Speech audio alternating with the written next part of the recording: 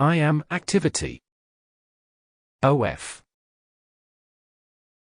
Saint Germain Foundation. The I am activity represents the original, permanent, and highest source of the Ascended Master's instruction on the great laws of life, as first offered to the Western world by the Ascended Master Saint Germain, through his accredited messengers, Mr. and Mrs. Guy W. Ballard.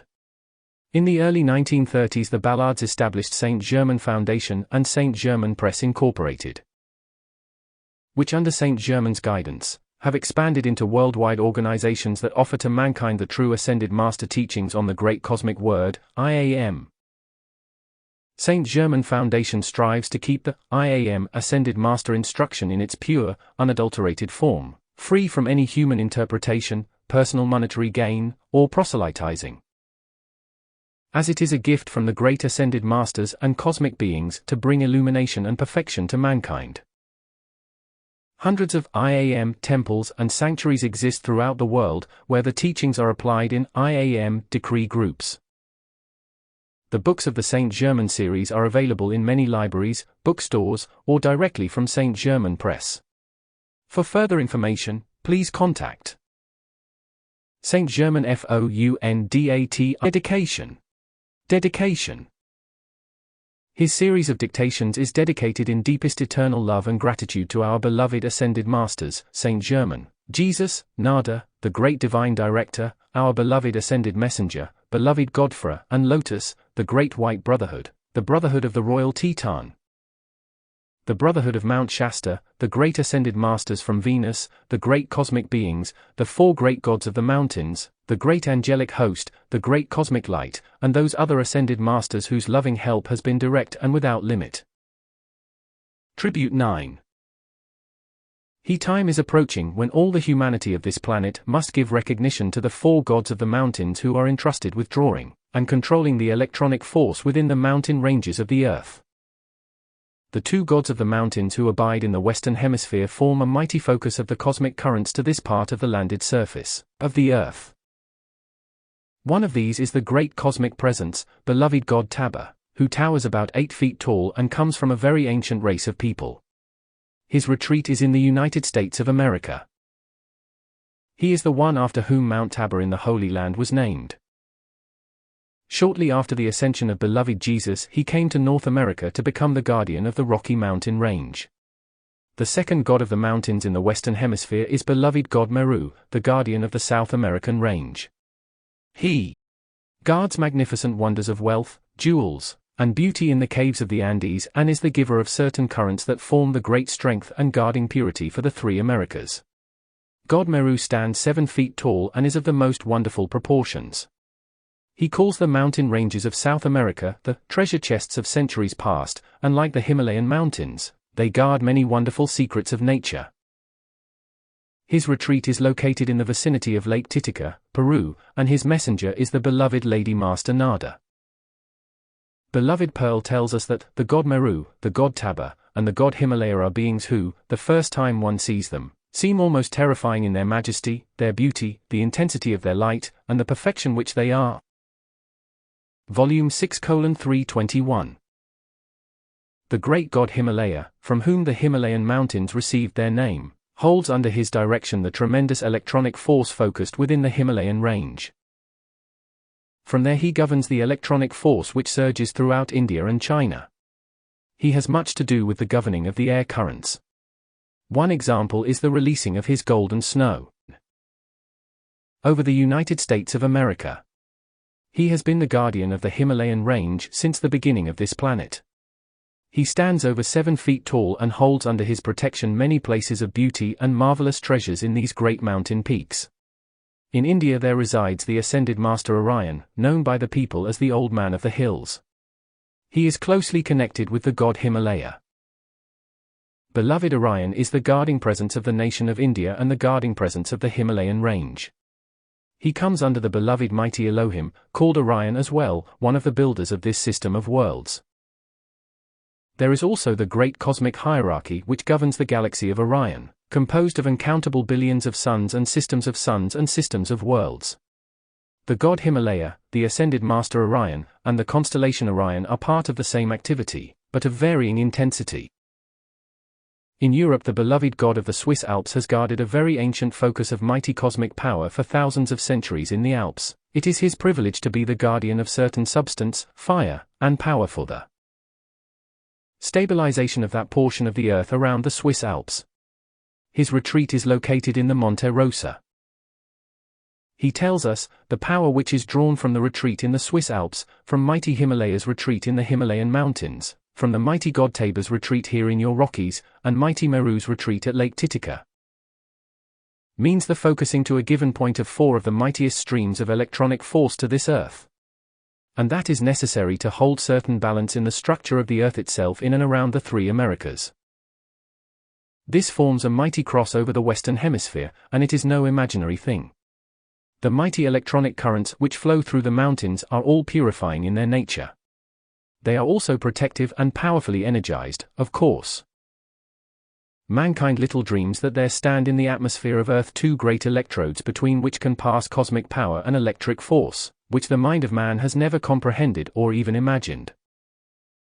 Call to the gods of the mountains to give you the blessings, the power, and the protection of the mountains in whatever you are doing and wherever you move in the rest of the world, and we shall become a cross of electronic force over you, and in and around you, which will give you the feeling of mastery over all energy wherever you move, but you must remember us. May you live within it and be its protection to all that is of freedom and victory of the light for America, and to all who seek the light throughout the earth. The voice of the I Am, 72.5:6-8, 2025. Mighty God Tabor. O mighty God Tabor of glorious light, great God of the mountains, whose towering height majestic, commanding, in silence divine, thou dost guard and control by power all thine. Great guardian of treasures and blessings untold, through thee, nature's great heart of love, we behold thine own shining presence is governing all, releasing thy miracles through each heart's call. We love thee and praise thee, beloved Tabor dear.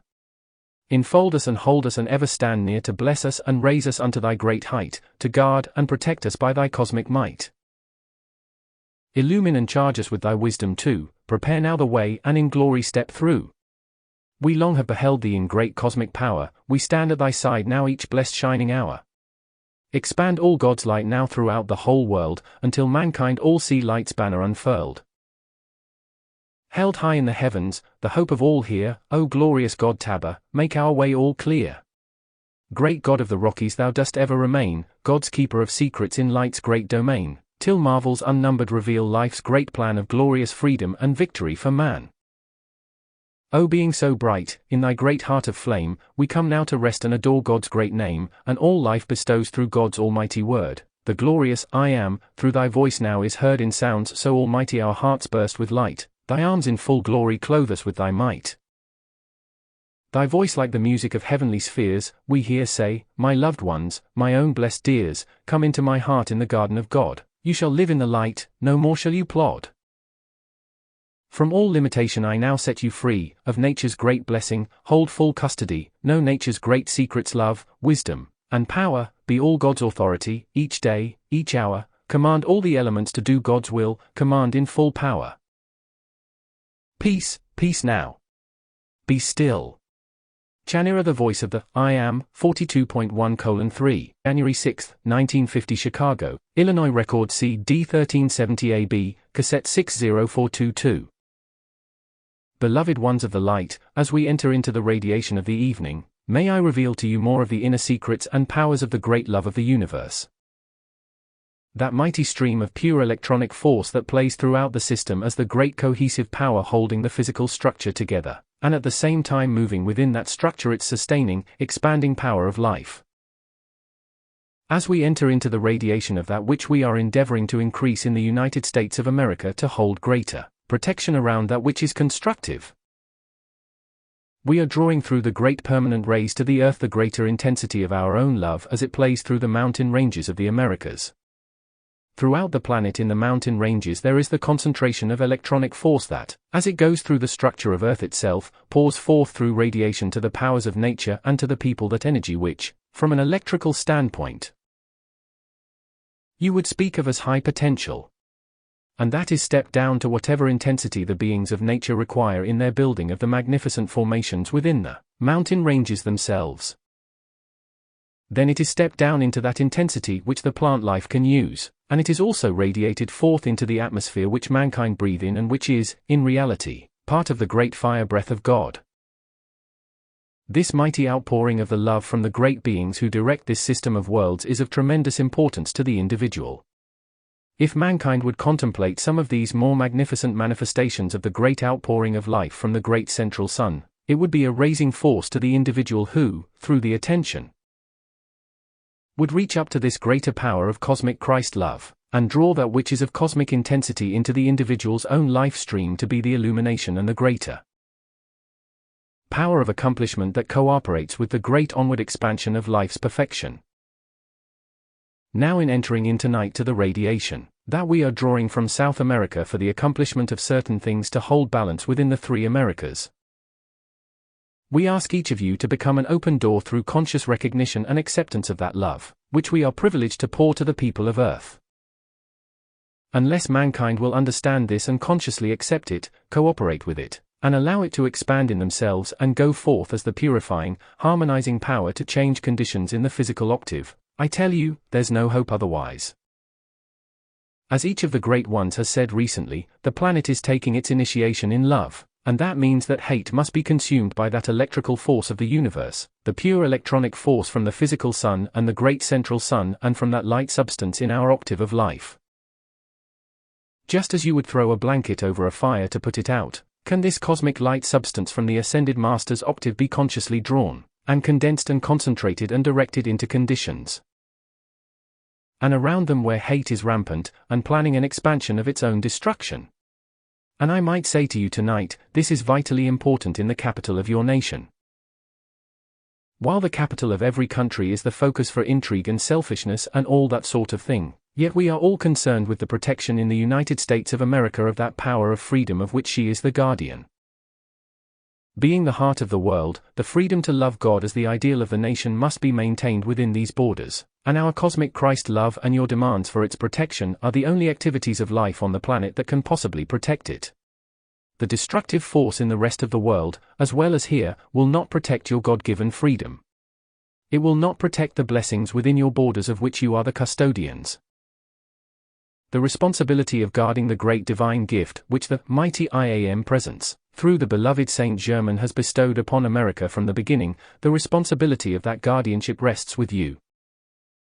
And it rests also within the constructive people within your borders who really at heart want freedom, and there are many besides yourselves.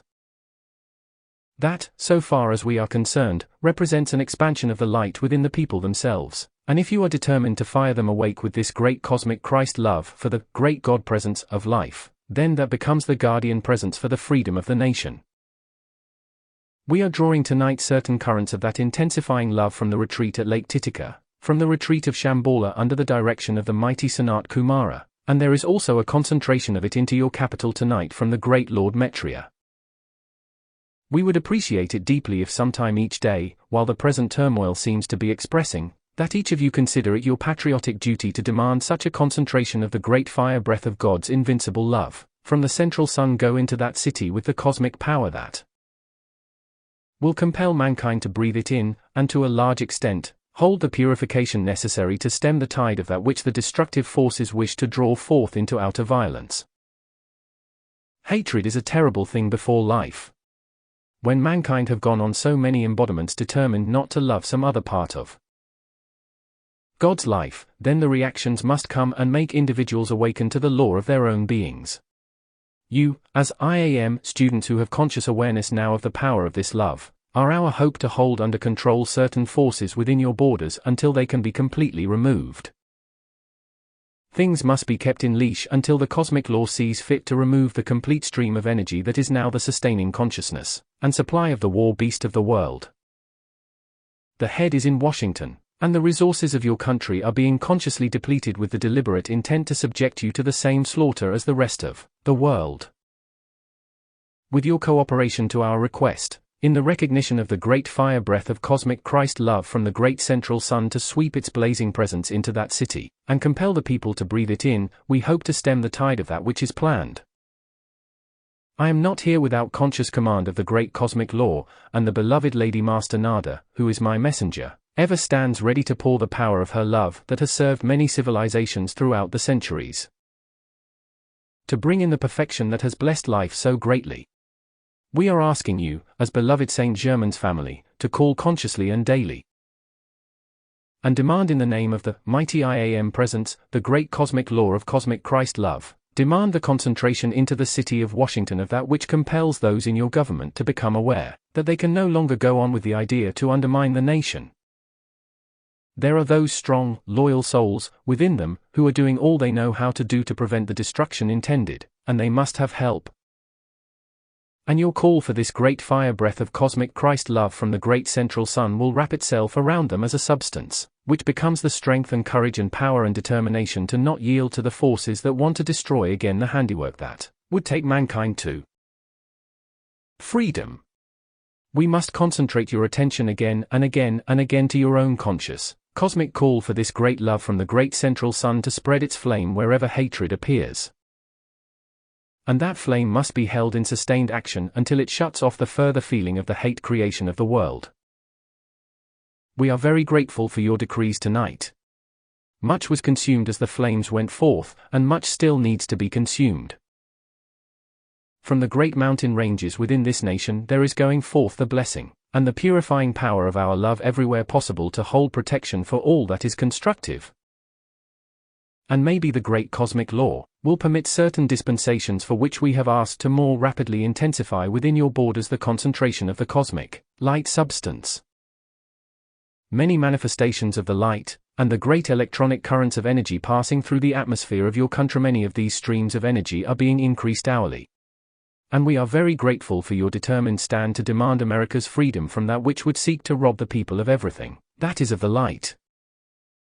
As one of the great ones told you recently, you think the destructive forces have been frightful in the rest of the world, but I tell you, you cannot imagine how vicious would become their hatred to you because of your determined stand for God. Now there are others throughout the world who have stood fearlessly for the great God presence of life. They have stood with all they knew how, and their light has been the protection of much upon the earth.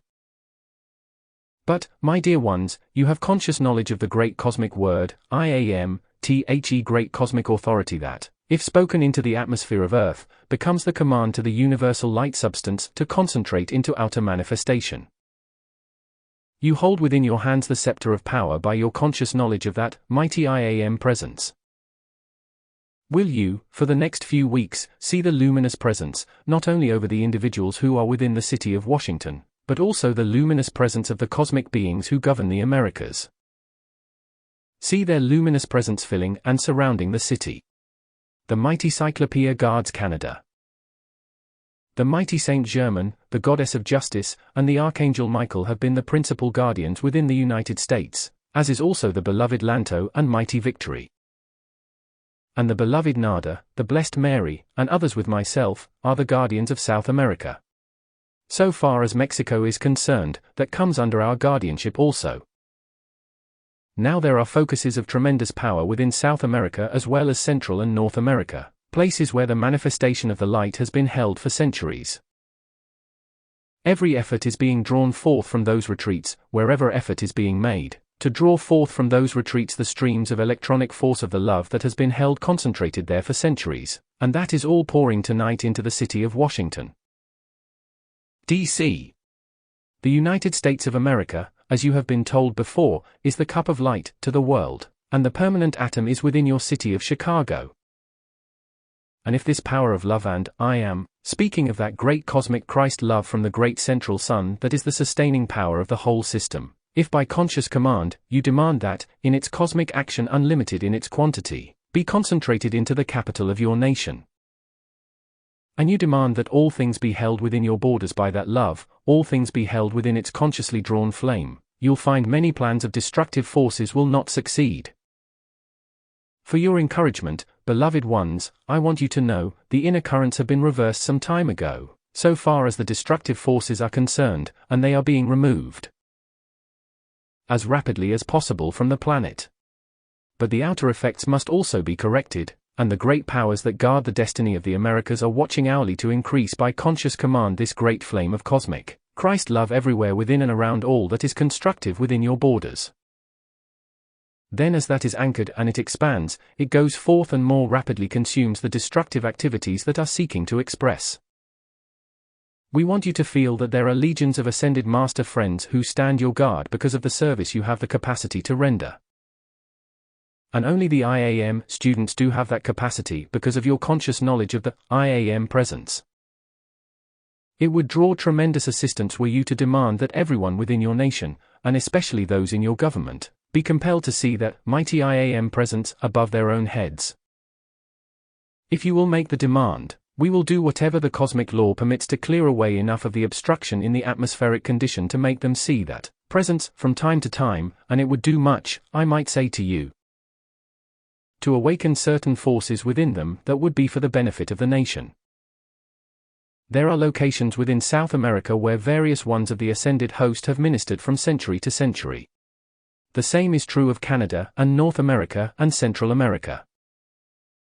There are certain localities where the great cosmic light rays have been anchored through the centuries to sustain a purifying power which this great cosmic Christ love is to the earth, and wherever that has been in the past, I might say to you tonight, it is being intensified as much as the locality can stand. You might wonder why destructive forces or a locality could not stand a sudden intense action of our love. But when you recognize that that is tremendously concentrated electronic force, then it must be released in whatever intensity will not shatter the atomic structure that is not accustomed to it. All of this is a raising of the vibratory action of the energy within the Americas, and as you call forth through these exact words, the great cosmic fire breath of cosmic Christ love from the great central sun, and charge that throughout the atmosphere of the nation, you will find it a very purifying activity. And I feel sure you will all feel a sense of relief in the pressure of the conditions in the throat. That is but a concentration of more impurity due to the war and certain forces over the nation that are trying again to increase the psychic substance. You, through your decrees, can decrease it. It is a constant, ceaseless surging of energy everywhere in the atmosphere of Earth, and those of you who know this law, by conscious command can call forth from tonight the great fire breath of cosmic Christ love, and spread its blazing violet flame over your nation and especially within your capital until it becomes an atmospheric pressure, so great that destructive forces will find a barrier to the accomplishment of much of their evil. You, my dear ones, have much more power than you dream through your decrees, and your willingness to give obedience to the cosmic law's requirements in order to command the God authority of life of that mighty I am presence to move into mankind's outer activities, and take command where destructive forces hitherto have seemed to rule. It might surprise you to know that a great many of the destructive forces within your borders have recently begun to fear greatly, because their own creation is about to return upon them, and their own life knows that the sooner it can come, the better it will be. Beloved ones, enter into the demand for that great fire breath of cosmic Christ love to enter into yourselves as well as into your city. You have no idea what a sense of buoyancy that will give through your physical bodies. As you demand this and give conscious recognition to it by your daily attention, it will naturally come into more concentrated action in and around yourselves.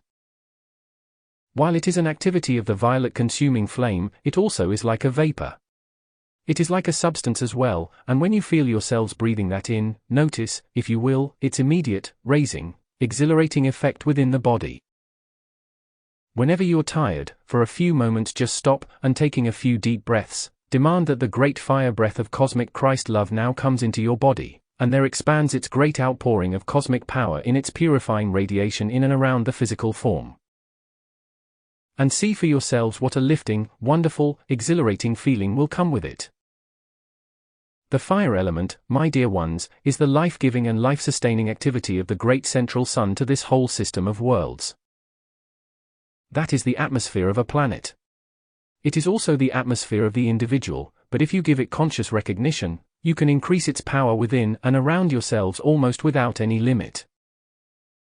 When you begin to realize that the very air you breathe is charged with that pure electronic force from the great central sun, that is the radiation of the love from the life that is there, that mighty IAM presence, then as you consciously are aware that you breathe in the great fire breath, the universal fire breath of that great love to this system of worlds, my dear ones, you will begin to have the proof within yourselves of its marvelous purifying, energizing, illumining, and protecting presence in your own atomic structure. Do you not feel the difference in the room as the radiation has come forth? You have forgotten your throats for the moment, haven't you? Well, it was the fire breath of my love that you were breathing in, and so that which had been disturbing had to recede.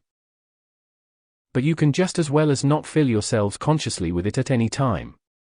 So, I am giving you a secret that, we might say, has a very close relationship to the way and means by which eternal youth and beauty can be brought into the atomic structure. It is but a matter of applying this law with no longer an acceptance of that which seeks to cause disturbance.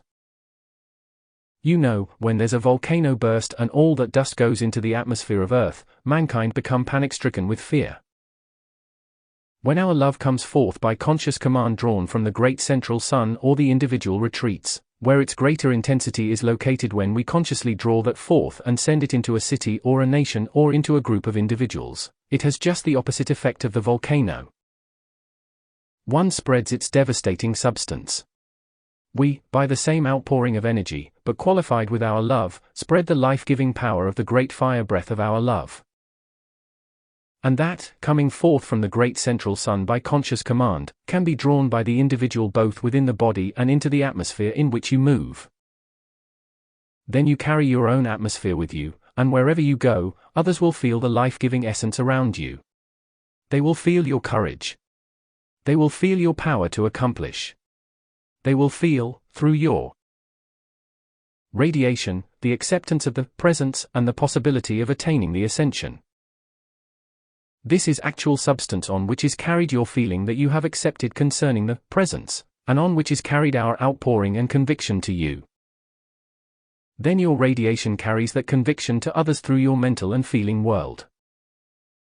The great activity of the great fire breath of that great central sun's love is the most wonderful, life-giving essence, and it is an atmosphere in which you could be sustained, independent of that which the rest of mankind have to have in the physical octave. This great fire breath of which I speak, of cosmic Christ love from the central sun, contains within itself all your outer selves would ever need to sustain the atomic structure in absolute perfection, and hold about you a sphere of its own essence, its energy, and its supply ever sustained. Ever expanding, self-sustained activity that becomes eternal life for those who move within it. This is how you may live in the world, but not of it. You may move in a sphere of this fire breath of cosmic Christ love, and no harm could come to you. So tonight, would you accept a business proposition? May I put it that way? Thank you, precious ones. While you're standing for just a moment, will you see the violet flame passing from the feet through the body and around you for some distance? And then as you breathe in this great fire breath of cosmic Christ love, will you see pass off from the top of the head, just like a vapor, all the substance within the body that has been distressing you? For just a moment feel that you are breathing in the great fire breath of cosmic Christ love that releases into the violet consuming flame everything that has been of your recent distress. Thank you so much. Won't you be seated, please? If you will give me that substance, I will give you my substance, and that should be an even trade. You know, life has so many wonderful things within it. Life is so wonderful, and mankind know so very little about it, and yet they could know all. So we come from time to time to those whose attention makes them receptive to that which we can give as rapidly as they can use it. You know, the cosmic law, as the mighty Saint Germain told you, is not stingy, but it does not permit an unnecessary use of itself. And I might say to you, when you have accepted substance within the body or within your country that is discordantly qualified, may I say, that is an unnecessary use of energy. Anything that sustains limitations is an unnecessary use of energy, and we are trying to keep your attention upon the necessity of cosmic Christ love.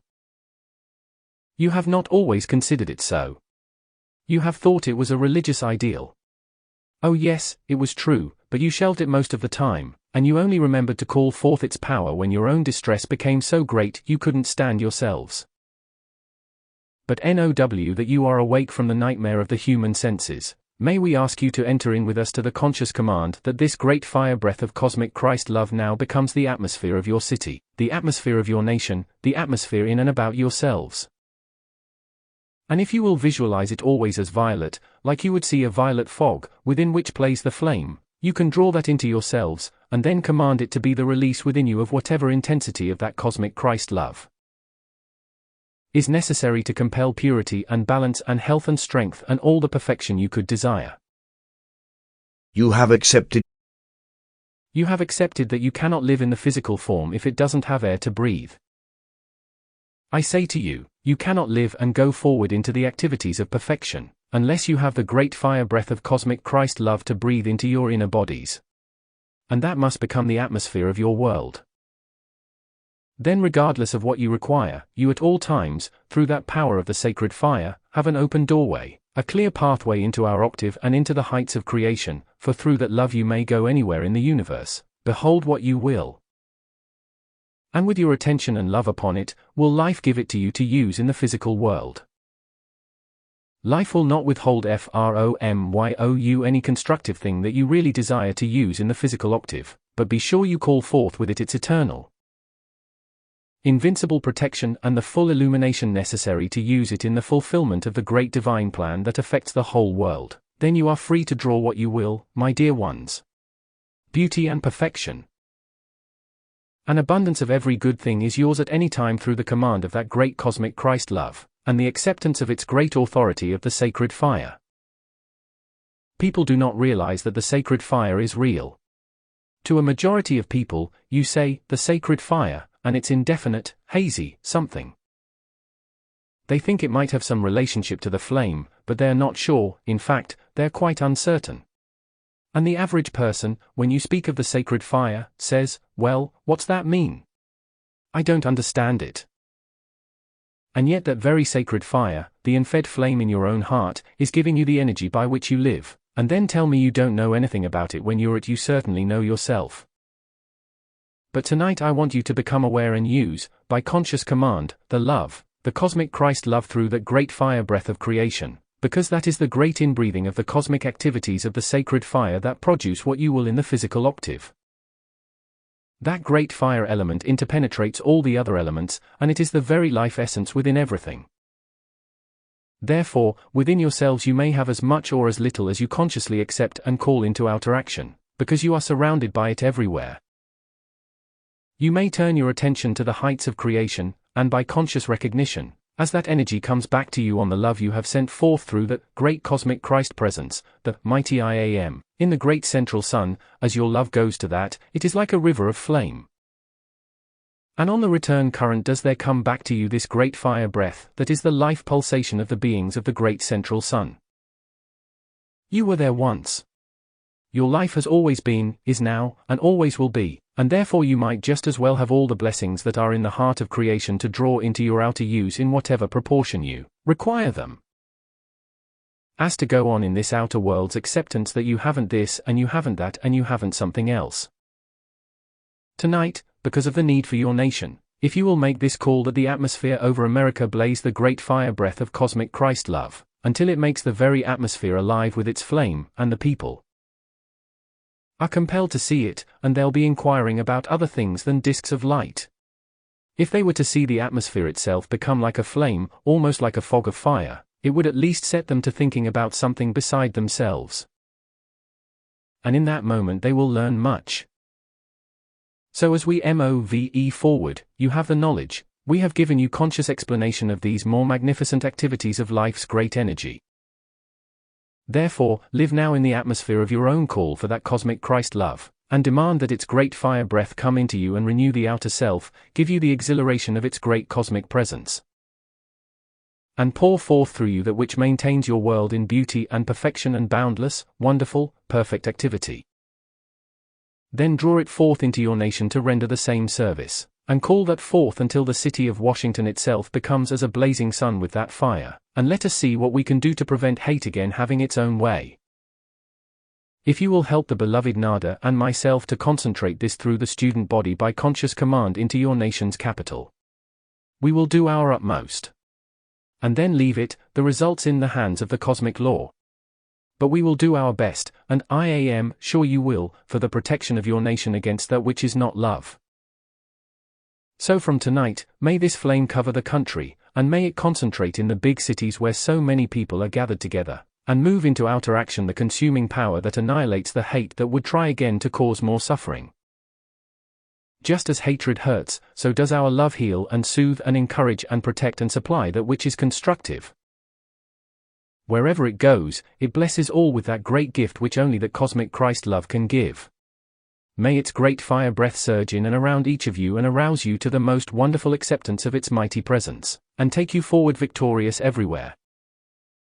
The legions of the sacred fire are awaiting your call. Let us dissolve all the hate possible by that great fire breath of cosmic Christ love, and as it spreads its healing radiance over the people, may it forever bring illumination to their minds, and they accept its reality and give the cooperation by which they become free. It is a powerful assistance to the guarding of the freedom of your nation, and the activities of the sacred fire are the cosmic authority that bring freedom everywhere. May you enter in tonight to the fullness of their conscious use by conscious command, and see for yourselves the change in yourselves, in your affairs, in your atmosphere, in your business, and then in your nation. So we are awaiting your call, and with all the love at our command, with all that life can give and that brings blessings to you all, we stand ready to reveal in every possible way that great outpouring which, we trust, will cover your nation and stand the guard against all that would rob you of freedom. May the great fire breath of that cosmic Christ love from the great central sun shed its radiance around you and become the luminous substance in which you move and let you know all the happiness that is within its blazing presence. Feel it as a mantle about you. See it become the atmosphere around you. Visualize it everywhere, and demand the great fire breath of cosmic Christ love spreads over the nation that which withdraws hate and all that would seek to confuse the people when they need to be alert and hold the guard for themselves and those they love. This night may the love of the ascended host prove itself to each of you as you make this call, and the ease and the protection and the victorious presence of that great fire breath give you peace that is indescribable, but that is yours for eternity. And its illumining presence ever reveals to you its greater glories, its greater joy, its greater freedom, and its full cosmic authority and power to command and to compel perfection into action by that love that is always invincibly supreme. Thank you, precious ones. And in the fullness of all that I know that to mean, may you become aware of its victorious presence everywhere about you, and then you give the encouragement to others that brings them victory also. Thank you with all our love. BELOVEDGODHIMALAYA December 20th, 1950 Santa Fe, New Mexico Cassette 65027. Beloved ones of my heart, it is with great joy that we draw into outer action again over your nation that substance that comes under our direction, to help produce the balance that is necessary in your nation to help stand against that which wishes to destroy you. And as the great powers are drawn forth into outer action by your conscious call, know always that all who guard the destiny of any nation are always one with that which is the divine plan for your nation. Tonight I'm going to make a statement which has never been made in explanation of the retreats throughout the world. In the retreats throughout the world are held the divine plans, records, and power to fulfill in outer manifestation that which is the destiny of the 27 world. And those retreats, under the direction of the ascended host, are really like the higher mental body of the world, for there is only that which is constructive there. And the power that has been anchored in each retreat throughout the centuries has been made permanent for the fulfillment of the divine plan. During the centuries past, when discord accumulated in a certain place in the world, then the power in the retreats nearest to that was increased and drawn into the outer to help offset that. Now since the destiny of America must be fulfilled as the cup of light to the earth, and since America is the heart of the world representing the same as the heart to the physical body, then the power from every ascended master retreat throughout the world is focusing now to help protect your nation, and give the people the strength of the light to stand against that which would become a world conflagration. If it were not for the powers of the great cosmic beings who must change certain currents in the earth, and begin the shattering of that which would destroy all if it is not removed. Therefore, when we draw forth the substance and the electronic force from the great mountain ranges of the world, it is because that greater purity is needed in the outer life to be a pressure that stands as a repelling force against that which is destructive. You see, the mountain ranges of the world are really like great batteries, a great reservoir of absolutely pure electronic force drawn and held in reserve, so that we may direct it at any time through those channels to do for mankind, and do through the powers of nature whatever is necessary to hold the balance against the destructive accumulation in the atmosphere of Earth which otherwise would shatter the structure of Earth itself, to offset the balance that is its natural movement in its own orbit. Now within the mountain ranges of the world are many of the most magnificent creations of the Lord the Mahachohan and the powers of nature. Many wonderful things have been created and held protected within the mountain ranges of the world for a certain service, which will be rendered in the incoming Golden Age. Some of the beauties and magnificent gifts of nature are being created and protected and prepared to bless the world with their power, their radiation, and their beauty and assistance to mankind when the cosmic law is ready to reveal them, or hand them into mankind's outer use. So whenever it is necessary to draw upon the mountain ranges of the world for certain electronic currents of energy, you will find an immediate response in your emotional body to the strength and power from the great central sun that is anchored within the mountain ranges of the world. There we draw streams of energy to govern whole continents through the radiation of that electronic force in the mountain ranges. So there is a very great reason why the people receive health and strength and happiness within the mountain ranges of the world. They are the custodians, so to speak, of the great gifts of nature that are created there, not just for mankind's use or amusement, but for the use of the great beings who govern the whole motion of the planet and sustain life in its balanced activity here to go forward, and fulfill the divine plan.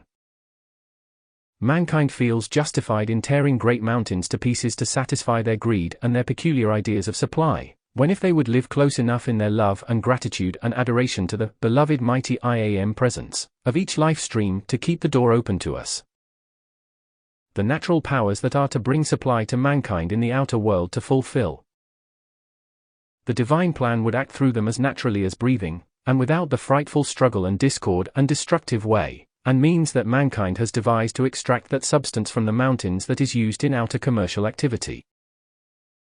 While mankind's energy must be kept used up in certain action of the outer, yet, precious ones, when you realize to what the mass of mankind, in their so-called work of the outer world, give their time, their energy, and their attention for no reason at all that lifts them to the ascension, not one atom of what they do raises them to the ascension.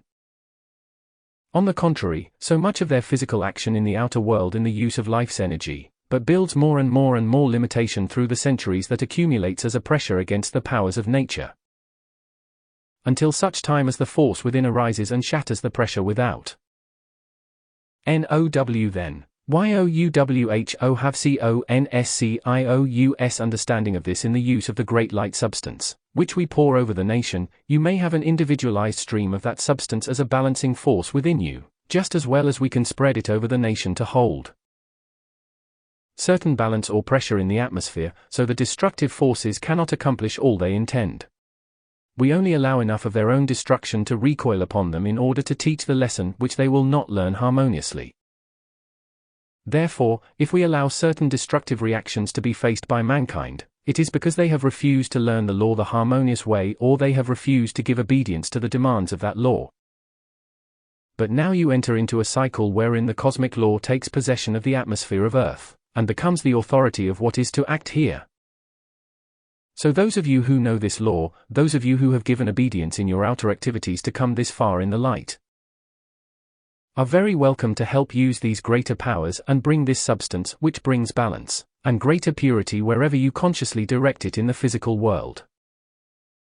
Therefore, precious ones, if you understand what the cosmic laws demand is concerning the use of the powers in the mountain ranges of the world, you may render tremendous assistance to the beings of nature, and you may also draw into your own world some very delightful blessings, as you call forth the cosmic law's great powers of the mountain ranges of the world.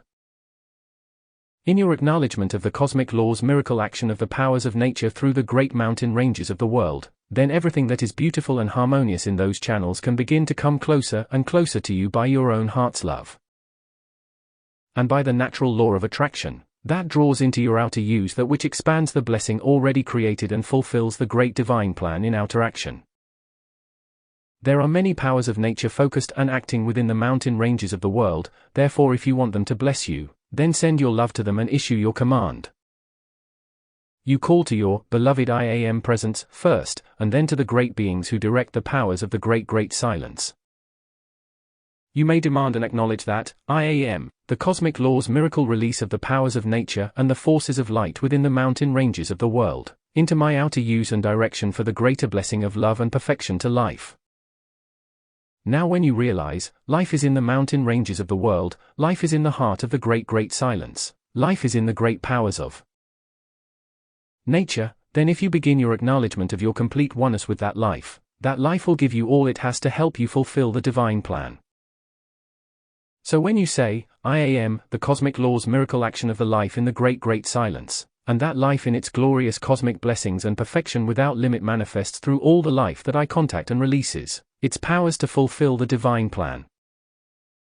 Then you become the crystal cup those powers pour into you, and as you use them to give greater blessing and perfection to life, more will come from moment to moment, hour to hour, and day by day.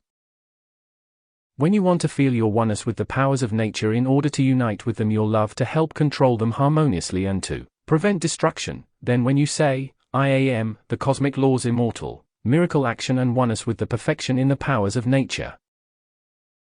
And that life I Am to the blessing of all. Again through your love and acknowledgement of the action of life in the powers of nature, will you feel all the activities that will bless you coming forth as the gifts and action of the beings who direct that energy. And that would include everything from the Mahachohan down to the beings of the elements. Now supposing you want to feel yourselves at one with the great beings who are in the heart of the great silence who are there planning the greater perfection of the incoming golden age. When you say, I Am, the cosmic law's immortal, miracle action of my oneness with the great silence and the great beings there who govern my destiny, then I Am, the open door of all their blessings to the world about me. And I demand their fulfillment of the great divine plan through me, then, precious ones, at all times the outer self becomes the open door for the greater beings in the universe to pour all the blessings that you can receive from time to time. And if you will keep the door open, you will find the blessings will never run out because the great law of life is to forever expand through each of you all the greater perfection that is in the octaves above you.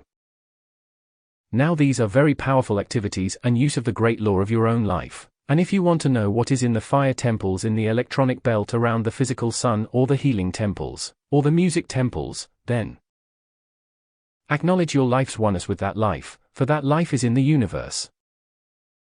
It is real, it is eternal, it is all perfect, and it is one with you, but it takes your acknowledgement and call to open the door from your octave of life to let its blessings flow into you and fill the world about you. So if in any particular case you desire the power or the powers that are concentrated and acting through the great, magnificent temples of the fire element in the electronic belt around the physical sun, then acknowledge your oneness with that. Open the door from your side of life, and you will find all they contain will surge forward into and through you and into your affairs to release that greater perfection that is ever surging to give more of itself into outer manifestation. Therefore, for instance, we'll take the Jade Temple, of which the great angel Deva of the Jade Temple is one of the magnificent beings who direct its magnificent beauty and power into the physical world. Were you to say, I Am, the cosmic law's miracle action of the sacred fire from the Jade Temple, and I Am, immortally one with its fire and substance and blessings of perfection there, and I draw that into outer use to fulfill the divine plan the Ascended Master's way, then no matter what you desire to do, if you reach to the heights of the source of your constructive desires, acknowledge your oneness with that greater perfection of life. And then ask that it be poured forth through you to flood into outer manifestation the fulfillment of the divine plan. Under the Ascended Master's direction, then every desire of your heart that is constructive can be joyously fulfilled. Then you begin to understand what freedom is in the use of these greater powers of life throughout creation, which you may contact and draw into your outer use through your own conscious command and acknowledgement of your oneness with that which you seek to understand.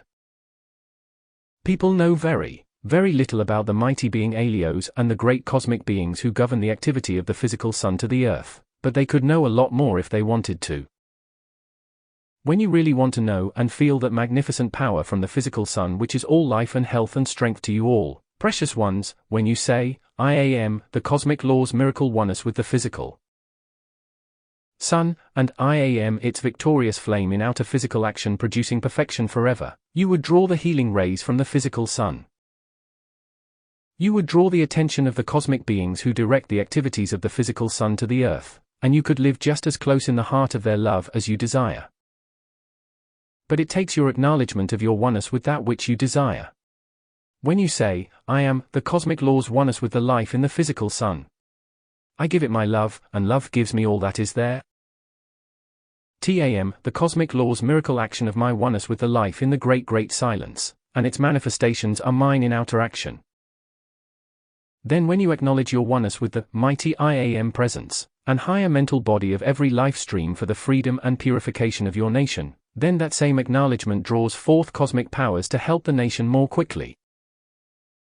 When you want to help your nation, any nation from whence you come, when you acknowledge IAM, the cosmic law's immortal oneness with the mighty IAM presence of this nation, commanding the fiery purity of the great central sun to flood the nation and fulfill the great divine plan, then that same mighty purity acts in you and through you and around you. And as the Queen of Light pointed your attention to so many things, any one of which, if constantly acknowledged, would just open the floodgates and bring marvels and manifestations that you couldn't possibly imagine tonight. NOW supposing you want miracles and manifestations. Acknowledge your oneness with them, IAM, the cosmic law's oneness with the miracle life in the great silence. The miracle beauty of the great silence. The miracle healing flame of the great silence. The miracle powers of happiness and freedom from the great silence. IAM, the cosmic law's miracle oneness with the victory and its glorious flame of the great silent, and my world is the miracle world of the great silence. My body is the miracle fire temple of the great silence. My loved ones are held in the miracle oneness of immortal purity and love from the great silence, and the mantle of its flame purifies and heals them forever. Why, dear hearts, speak these commands with all the love and power at your command. And when you want perfection, acknowledge your oneness with it, supposing you want to hear the magnificent music that is in the heart of the great central sun.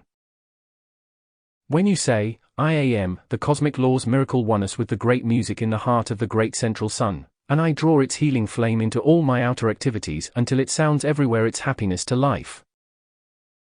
I am, the cosmic law's miracle oneness with all the happiness at the heart of creation. IAM, the cosmic law's miracle oneness with the powers that produce manifestation that is eternal in its love and blessing for all in this world. And now let us enter into the treasure house of God's heart and acknowledge your oneness with that. When you say, IAM, the cosmic law's miracle oneness with all the wealth of creation, all the supply of the great silence, all the supply that love can give from the great central sun magnet. I am, the miracle oneness with its magnetic power that blesses all substance with my love forever. Why, dear hearts, if you charge forth your love to the outer world, love will have to answer you. And if you pour it out, the next wave is greater. And surely, the love of creation is enough for anyone, and it is the thing the world needs most this hour. Now then, suppose you want the manifestations of light, I am, the cosmic law's oneness with the cosmic light of creation that intensifies its light in and around this outer self, until its perfection blesses all forever.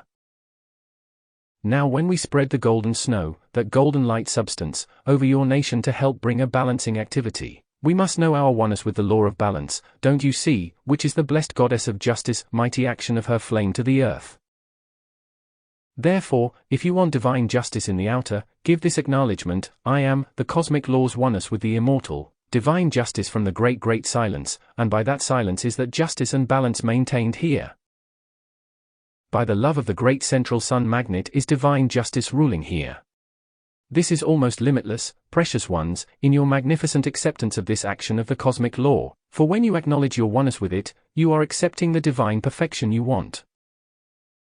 But you must know your oneness with that God perfection, and acknowledging it in outer conscious command, you cause it to act in the physical octave as manifestation. Through your attention you've been acknowledging the discord of the outer world and said that you had it. So now in your acknowledgement of your oneness with the life of perfection in the great central sun will you find these powers coming into outer action to balance your affairs and to flood the light in which the shadows can never exist. IAM, the cosmic law's oneness with the eternal light, And perfection's flame manifests instantly by my love the fulfillment of my every call, and the manifestation of the divine plan fulfilled for all. I am, the cosmic laws oneness with the healing flame from the great silence that goes forth at my command, and blesses with immortal purity all to whom I direct it. I am, the cosmic laws miracle oneness with the eternal love at the heart of creation, and that love is my temple of eternal existence. I am, the cosmic laws oneness with those powers of the sacred fire and the cosmic light that created the world and now purify and redeem it. I am, the cosmic laws oneness with every Savior that has come forth to manifest the Christ to life. I am, the cosmic laws immortal oneness with the fiery purity of the great silence, and I am, become the victory of my every call. I am, the cosmic laws oneness with all the life and power of perfection in every Ascended Master retreat throughout the world, and I am its action in the physical octave wherever I move to compel perfection. I am, the cosmic laws oneness with all the powers of my life stream which I had in the great central sun before the world was, and now those powers are mine in outer action to produce perfection that frees all quickly. I am, the cosmic laws oneness with that great directing intelligence of the miracle I am presence in the great central sun, and that intelligence governs all in my world. I am, the cosmic laws oneness with the immortal guard of the sacred fire, and here in the physical world does it become a part of the structure of earth.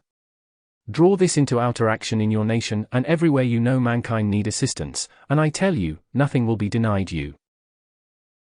Nothing will limit you. Nothing will discourage you, and nothing can touch you but the oneness of the life you acknowledge. Thank you, precious ones, with all my heart's love. Now for just a moment as you are standing, try to acknowledge within your feeling world, I am, the cosmic laws miracle oneness with all I want to know about the great silence, all I want to know about the cosmic light, all I want to know about the ascension. And that which you require will flood to you in a joy that is yours forever. Therefore, as the world needs the great motor of joy to bring this cosmic light into outer action more quickly, and release the powers of the sacred fire into outer control of conditions in your nation and the world, set these activities into outer motion by your command. I am, the cosmic laws miracle oneness with those powers of the sacred fire that purify and set all free wherever I am. I am, the cosmic laws miracle oneness with the cosmic light of eternity, whose blazing presence forever enfolds all that is constructive and forbids anything else in existence. I am, the cosmic laws miracle oneness with the authority from the heart of the great silence that now is the only authority, now is the only law, now is the only manifestation in the physical world for the freedom of the nation and the purification of the earth. And there shall you know the power that owns and rules all. I am, the cosmic laws miracle oneness with those manifestations that must come into the outer to forever protect and hold command. I am, the cosmic laws miracle oneness with that invincible, fiery protection from the great silence that enfolds all that is constructive, and naught else can exist. I am, the cosmic laws miracle oneness with the fulfillment of the divine plan in the physical octave that must hold everything obedient to God.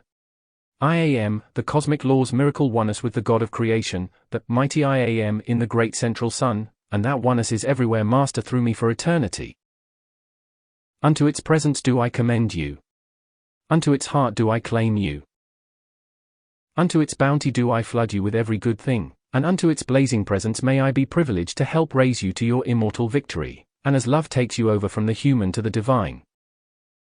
Will you know that you are entering into the eternal light of that one mighty life of love whose perfection is immortal, and whose authority is everywhere in command? May the fullness of its illumination and blazing glory reveal itself to you, make you its victorious presence, give you the fullness of its freedom, and take you forward to hold balance and perfection in the outer world until all have turned to the light, and the light has become the heart of the world for eternity, and the world itself becomes the flame of that which forever expands life's perfection. Won't you be seated, please, and good night. BELOVEDGODOFTHESWISSALPS January 18, 1951 Santa Fe, New Mexico Record RU-107, Cassette 60473. Beloved ones of the heart of the world, we greet you tonight in that love that seeks always to protect that which moves forward in the fulfillment of the great divine plan. And since the great cosmic law has seen fit to place upon the earth the great cross of currents of that magnetic power from the great central sun, that ever expands its flame until it holds purity and balance everywhere, we are all privileged to assist in that great cosmic action of the fiery element to the earth, which becomes the permanent control of all in this world in the future. Long have we poured forth these powers of the cosmic fire in, through, and around the mountain ranges of the world. And that is, in the activity of the great cosmic law, the focusing of 47. The master power and that authority of creation, which through the fire element compels the divine plan eventually fulfilled. Now under this cosmic fire to which your attention has been drawn through these weeks past, must there come your close feeling of abiding within it. We ask you to feel that you are living in a world of cosmic fire, and regardless of the temporary appearance of physical affairs, yet the power of that great cosmic fire ever commands and holds control of the powers of nature. Through the powers of nature and their activities to mankind, these great activities of the cosmic fire can flow in ever-intensifying, victorious action, and you will yet find the powers of nature assisting you greatly to the fulfillment of your calls. Long has each one of the gods of the mountains poured the fire of their love and their cosmic purifying activity through the powers of nature to mankind. And now, since there is a group of mankind, as yourselves, consciously holding your attention upon your I Am presence, and upon us and the activities of the cosmic fire, it enables us to draw forth in and around each of you a pillar of the same cosmic fire which we draw forth to the nations of the world. So you become, as it were, a walking pillar of flame through which we pour forth ever-expanding power from our octave to correct conditions in the outer world, until the cosmic law sees fit to envelop the earth in those activities of the cosmic fire that compel the eternal purification of all in this world. In the service which we render to mankind, we are constantly drawing the greater life from the physical sun and the great central sun, and its greater magnetic power of the cosmic fire, in and through ourselves and into the activities of the mountain ranges of the world. Each mountain range becomes, as it were, the backbone of the continent, and through that flows the life force from the physical sun and the great central sun that is the action of the planet itself. Therefore, anyone who steps within the radiation of that flowing energy can have as much as you desire in and around yourselves to do for you individually what we do for the continent or for the nation en masse. It only takes mankind's attention upon us to connect with our life stream's ever-increasing outpouring of the cosmic fire, for all activities of life which produce perfection are the action, projection, and expansion of some activity of the cosmic fire. So the more you hold your attention upon that and demand its presence in your own outer activities, the more we can reach you and intensify through you the assistance to the nation. Now since it is my privilege to guard Europe and that portion of the earth's surface which must be compelled into perfection, then I, too, am quite as interested in the purification and protection of your nation as I am, that portion of the earth to which I have devoted my attention for centuries past. And as the mighty Himalaya in his authority has spread forth his power of the cosmic fire over your America to help bring the balancing powers from the Western world and the Orient into balanced action, so do we pour forth across the seas to India and throughout your America those powers of the sacred fire that are focused within the Alps. Your beloved god Taba and the god Meru pour forth those same great rivers of flame through North and South America, and we pour from east to west the powers of the fire focused in our location. This forms a cross upon the structure of the earth of the cosmic fire whose interblending action sets up a current that ever flows in a circle, and as it reaches out, it purifies and balances everywhere it flows. NOWLONG have the powers of nature concentrated the purifying power of the cosmic fire into the mountain ranges of the world, and through radiation that has gone forth to keep consumed a certain amount of mankind's discord.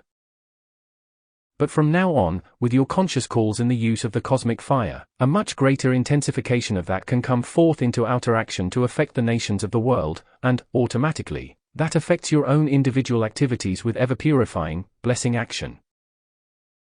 You see, the most wonderful purity, beloved ones, is maintained in the mountain ranges of the world, due, of course, to your snows and the rains, which are, after all, liquefied energy.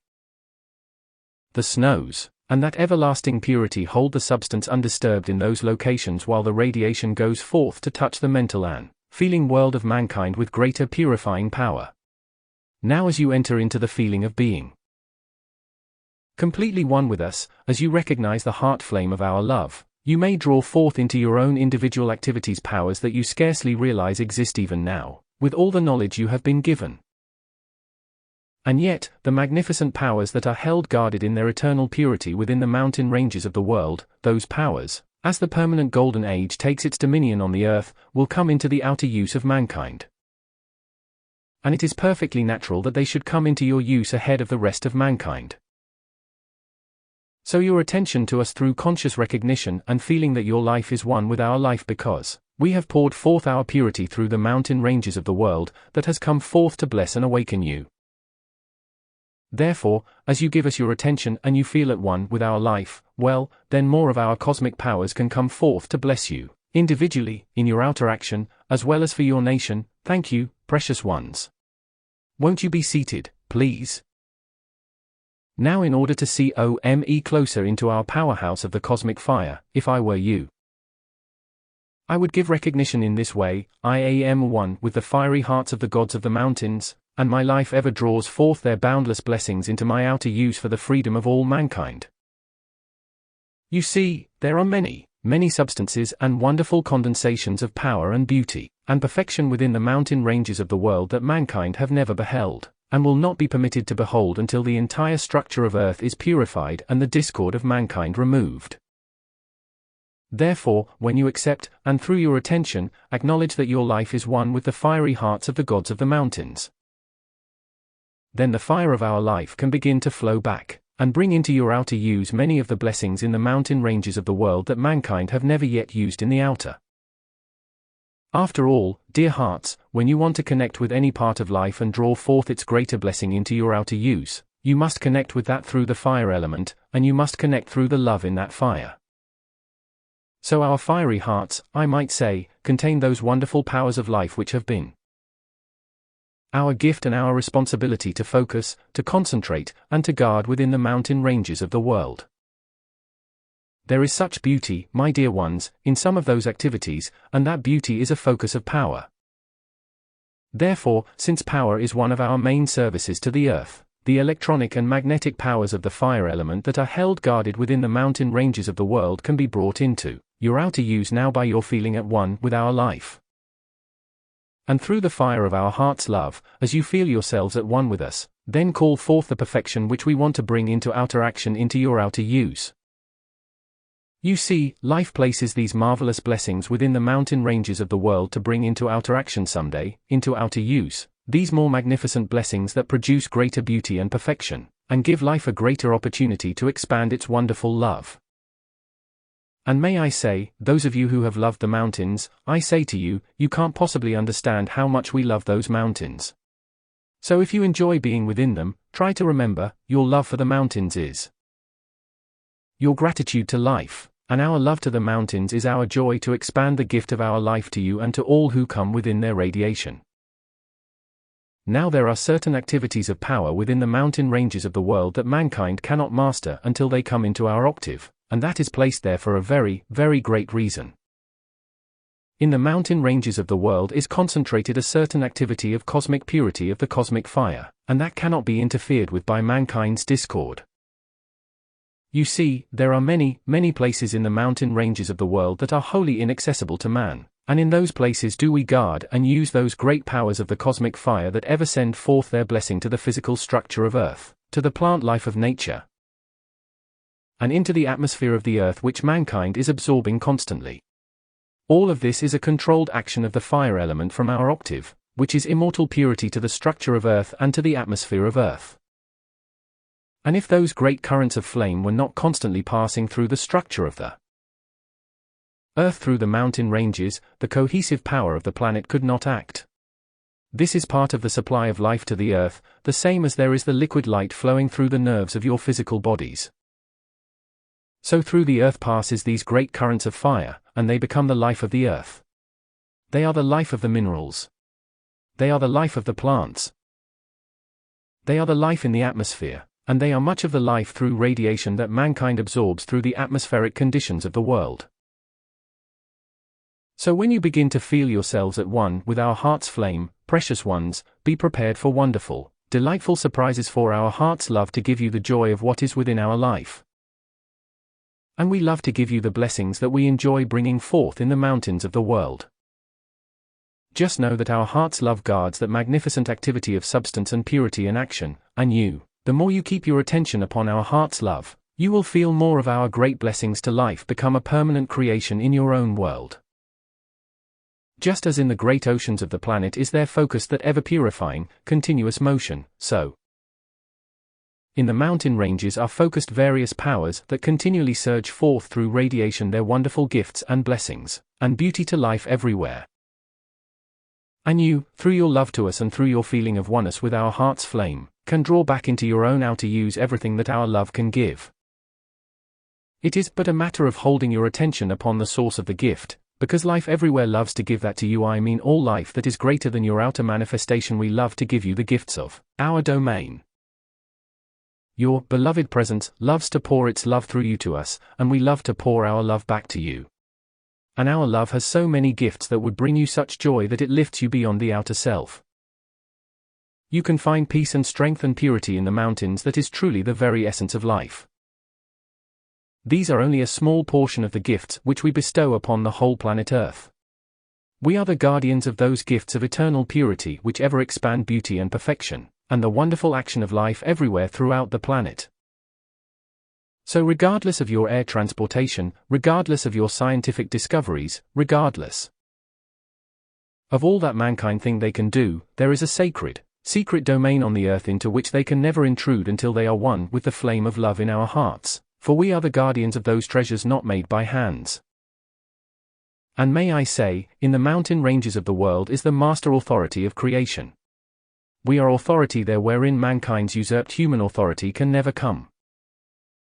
So you see, after all, there is on the planet Earth those activities of life that are the master hand of God, and mankind cannot control them. Until they are one with the love and purity of our life, they cannot master that which is our handiwork and our gift to creation. So I might say we are very powerful friends of the light to you all with an authority that the outer human activities of mankind cannot dominate nor ever oppose. WHO can oppose an avalanche down the side of the mountain? Will all your atomic bombs prevent that? Can mankind's so-called knowledge prevent the action of nature through the mountain ranges?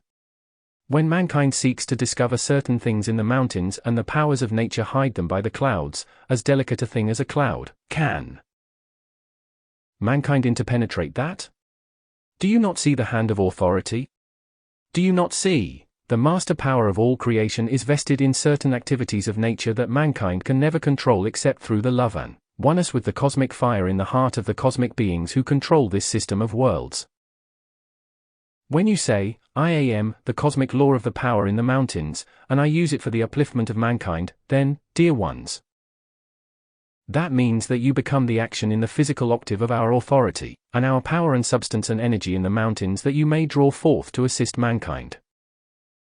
That statement, I am the cosmic law, contains within it very, very great power to reach into any activity in the universe, and draw back as much as you can use in your outer affairs to fulfill the divine plan. When you say, TAM, the fiery love of the gods of the mountains charging their eternal purity into my outer affairs, then, my dear ones, much that mankind know nothing of at all can come forth to bless you, so long as the divine plan is fulfilled in the use of that which we have created, which we have guarded, which we have given onto the earth for the fulfillment of the divine plan only. This is where our authority as the gods of the mountains is at all times master of mankind's outer, so-called human authority. You scarcely can understand how much we love the mountains, for they are the objectification of our heart's design of life. Therefore, since they are our creation, do you not think we love our own creation when it is beautiful and powerful and pure? So when you enter into oneness with our heart's love, you are going to enter into a magnificent realm of action, and much illumination can come to bless you. And the very purity that flows back to you from your contemplation upon us or the mountain activities of the world, will automatically bring a great cosmic power of purity into your own world and your own affairs, because the mountain ranges of the world, as well as the oceans of the world, are the concentration of immortal purity to the earth. And only the great ones know how much the bodies of mankind and their mental and feeling world need the purity of which we are the guardian. when mankind is sinking in the quicksand of their own human desires that have engulfed them with their own discord, then, dear ones, there must come forth something to balance that. That is the cosmic purity whose power is the magnetic force from the great central sun to raise mankind out of the engulfing substance of their own discord.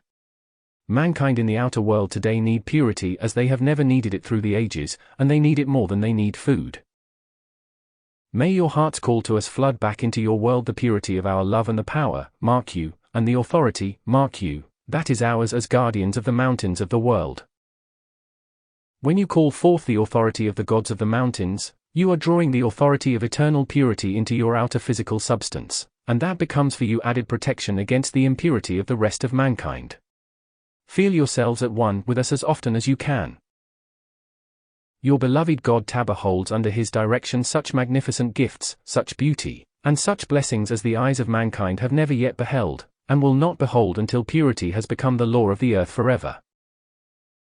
We are guardians of certain substance that mankind has never yet used in the outer. The mighty Himalaya is the giver of that golden snow which he draws from the Himalayan range, and he gives it to America. The beloved god Meru is the giver of certain currents from South America that form the great strength and guardian purity for North and South, and Central America. And it is my privilege to be the guardian of certain substance and fire, and power for the stabilization of that portion of the earth around the Swiss Alps.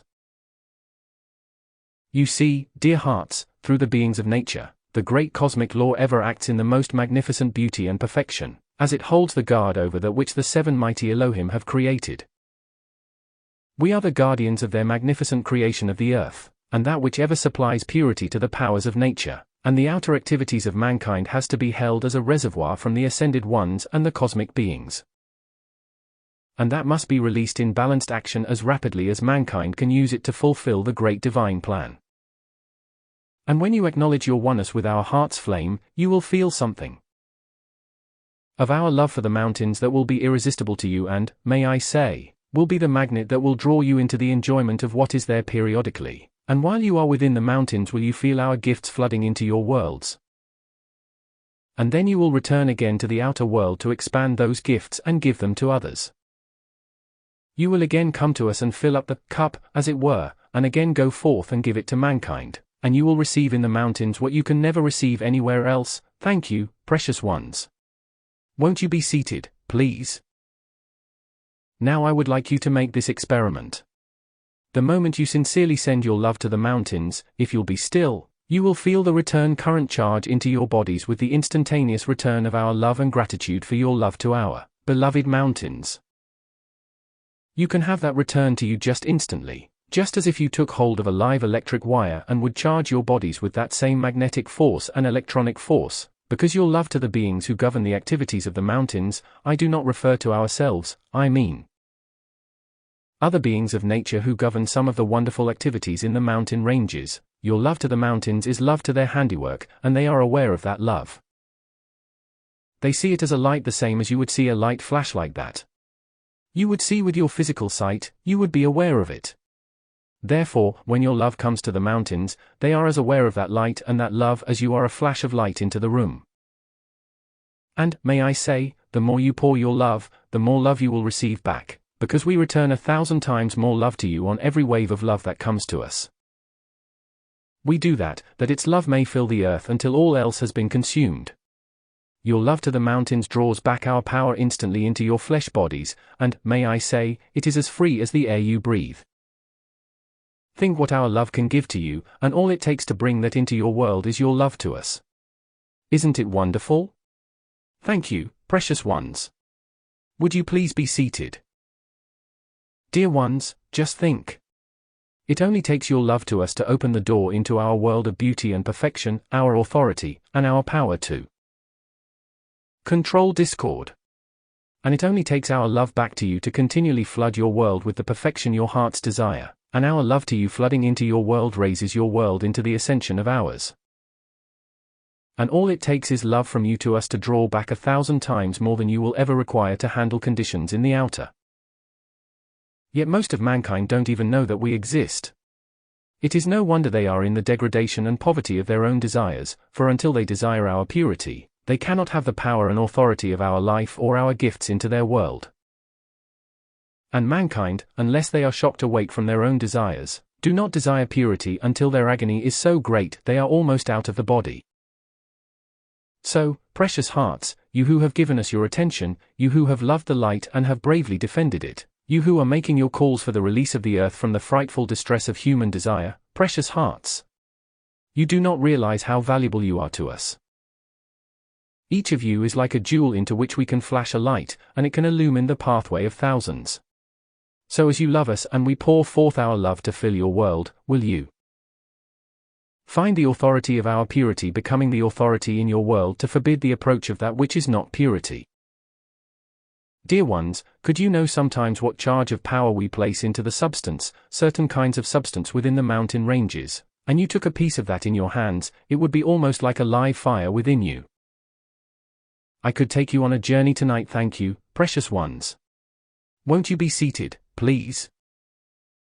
I could take you on a journey tonight into the laboratory of nature where only love may enter, and when you behold there what love can do, what love has done, what love constantly pours forth to the life on this earth, and you know that that love is simply our joy of living. And its expanding authority and power pours forth the blessing of eternity, then you will know why we are not interested in mankind's frightful mistakes. Our joy comes in the expansion of those powers of the cosmic fire, that produce manifestation, that forever grows greater in its everlasting blessings to lift all into our octave. So, precious ones, your heart's love to us has opened the door for our love and our authority of eternal purity to become one with you, and become in outer physical action that which forever becomes mastery over mankind's discord of outer action. Call the authority of our love into your physical affairs, into your physical activities of the outer self. Call the fire of our purity into your outer conditions, and see for yourselves what the balancing power means when it comes from the gods of the mountains. You see, we are custodians, precious ones, of certain powers of life, and the greater beings who govern this whole system of worlds have made us that authority. Therefore, if you want that same authority to act in your physical world, then through your love to us and your call for our authority in outer physical action, it will enable you to be strengthened and protected against the hypnotic domination of the outer world until the cosmic law, through its great release of the fire element, moves into outer command and purifies the earth forever.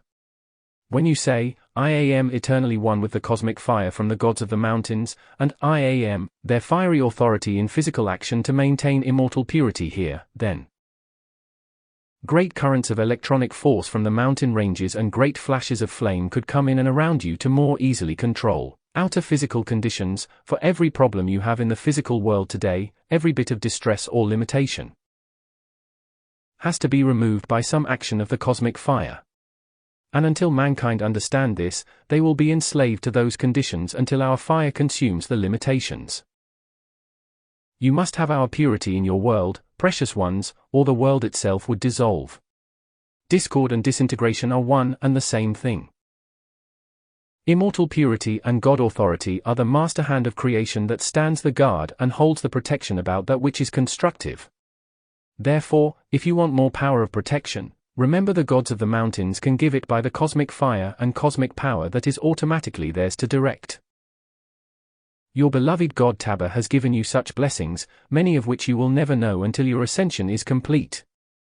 And the beloved Himalaya, great, blessed being who has guarded the destiny of India all through the ages, and has maintained her identity, how great do you think is his love? How great do you think is his authority and purity to have accomplished that all through the ages? So when you open the door to us through your love to us, remember, everything we are and have will rush to answer you. And everything that can make you happy, we are happy to give without money, without price, without anything, except that love has opened the way for us to give what only love can create. Love to the beings of nature, love to the mountain ranges of the world, love to the great beings who are the custodians of that power and the authority of its use, ever draws to you, precious hearts, the freedom you crave and the beauty that we want you to bring into the outer world. May you enter into that complete at-one-ment with our heart's love and our authority of immortal purity to this earth, until the flame about you compels purity, and mankind know better than to create impurity in your atmosphere. This is very much needed in your America this hour. And may everything that we can give draw the fire of our immortal purity into outer physical action, and our authority to command. The removal of that which has sought to destroy you, may that authority be felt in outer physical action by those who must go to the compound for purification. May everything that we can give to help you come forth this hour to assist your nation until the heart of the world is released from that which should never be. It is our great joy to give you all that life has given us, and if you will keep the door open by the remembrance of us, then we can do that which your nation needs, and we can clothe you in our power to maintain purity and our authority to forbid destruction any longer to touch your world. May our heart's flame of love eternal and the immortal purity of our great authority and power of life come forth, and charge into your outer use everything necessary to help you hold the nation free from that which must be consumed. May you become the strength of the mountain ranges of the world to pour forth the fire of immortal purity into your fellow man, until they turn back to the light that purifies all. May you be the strength of the mountains in the people of your nation to hold to the great God presence of life, the mighty I Am, and demand the immortal freedom of God's cosmic fire come into your nation and guard the gifts that God alone can give. May you fire the people of your nation with our authority and immortal freedom to stand against everything that is of impurity, until the full cosmic action of the command of those great cosmic beings for the purification of the earth moves into outer command, and consumes that which has so long tortured life. May I call you tonight the children of the mountains, who come into the love of my heart to use my authority to forbid impurity any longer to touch life. Thank you, precious ones. And may the beings of the mountains ever hold their purity about you and charge forth their authority into all that you do until you stand forth, clothed in the fire and the beauty of their love, and you go forward to master the conditions of the outer world, charged with the strength of the mountain ranges of the earth to stand against that which is of the shadows. My love is ever at your command to be a mantle about you of authority, of purity, of power, and of protection. May we move forward the great cosmic fire of immortal command to the forces of the outer world, until purity once again illumines the earth, this time with the perfection of eternity. My legions and my beings of the mountains shall ever attend you and keep you ever in the heart of our love and purity. Thank you with all my heart's love, and just know, I am your friend of eternity. I am the guardian of immortal purity, and the fire of my love shall call and call and call until it has burned away everything that is an attraction in the opposite direction. To the joy of the great beings whom I call forth to guard you, ever fill your world with that which lifts you beyond the outer self, and makes you master over all in this world by the strength of the guardians of the mountains until you see them face to face, and have the joy of their world fill yours forever. BELOVEDGODTABOR November 25, 1951 Montrose, Colorado Record SG2083AB. Beloved ones of my Rocky Mountain family, I bring to you, I trust, a joy from our great realms of activity that shall become a permanent part of not only your life, but your surroundings, and enable you to pour forth that which enables others to look Godward and be free in their great call to life for the assistance which they require to overcome their physical problems. May I say to you today how fortunate you are compared to the masses of mankind, to live in a locality where the atmosphere is purified and you have so little, or almost none of the frightful conditions to struggle against that you find in the large cities, or in those portions of the earth where frightful destructive activities have taken place in the past. You, in this locality, through your calls to your presence and to us, and through the use of these various activities of the sacred fire, can become a tremendous powerhouse because of the atmosphere in which you live. It is very much easier, when there is not the pressure of many people's discordant thoughts and feelings in the atmosphere about you, to hold to your own consciousness of your beloved I Am presence, or to hold to those activities from our octave that we have offered you for your freedom. Anytime the world presses heavily upon you, come into the great open spaces, and there in the quiet contemplation of the infinite sky overhead and the infinite energy that fills space everywhere, disconnect yourselves, so to speak, from the streams of energy that have held you bound to limitation or subject you to the discord of others. People do not understand the blessings that come from abiding within the mountain ranges of the world, or in those great open spaces where the individual's aura is not contaminated by too close association with the rest of mankind. And truly, you are very greatly blessed in this community. While you are in it, yet you are not of it. And in these various activities which we pour forth from time to time into the atmosphere, I want you to feel perfectly at home in the environment of the mountains, for, I assure you, there is life, in its great purity and perfection, drawing its great streams of power within the mountain ranges that are not drawn anywhere except within the mountains. Each particular activity of the structure of earth has its own service to render to life. The water element, the seas, the great oceans, give off constantly their purifying radiation into the atmosphere of earth. The plant life does a similar service. But in the mountain ranges there are those great streams of electrical force in varying intensities that are consciously flowing all the time to sustain much of the structure of earth. And just as the veins and arteries in the physical body carry the life stream to the cellular structure and continue the life processes, so does a similar activity take place within the mountain ranges. Great streams of electrical energy flow through the mountains like blood flows through your veins and arteries. And as the liquid light flows through the nerves of the body, so is there a similar action of the liquid light that flows through the structure of the body of earth. In feeling yourselves one with the great inner fire activities of nature, will you begin to absorb the great cosmic energy that is wholly impersonal in its service to life and its blessing to the world. You may at any time recharge yourselves with this cosmic energy that is absolutely pure whenever you turn your attention to it.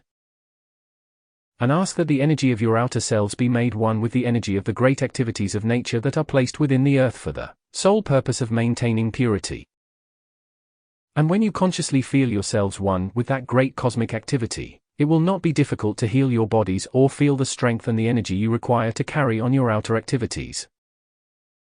Now just as each great being definitely projects and controls great streams of life to the earth to bless mankind and the powers of nature, so do we, in the great service which we render, continue to draw forth from the physical sun and the great central sun the ever-sustaining, intensifying streams of electrical energy, where we hold them in reserve, and then consciously direct them through the various powers of nature to accomplish a specific end.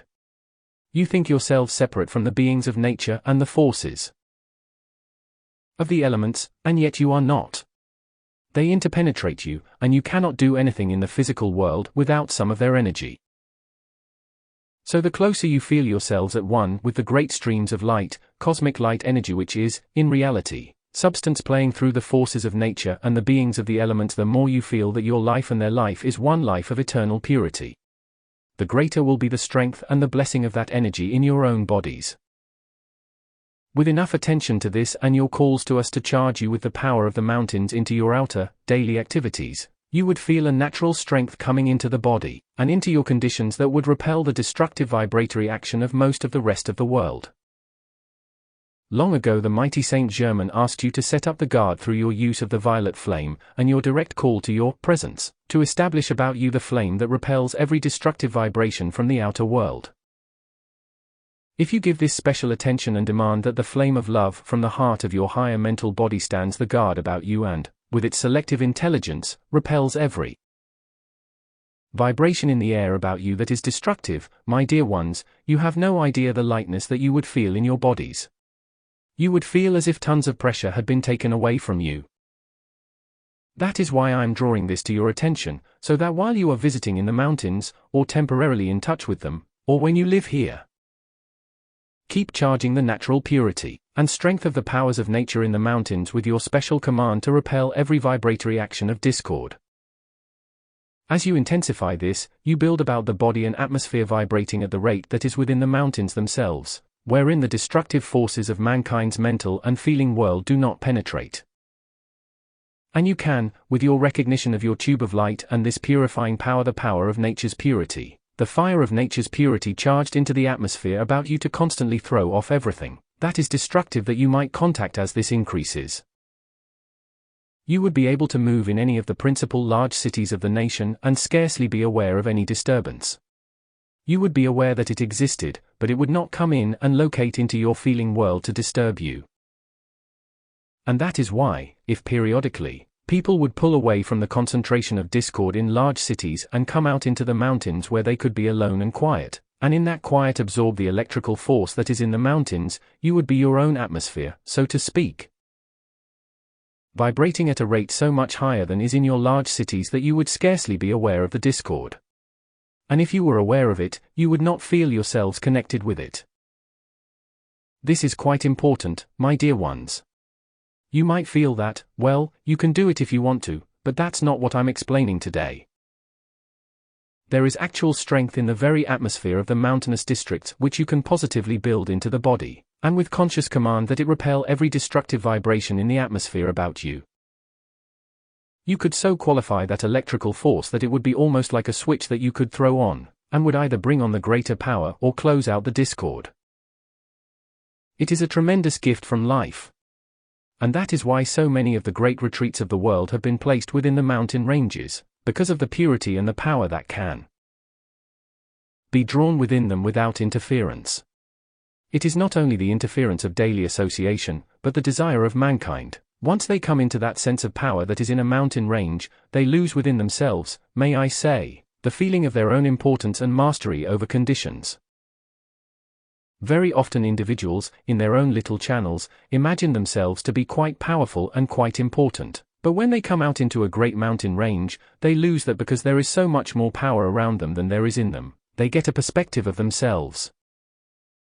And that is well.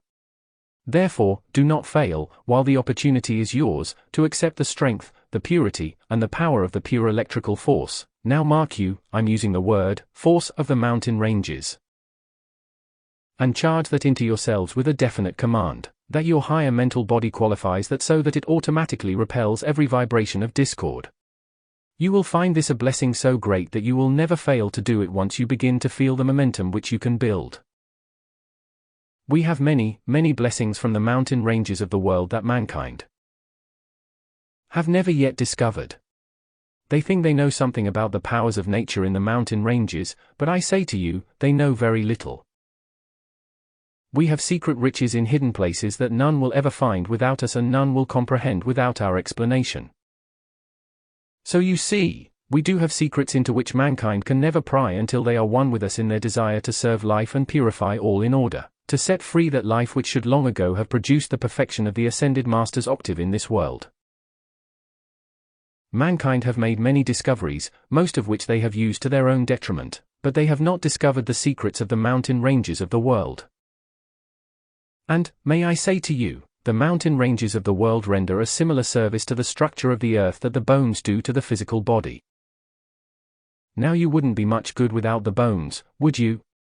You'd be sort of a formless mass and not much consciousness there. And the mountain ranges of the world are the strength and the supporting structure through which the powers of nature dispense their blessings to life, to mankind. And since the mountain ranges are the storehouse of many of life's great riches, besides the minerals and the metals, mankind when they begin to feel the purity and the love which those beings of nature pour forth under our command, you would find many blessings coming into your outer use that would astonish you as well as the rest of mankind. We have been the custodians all through the ages of these great streams of electrical force, and, may I say, electrical life, because that's what those streams of energy are. Therefore, is it any wonder that you can come out into the mountains and just, sometimes, in 24 hours, feel the great uplift of your strength and the power that the change brings you here? And how quick the pull of the discord of the outer world drops away when you enter into communion with us. Try to feel that over every great activity of nature presides one or more of the ascended masters and cosmic beings who consciously regulate and direct the activities through the powers of nature for a specific, definite accomplishment and blessing to mankind and the earth. Nature is the great storehouse of life's great blessings, and the more you can feel your oneness with the electrical force, the electrical life of nature, the less would the atomic structure feel exhaustion or discord from associating with mankind. Now many people who live in our domain love it so much they never want to go back to the big cities. They say they can't stand the pressure. Well, that's quite all right if they don't know this law. But with you who understand that you are serving life for your freedom, then when you come into this great blessing that life has created to give you the strength and the way, and means of sustaining your energy against the outer discord, then you fill up the cup, as it were. And then you go back to dispense its purifying life to the conditions around you until you raise everywhere all that you contact by that, which you absorbed from us. May I say, the mountain ranges are to some degree like a step-down transformer. It is our life that is concentrated within the mountain ranges, and the intensity of that energy is lowered to the vibratory action where mankind's bodies, and their mental and feeling world can absorb it harmoniously and hold it concentrated in reserve for future use.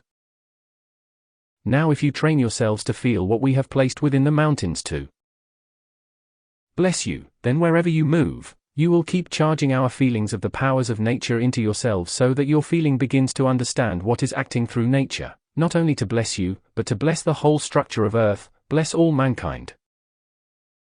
If it were not for the purifying radiation that pours forth constantly from the mountain ranges of the world and through the great forests, and the activities of nature, mankind would smother to death in their own discord.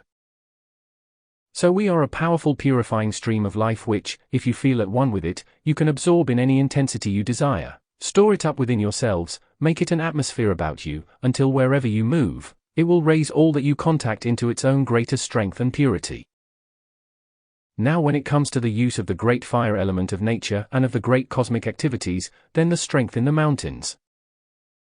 My dear ones, this electrical force is in reality a stream of fire that goes through the substance of the mountains, and charges into that its own mighty purity and power and perfection of life, and then radiates through that substance to nature and to mankind its greater blessing. And just as you heat a radiator, the radiator is the receptacle that holds that heat when it reaches a certain intensity, and then gives off that heat in whatever quantity you can absorb it. And the mountain ranges of the world render a similar service. The electrical force within the actual mountains of the world is an action of the fire element, and, may I say, it is stored there to give off its heat and its purifying radiation to bless mankind. And through the powers of nature sustain conditions while mankind gain their experience in this world. So when you call to us for the fiery love of our hearts to charge into you and charge into your conditions the feeling, and the power that is in our life, you can do the same thing from the mountain ranges that charges into the atmosphere about you and allows that activity to go on to others, wherever you move, just as it comes to you from the life we have placed in the mountains. From our great octave of life, we are constantly pouring into the structure of earth and into mankind more and more of the fire element, because that is not only the purifying action of life, but it is the raising of the vibratory action of all substance until it comes to the place of eternal purity and self-luminosity. And just as we place our life into the mountain ranges through this electrical force that radiates for centuries, so can you draw into yourselves from our life's flame and from the powers of nature a similar activity. And then the atmosphere about you goes on with the same action to give to others, the same as our life in the mountains gives to you that which you can next absorb. And please recognize this always as an inner action of the sacred fire, the great divine fire of all creation. For without that electrical force, which is eternal, divine fire placed into substance, you would never have life. You would never have action. You would never have motion of anything in manifestation. So try to realize that everything that is active within yourselves or in the powers of nature is some activity of the sacred fire. And the more you understand that, the more you give recognition to it, and the more you use it, the more will you embody the mastery and the perfection and the dominion of the sacred fire. And when you are filled with that, there is no such thing as a mistake or a limitation that can stay in your world longer.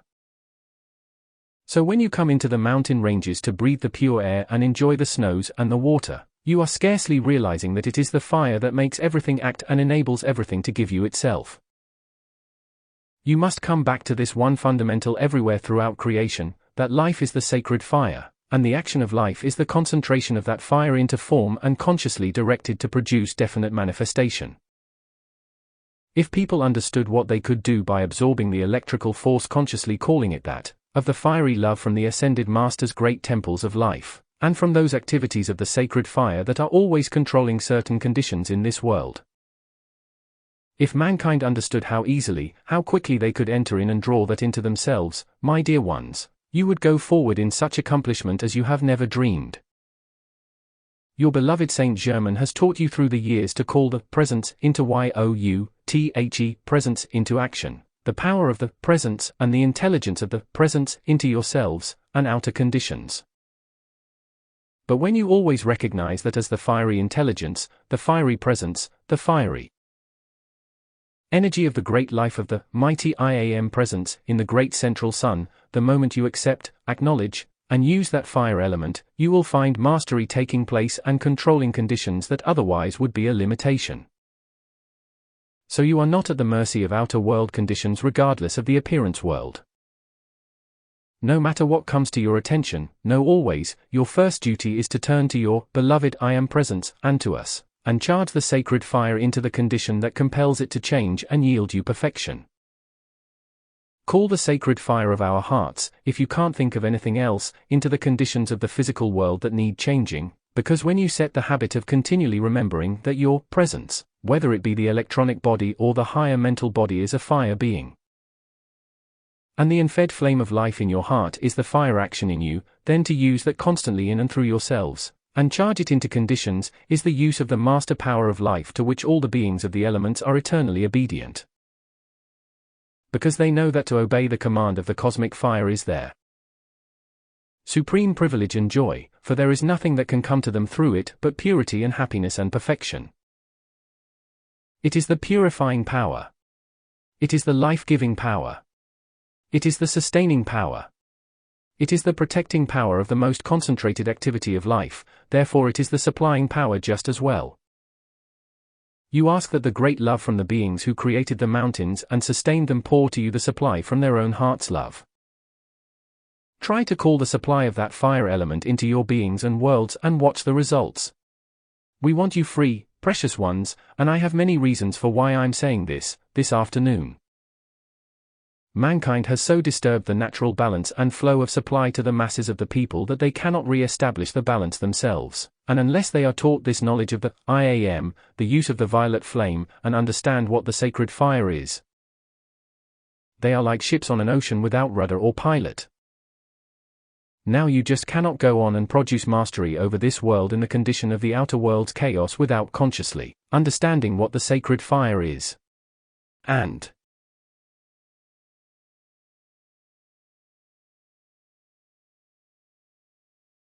everything that is the strength of good in you or in anyone who tries to hold to that which is constructive, you will find to be some activity of the fire element, and we have much of it in the mountain ranges. Please remember my words tonight if you don't remember anything else, that whatever you want in the physical world to produce greater perfection for you depends on your acceptance, recognition, and use of the sacred fire as the highest authority that can produce that for you. Your own, beloved I Am presence and higher mental body is the supplying source of all that is of the sacred fire into your outer use. And every ascended master and cosmic being who offers you assistance, offers it always in conjunction with your own, blessed I Am presence. Fill your beings and your worlds, fill your affairs with that love of the pure divine fire of creation, and command it to produce perfection for you, command it to do the will of God everywhere in the physical world. Command it to fulfill the divine plan, the Ascended Master's way in the service of your mighty Saint Germain. This keeps you held within that fire element, and then as you charge your atmosphere with the electrical force and power of purity from the mountain ranges of the world, it means you can go forward and have amazing results as you apply this to your business affairs, as you apply it into every condition that you find in the physical world. If there be impurity, then the divine violet flame is that purifying power. If you need strength, then that divine blue flame is that electrical energy and force. If you need peace, then that divine golden flame with a breath of pink is the concentration of that fire whose radiation especially produces the feeling of peace. And the sacred fire, the divine fire, is the sustaining power of the sustaining life of everything that is constructive. So you are really blessed among the people of Earth to have this privilege of contemplating the mountain ranges, and being close enough in their radiation to give recognition to the blessings that our life has concentrated there to bless the whole world. And you, in your walk of life, should be a concentration of that sacred fire to pour forth its same divine blessings to the rest of life wherever you go, and if you are consciously aware of that and concerned with the outpouring of it, let the pressure become so great that discord from the outer cannot come back and touch you. And that is your secret of mastery. Keep charging the divine fire from your mighty I Am presence, and the Ascended Master's octave into everything in the physical world with such power that that which is of the outer cannot come in and connect with you. It is your supreme scepter of protection, of mastery, and of assistance to all life wherever you move. Keep calling forth with all the love at your command the divine fire from your own, blessed IAM presence, to manifest the will of God on earth as it is in the Ascended Masters OCTAVE. To manifest the divine plan fulfilled the Ascended Master's way in the service of beloved Saint Germain.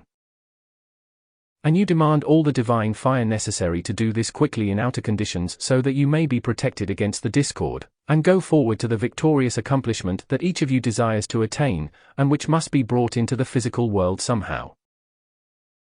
When you call forth any manifestation by the divine fire of cosmic Christ love from that blessed IAM presence, in the great central Sun, demand that that divine fire be an eternal part of this world, and whatever manifestation you produce becomes luminous and a blessing to this earth forever. Then just fill your world and the worlds of those around you with these magnificent manifestations, the miracles and the victories of the divine fire of creation, that it may send the love of its blessing into the atmosphere about you. And you become clothed with the flames of your own thoughts of God's perfection. Then you stand within that, the jewel in the heart of the lotus, the thousand-petaled lotus of perfection's flame, because every time you call forth that divine fire, another flame becomes established about you until, eventually, you are a son of its loving blessing to the universe about you. Thank you for your presence here. Thank you for your love to the light, and thank you for your blessings to nature. I shall flood back those that come under my direction, and I trust one can take you forward to an understanding of happiness that becomes a blessing to you forever. Thank you with all my heart. MIGHTYGODMERU January 3, 1954 Chicago, Illinois Record CD 161, Cassette 60311-1. Beloved ones of my heart, in answer to my heart's call, again we have your attention, and I trust we will leave with you a blessing that will be well worth your calls and everything you have sought to do in your service to the light. I want to reveal something to you concerning South America. For century upon century South America had many wonderful manifestations of the light of God's command to the earth. Within South America there has always been engivenadoratione and acceptance, and a call to the sun as a giver of life to the earth. And because there have been those places within our borders where the light in centuries past was drawn with such power to produce wonderful manifestations. 95. Certain other forces have sought, of course, to destroy that or interfere with its blessing to the earth. But now, once again, the expanding light from the great central sun is, through every focus of light throughout the world, expanding a cosmic heartbeat that causes every focus of light to intensify and expand its control throughout the world. The sinister force does not know this, but the inner action of it is going on with victory.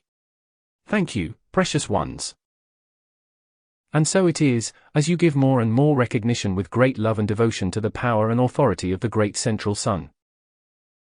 You will draw its marvelous powers, and its manifestations of victory and command to this earth into and through your outer activities to more quickly release its dominion, and reveal its perfection, for I assure you, the great central sun stands back of the manifestation of what you call this system of worlds.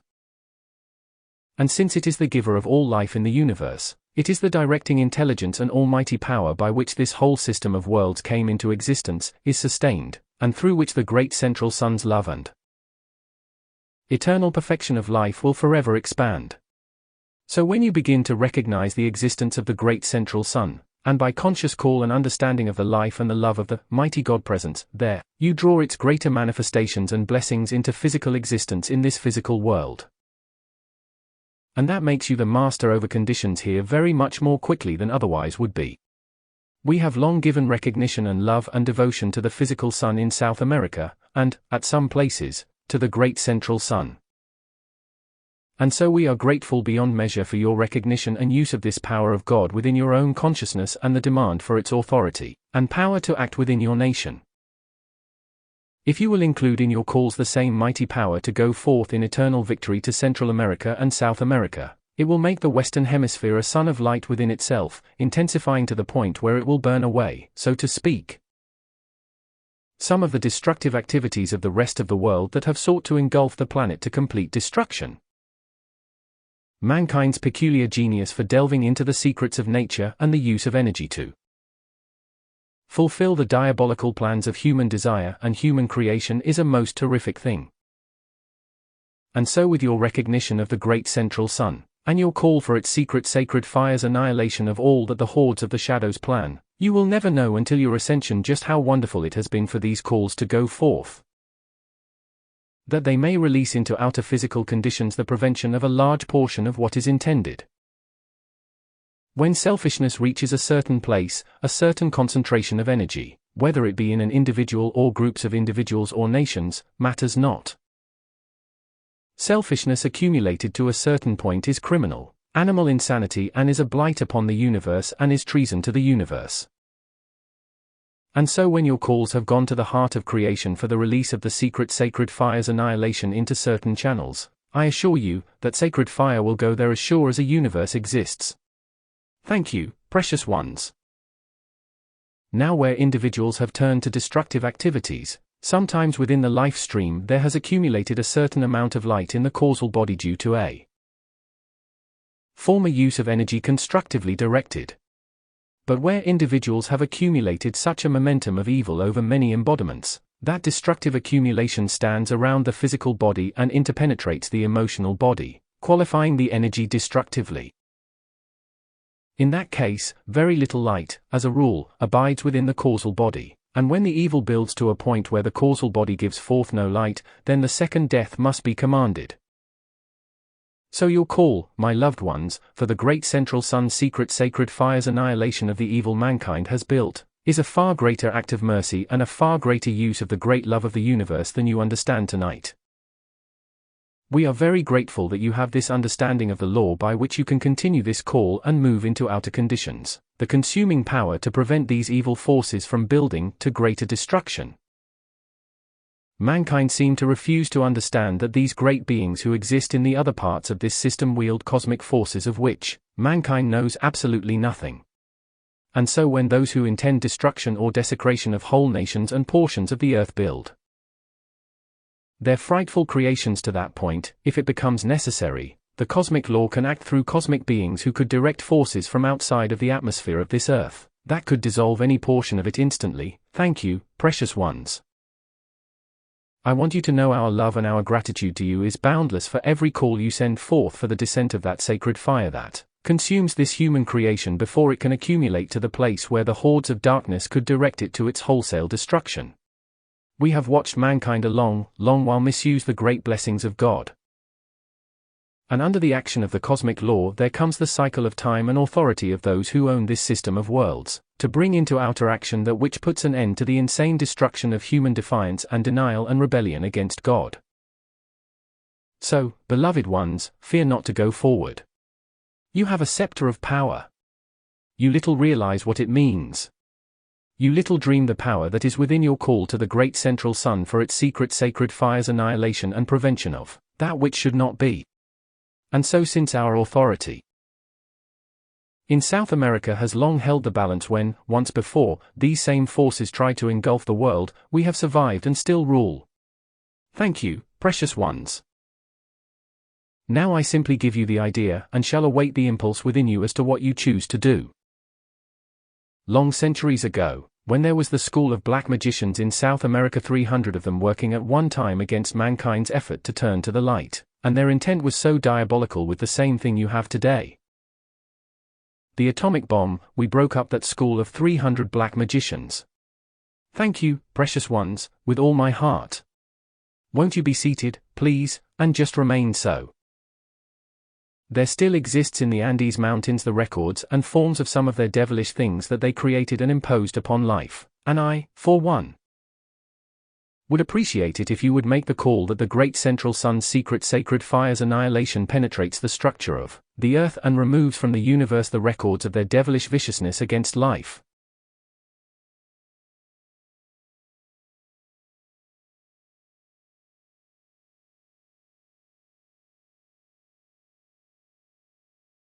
If you will make this call, we can do certain things within the crust of the earth to remove certain forces that they anchored through the powers of nature in these things that were so terrible. You might wonder why I do not act of my own volition. God knows, I would have centuries ago if the cosmic law had permitted. But since you are aware of this now, and you are atoms in the body of mankind upon the earth, if you will make this call of your own free will, I can move into action certain purifying powers to dissolve and consume within the crust of the earth certain things, certain forces, and certain creatures that are still held there bound, and which, if allowed to come to the earth's surface, would be frightfully destructive to mankind. There are still creatures bound within the crust of the earth in certain subterranean channels, and caverns that are indescribable in your words in the horror of their creation. And they are alive. If you will make your calls for the great central sun's secret sacred fire's annihilation, through the crust of the earth, of all those creations of the black magicians and of mankind's diabolical viciousness, the powers of nature will love you and bless you without limit. And even the beings of the elements will worship you because of their release. Thank you, precious ones. This will also remove something of the magnetic drawing power of certain destructive forces on the surface of the earth to certain localities, in South America, and some in Mexico and some in Central America. So from the inner standpoint, we will greatly appreciate your calls, and it will give us certain opportunity to act within, I trust, a limited time.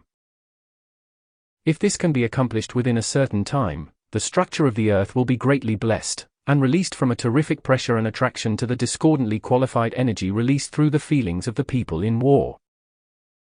If we break the focus of these destructive activities within the crust of the earth, the destructively qualified energy released by the feelings of the people in the atmosphere of earth will not be able to anchor in those places, and in other places in the world to so easily focus against mankind.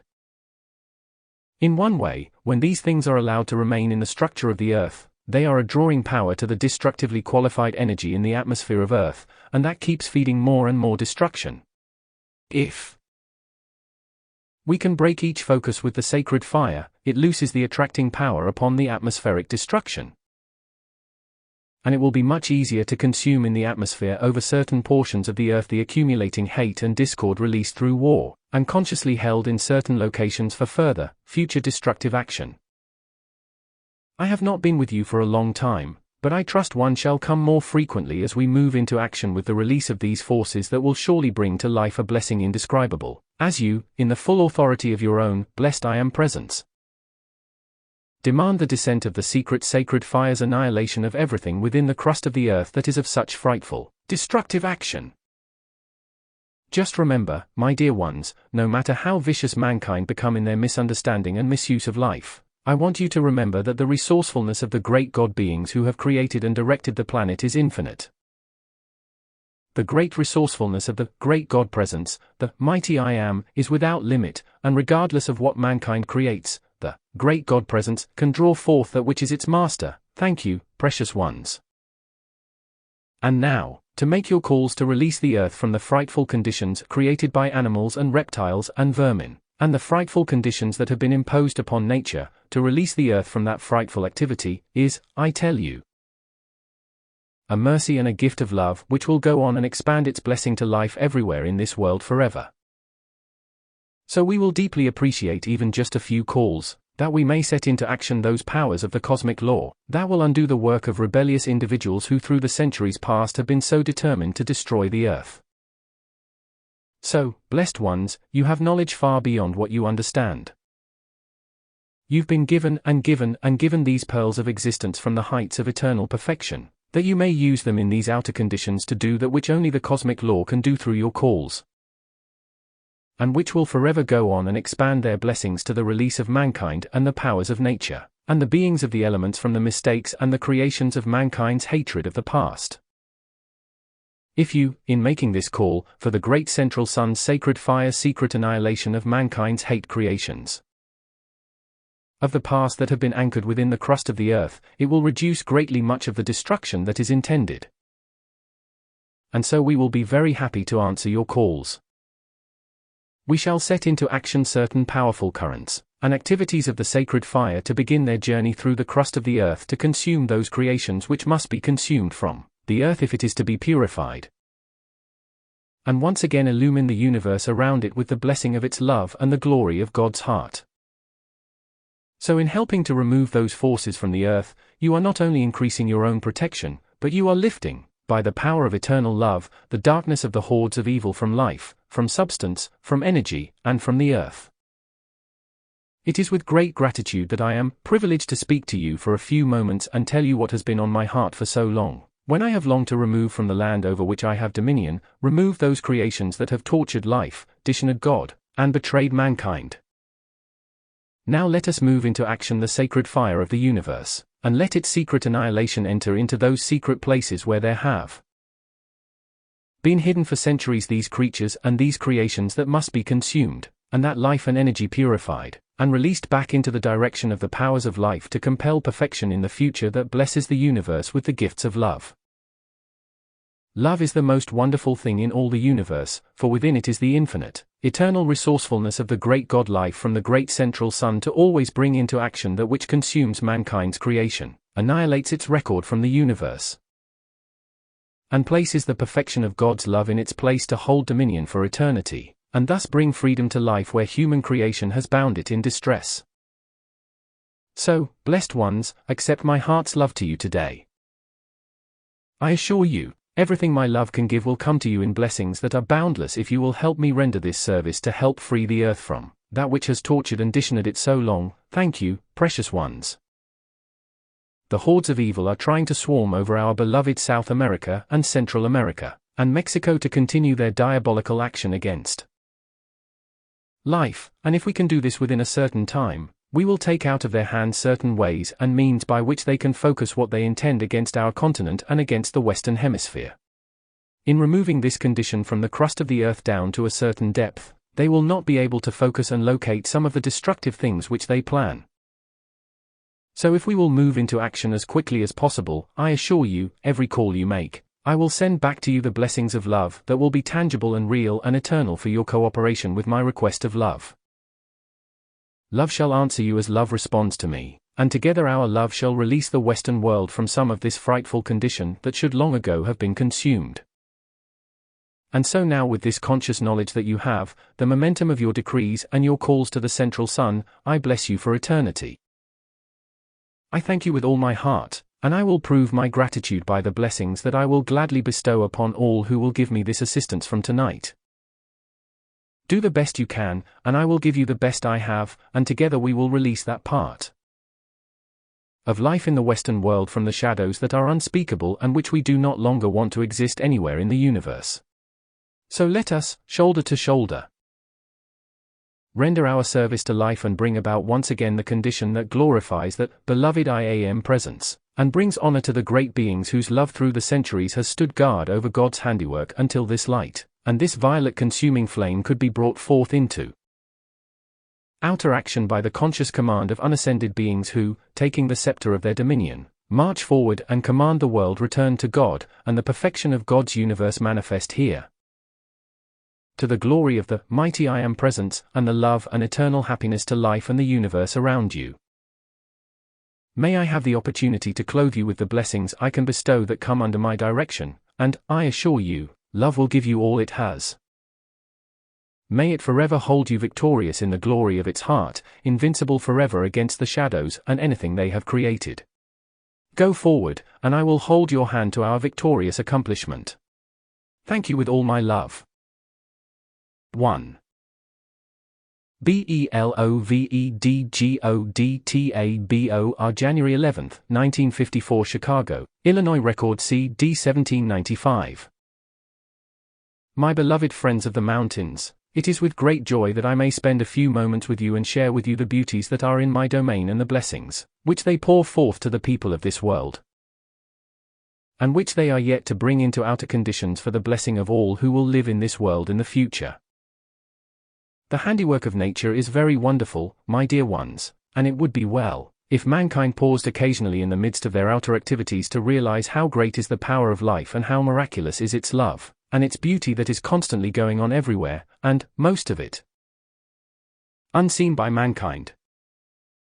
When you realize that the beings of nature and the forces of the elements, by conscious command of the great ones who govern this system of worlds, bring about the fulfillment and manifestations of the beauty which the great divine plan of life lovingly places everywhere in this world, and is constantly trying to expand, it takes very great love, my dear ones, and patience, to wait upon wayward humanity, century upon century, and yet we are busy all the time building beauty, and using the magnificent gifts and powers of life to create ever greater beauty and ever greater blessings, and reveal greater depths of the love that gives all. And mankind in their depredations and degradation, have so often torn to pieces the handiwork and blessings of the beings of nature, and when mankind's destructive creation returns upon individuals age after age, when the individual leaves and stops the destruction for a time, nature still beautifies and covers over the scar upon the world. Nature ever is using the magnificent miracle powers of God's heart, God's great love and intelligence and designing power in its great creative activity, ever and ever and ever to cover over and wipe out mankind's distortion and discord and destruction. So you whom I shall call my family of the mountains, because some of you have loved the mountains very, very greatly, I shall expect, through your calls, if you will cooperate with me, to help undo some of mankind's mutilation of the beauties which the powers of nature have bestowed. You must understand how great is the intelligence, how great is the love, how great is the power that designs the infinitely small with such beauty and such perfection, the same as the great cosmic beings design a world, or a system of worlds, or a galaxy of systems. The same mighty God intelligence of eternal love that designs the beauty in the infinitely small is the same God perfection and love of life in the great central sun that has designed and manifested the entire universe. So one day when you come to visit my realm of beauty, you will understand more thoroughly what I mean tonight. In the meantime, contemplate it, and see if your understanding cannot reach out and stretch a little bit into my world, that I may come back into yours, and leave a blessing of beauty and gifts of perfection that you may use as you go forward to your eternal destiny in bringing about the freedom of the earth. Thank you, precious ones. Just as the sun ever is dissolving and consuming the impurities generated in the atmosphere of earth, just so do we continue purifying and rebotifying many activities of nature that must be held in balance if mankind is to be allowed to exist here in the future. And when, through the frightful conditions of war, mankind do the things they do, only one thing can you do if you understand the realm of beauty and authority and love from which I come. You can only do one thing, and that is to lift your heart in love and gratitude and adoration, and ask the heart of creation to have mercy and love and forgiveness to that life, part of life which is so bound in the shadows that it cannot see the sunshine of the beauty of everlasting love. When mankind prefer to destroy each other and distort the blessings of the world to desecrate everything that is here in preference to loving God, and receiving the wonderful universe around them, then you must know something very severe must come to awaken them from the shell of their crime and their destruction and their filth. We ever work to expand the beauties of nature whose purity goes forth to help raise all life into our octave. And those of you who have faced this, beloved IAM presence, you whose hearts are calling to the ascended host, you who love the light, do you know what you mean to us? You are like a breath of fresh air in sunshine to one who has been in the dark recesses of imprisonment. You, as a handful of mankind who have been willing to make your calls, are an encouragement to us. And so in return, I come to encourage you. Thank you, precious ones. And in the great, wonderful activities of the powers of nature, those powers, my dear ones, were you to require their beauty and their gifts in some wondrous service to life, you would find the beings of the elements and the powers of nature bringing to you their divinest gifts without distress and work on your part, and without desecration of the world in which they live. You would not have to shatter a mountain to get what you required of the elements there, or the minerals or the metals. If mankind were friends with these blessed beings and would keep themselves purified, the beings would be glad and anxious to bring their blessings to mankind to perform the service that again beautifies the world and uses the blessings through the powers of nature that God has so richly given. So, my dear ones, mankind in order to exist, does not have to destroy the beauty and the handiwork of cosmic beings who have built the earth. Wouldn't it be a strange way of life that would make it necessary for beings to destroy something beautiful other beings had built just in order to exist? It doesn't seem natural, does it? It doesn't seem reasonable, does it, for mankind to have to live as they do with slavery and destruction as their only means of existence? I shall lift your hearts tonight into the great creative heart of God's mighty love, and show you the master powers of life that can design in a breath the beauty of nature and release the powers that make that beauty grow, and give its blessing to everything else in creation. Do you not think the great plan of life is very perfect and very wonderful, when those who govern your world care so much for you, and care so wonderfully for the beings of the elements and the powers of nature, and love beauty so much, and are so filled with perfection that they design something as tiny as a snowflake with such exquisite beauty and balance, to exist maybe only an instant. That is the perfection to which I have reference. That is how much love cares for its manifestations. That is how much love at the center of the universe loves to give perfection, and how much it is willing to give of its own beauty and its own power, that its creatures may have only that which is perfect. So if you will think some of these things through, if you will think deeply upon that to which I have referred tonight, I trust, as time goes on, some of the blessing of which I am custodian may come to bless you, make your pathway easier, give you unlimited powers over certain conditions in this world, and enable you to go forward in your service to the light with much greater freedom, much greater power, and much greater victory. I just happen to be custodian of some very wonderful gifts, and I wish you knew me better and that there were no veils between.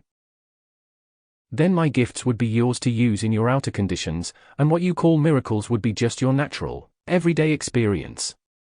And I do want you to live a life of miracles as time goes on and as love holds greater command.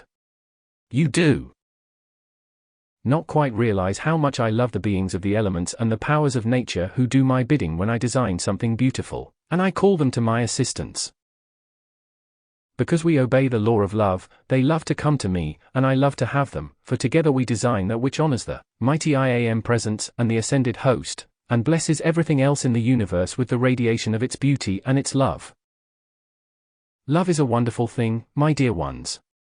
The love to the beings of nature, the love to the forces of the elements, love to those blessed beings will draw to you things the outer world can never give.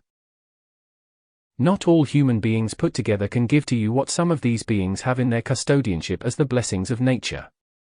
Can all mankind give you a mountain? Can they create a mountain? Not yet.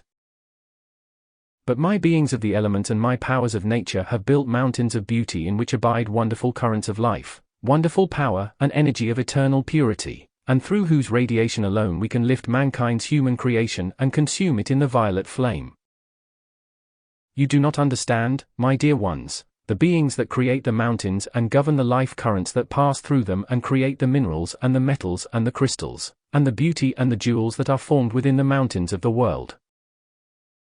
Do you know what the mountain ranges are? They are the custodians of many wonders of God's great life, and many, many marvels that can teach mankind things they do not yet know. So, since I am custodian of certain things in the mountains, I am also custodian of certain beings who create them. They are a part of my family, too. I would love to have one part of my family know the other part of my family more intimately. Thank you, precious ones. Now one thing more, in blessing the beings of the elements, the powers of nature, you will be taught to use certain activities of life, and your own consciousness and your own love, to help those beings fulfill their divine plan, create their beauty, bring it to its perfection, and then lift them into a more wonderful activity that is greater and more powerful. Thus your love to them is like a magnet to raise them to something better and greater capacity, and in doing that, their love comes back to you to give you always the greater gifts with which they are working in their activities of nature, to produce more beauty and more blessings and release the manifestations of greater love to the earth. So if you can feel that they are part of our family of nature, I think you will be greatly surprised at some of the gifts they can bestow upon you all. Thank you, precious ones. You know, you search the world over sometimes for a jewel or something that is the creation of nature, and you struggle to make the money to buy it, and you have so much effort to go to get what you want. And yet enough love to the beings of the elements and the powers of nature would draw them to you, and they would come and bring you their jewels without what you call mining them the hard way. They have the perfect way of creating them, and after they were created, they would love to give them to you to make you love them more. That is the miracle way to live life. If you knew how many miracles there were in the powers of nature and forces of the elements, why, I just tell you, they are all miracles as far as we're concerned.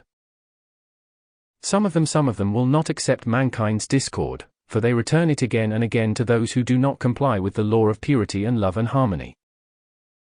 So in guarding the currents of life that are in the mountain ranges of a continent, we are guarding the life of those nations as well who abide within that continent. And I might say to you, the Rocky Mountain Range, which is my home, is really the backbone of the American continent, the North American continent. So it is quite a responsibility, I assure you, to keep those currents of electronic force flowing without interruption and in balanced action in spite of mankind's determination to take out of the mountains anything they want.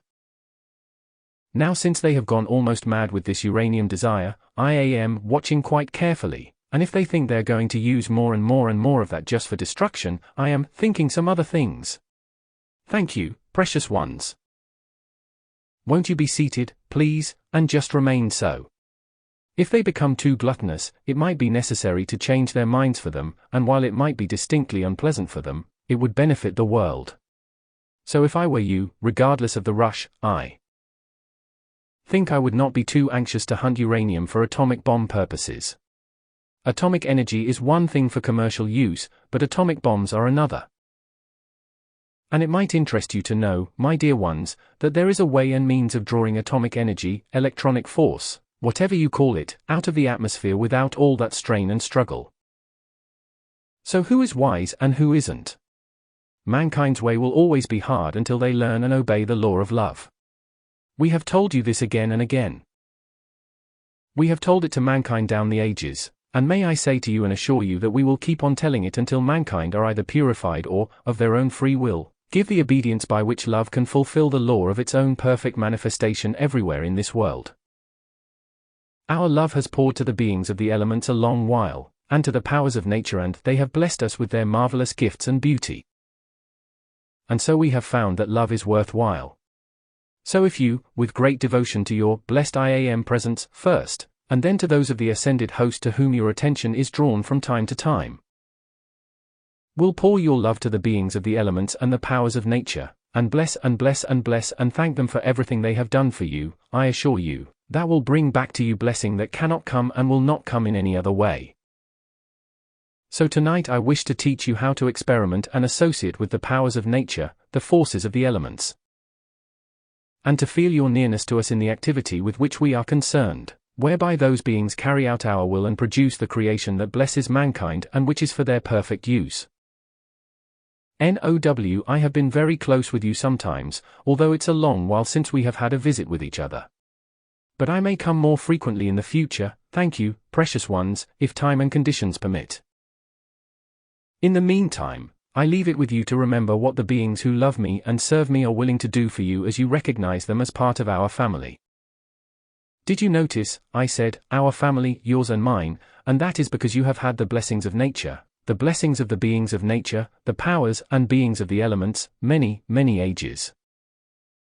Now let us bring into concerted action our obedience to the law of love, and let it reveal to you what gifts and powers it is waiting to bestow. And those will come to some of these beings that come under my direction. Magnificent is the power, beyond description, that is held focused within the mountain ranges of the world, to ever pour forth its purifying essence that mankind may breathe more easily. If it were not for the purifying electronic force that is radiated forth from the mountain ranges of the world by conscious, directing intelligence and by great cosmic beings who have given that life and that energy, if it were not for that and the love we bestow, you would have smothered to death long ago. Mankind's own discordant human creation will smother them if they do not have purity, at least a certain proportion of it, to give them an opportunity to make further effort to come into the constructive way of life and live as God intends. So to those of you who love nature so much, and I believe most all of you do, I have many surprises, that as you feel closer and closer to the powers of nature and the forces of the elements, the beings of the elements, we will be able to bring to you some very delightful gifts that will carry certain power and perfection into your world. And as we go forward feeling the oneness with this portion of life which acts through the beings of the elements and the powers of nature, try to realize that its mighty love to the earth loves you, and as you remember and recognize that love and respond to it and send your love in return, you fulfill the law, the cosmic law, and you enable them, certain ones of the ascended host, to come to you in a more tangible manner and to bring to you the blessings that will make your pathway easier and clothe you with mastery sooner. So your love to the powers of nature and beings of the elements will draw to you the assistance from others who will raise you, as your love raises those precious beings who have created such beauty and blessing for the use of mankind. Tonight, try to know that these beings are the family of my heart, and I trust as you learn to love them and recognize them and feel their reality, it will enable me to show you some of the things that they do, and bring you blessings for your use in bringing into outer physical conditions the greater perfection that is to become eternal in this land.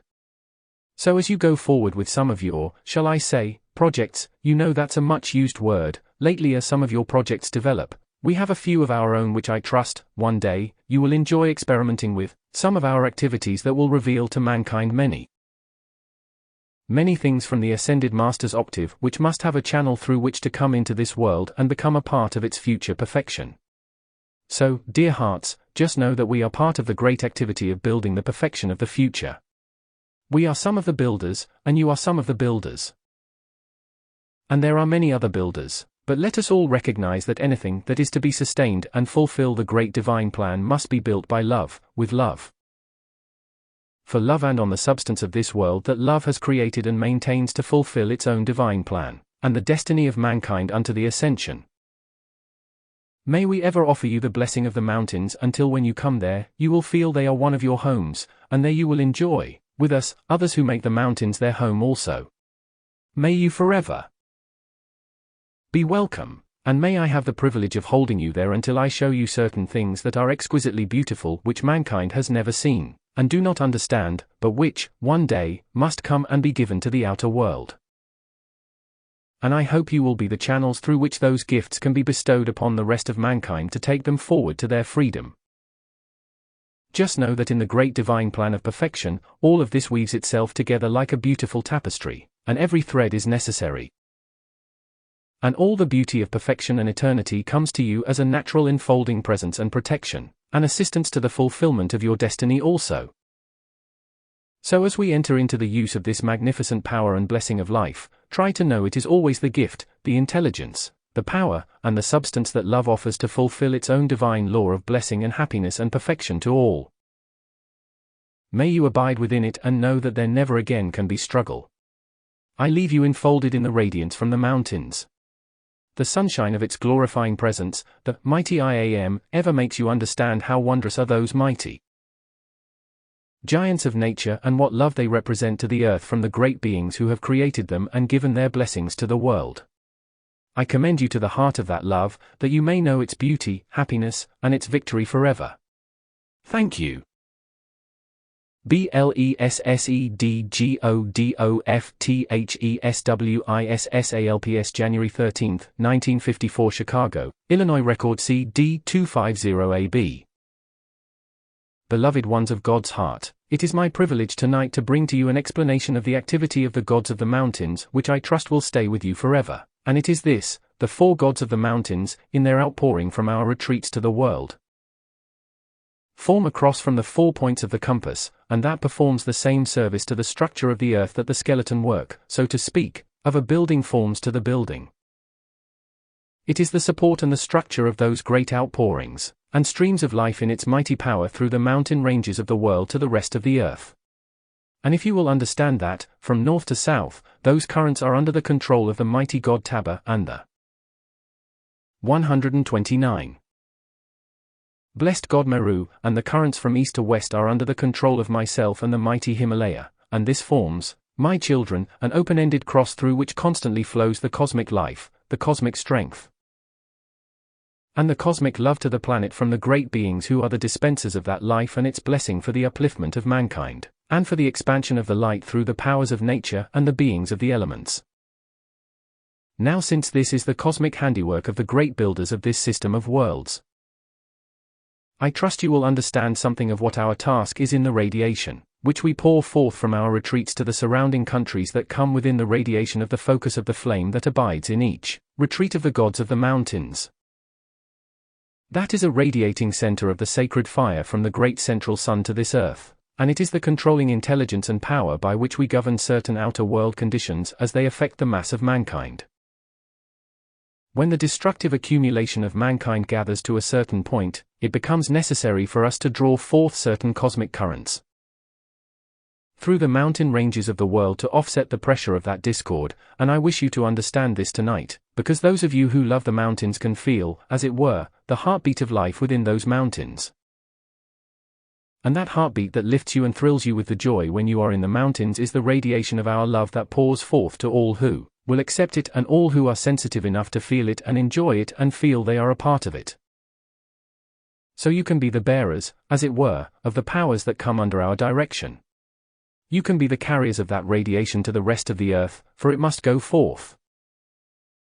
The same as the heat comes into this room to make you all comfortable from the source that supplies it, just so must the perfection of our love and its cosmic power and action go forth to all life, to all mankind, from the gods of the mountains, to make life more comfortable in the lower places of the earth until all becomes purified, and works harmoniously with the great cosmic law's effort to purify and set mankind free through the attainment of the ascension.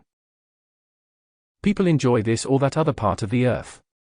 They enjoy this climate or some other climate, and they gravitate, as a rule, to those places where life is, may I say, easier. And, of course, in the tropics everything comes with so little physical effort that they become lazy. Not so with the mountains. When they come to the mountains, they come into a focus of terrific electronic force, tremendous electrical power, and when they come into that radiation of greater purity, they become more alert, more active, more dynamic, more charged with the power that is there. And if they will absorb that whenever opportunity offers, and then return to the other portions of the earth carrying with them the blessing and the strength and the power of the mountains, it will be just like the veins in the body carrying the blood of the life stream to the various portions to render the service that helps the whole body to maintain balance and health and perfection. So you see, each thing has its own proper use, its own proper location. But I tell you, in the mountain ranges abides the purity, and the power of purity which must flow forth to the rest of the earth if the lower portions of the earth are to be purified. Were we to remove the electronic force in the mountain ranges, the world would, as you term it, be sick, because of the lack of the purifying energy which is, mark you, generated and radiated by the sacred fire in the retreats of the gods of the mountains. Just exactly as the electrical equipment of your cities draws the electricity from the powerhouse and lets that light be produced, which blesses the city and enables greater activity to take place. In exactly the same way does the sacred fire in the retreats of the gods of the mountains send forth its purifying life, mark you, I said, life, to the other portions of the earth, because we are the guardians of the purity of life. And so the electronic force that is held focused, and under our control through the mountain ranges of the world is ours to dispense as wisdom directs and as the cosmic law commands. So whether that dispensing of that life, purity, and power is required through the powers of nature or through the waters of the planet or through the beings of the elements or through mankind, it all comes under our direction. And we are the supplying source and balancing activity through the radiation that pours forth to the mountain ranges of the world.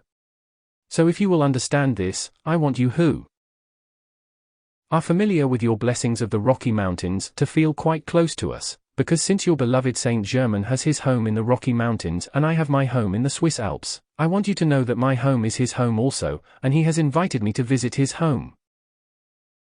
Thank you, precious ones. Now I want to show you how the great intelligence of the cosmic law has blessed mankind in its own great wisdom of life. I wish you to understand that since we are the guardians of much of beloved Saint Germain's blessing to Europe, that which is to come to America from the great central sun is to be dispensed to the rest of the world. And those of us who direct those mighty blessings to the earth are watching with very great intensity some of the conditions within your land. I wish you to realize that Switzerland, given her freedom so long ago, guarded that freedom that was given her since way back in the 13th century. America was given her freedom, and in both cases by the efforts of your blessed Saint Germain. Now since these are the 2 points of the greatest freedom upon the earth, and since he is the great guardian of that freedom for America, and that which he sought to do in Europe was his gift of love there, I am the guardian of some of his work, in fact, all of it in Europe. There is an inner reason why the two nations who have clung to freedom are closely associated with the power of the gods of the mountains, and your beloved Saint Germain. So we are ready to honor his mighty work of freedom in America, because all that protects God's freedom in America will protect God's freedom in Switzerland, and all that protects our freedom in Switzerland will protect God's freedom in America. The powers within the mountain ranges are great currents of God's life. And so since that life must flow everywhere and carry its blessings of love and peace and intelligence to the rest of the world, our service to individuals is largely carried on through radiation. But those who know of us consciously and can call to us of their own free will automatically draw very much greater power and currents of energy from the gods of the mountains than the rest of mankind, who simply absorb through radiation as much as they can, may I say, in their sleep state. They are still in the nightmare of existence, and you have awakened in the morning. I trust none of you will go to sleep again in the human desires of this world. So, beloved ones, try to feel our love for America. And the precious ones who have come and gone to our country have been quite aware of that power and strength that they received there, the same as you are all aware of the uplift that you receive when you go to the mountain ranges of your own land. The same is true of the mighty Himalaya, and when the blessed Godfrey and the children were there in the Himalayan range, they received from one sunrise alone blessings that are still theirs and still expanding to bless the rest of the universe. So it is with our land. So it is with your land. The light within the two countries of freedom must expand until it penetrates the darkness in the rest of the world, for that darkness is selfishness, and the selfishness is destruction. So, beloved ones, it is a very great joy and privilege and a very great responsibility for all of us, you and I, and the blessed God Tabor, your mighty Saint Germain, and all, to keep expanding the light until it penetrates to the farthest resources of the world and consumes the selfishness that mankind has imposed upon the powers of nature. The more you can call consciously for the purification of the powers of nature and the beings of the elements, the less will the damage be done by the destructive forces, for when you demand the purification of those blessed beings of nature and the forces of the elements, you take out of the hands of the sinister force much of its energy and power to create further destruction. When you demand by the action of the cosmic law, as you have tonight in the use of the great command, the purification of the powers of nature and the forces of the elements, do you know what that does? It is just as if you swept debris out of your homes and then the light and the fresh air came in to give you greater blessing. And so it is when you demand the purification, by the power of the great command, of those forces of the elements, the powers of nature, you sweep away the conditions on which the sinister force survives and feeds to hold mankind in the clutches of its destruction. So we are deeply grateful for everyone that has come from Switzerland to America, and everyone who has come from America to Switzerland with the realization within of what the power of this light of the mighty I Am Presence means to the earth. Mankind has little concept of how important this work of the mighty Saint Germain is to the survival of that which is constructive throughout the world. We are, each of us, guarding wherever possible in our own domain and wherever we can in the rest of the world, but he, honor be to him forever for taking the responsibility of cleansing the earth. You scarcely can understand what that means. Thank you, precious ones. Won't you be seated, please, and just remain so. When the mighty Saint Germain took the responsibility, or offered to take it, for the cleansing of the earth, that he might bring to its fulfillment the effort of the blessed Jesus to set mankind free, it was to prove his love and his gratitude to life for his own freedom. That was what he offered back to life, for he was so grateful for his own freedom. His freedom came through his love to the blessed Jesus. And his love to life through long centuries, my dear ones, has been something phenomenal in one life stream, and since he has taken the responsibility of so great a task, I can but say it has made us all love him even more than we did before he assumed that responsibility. And so in the love which we bear him, we are so grateful to be of any service possible to those of his family, those whom he has loved, those whom he has drawn from the shadows and held by his love in the light. And so we are willing to do likewise, and draw wherever we can those life streams that are caught in the shadows, and show them, once again, the way into the light and call them home where they belong. So, beloved ones, vicious as are some of the conditions of the outer world, yet I say to you, there is no way to permanently cleanse the earth or correct these conditions except by the great cosmic law, the cosmic law of the central sun's love, forgiveness, mercy, and the use of the sacred fire by which the purification is accomplished. And since your mighty Saint Germain has given you that assistance, we are ready with everything we are and have to help protect you all, to fulfill every call you send forth, to strengthen you, to strengthen all that is of the light, that it may expand more rapidly. and therefore release more of its power to shatter that which is destructive before it can any longer destroy that which should never have been desecrated by discord. It is a magnificent plan of creation that gives and gives and gives of itself with such love and beauty, and power to its own creation to ever provide eternal happiness. That is why, when people come into the mountains to enjoy the beauty of the scenery and feel the strength and the energy and the health which they attain in that atmosphere, it is because the purity of that energy is the pure love from the great beings who control the powers of nature, and bless the forces of the elements with the greater happiness and purity that must come forth into outer conditions through those channels. Within your own country, I tell you frankly, that purity must be maintained to your people. They must be aroused, they must be made to understand that unless they will purify themselves and guard that purity, there is only one other answer, and that is they must pay the penalty. The great cosmic law is no respecter of persons. All must be ground into perfection. All must obey the great cosmic law that holds systems of worlds together, and the individual is no exception to that law, I assure you. The great God Presence, the mighty I Am, that has provided the world to live upon, has provided for mankind the blessings of nature, has provided the beings of the elements to help serve mankind, that they may create perfection and eternal happiness to bless all manifestation. That great God Presence, the mighty I Am, has been very wonderful in the gift of itself to the human beings of this world. And when its blessings have been desecrated and chaos built where love meant perfection and happiness to hold command, then sometimes there must be something done that is very drastic in order to stop mankind's frightful creation of that which is wrong. And so we work always with the expansion of the light in the individual through the mountain ranges, through the powers of nature and forces of the elements. Our duty is to keep the increasing power of light in the mountain ranges ever expanding and flowing into the rest of the world. And part of our blessing which we offer the rest of the world is the supply of water. Thank you, precious ones.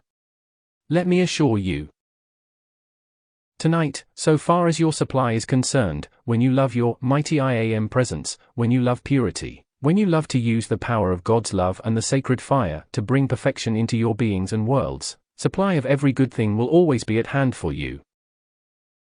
And when mankind, not awakened to this love or rebellious against God's law of love, choose to desecrate the blessings of love, then they will find themselves in dire want.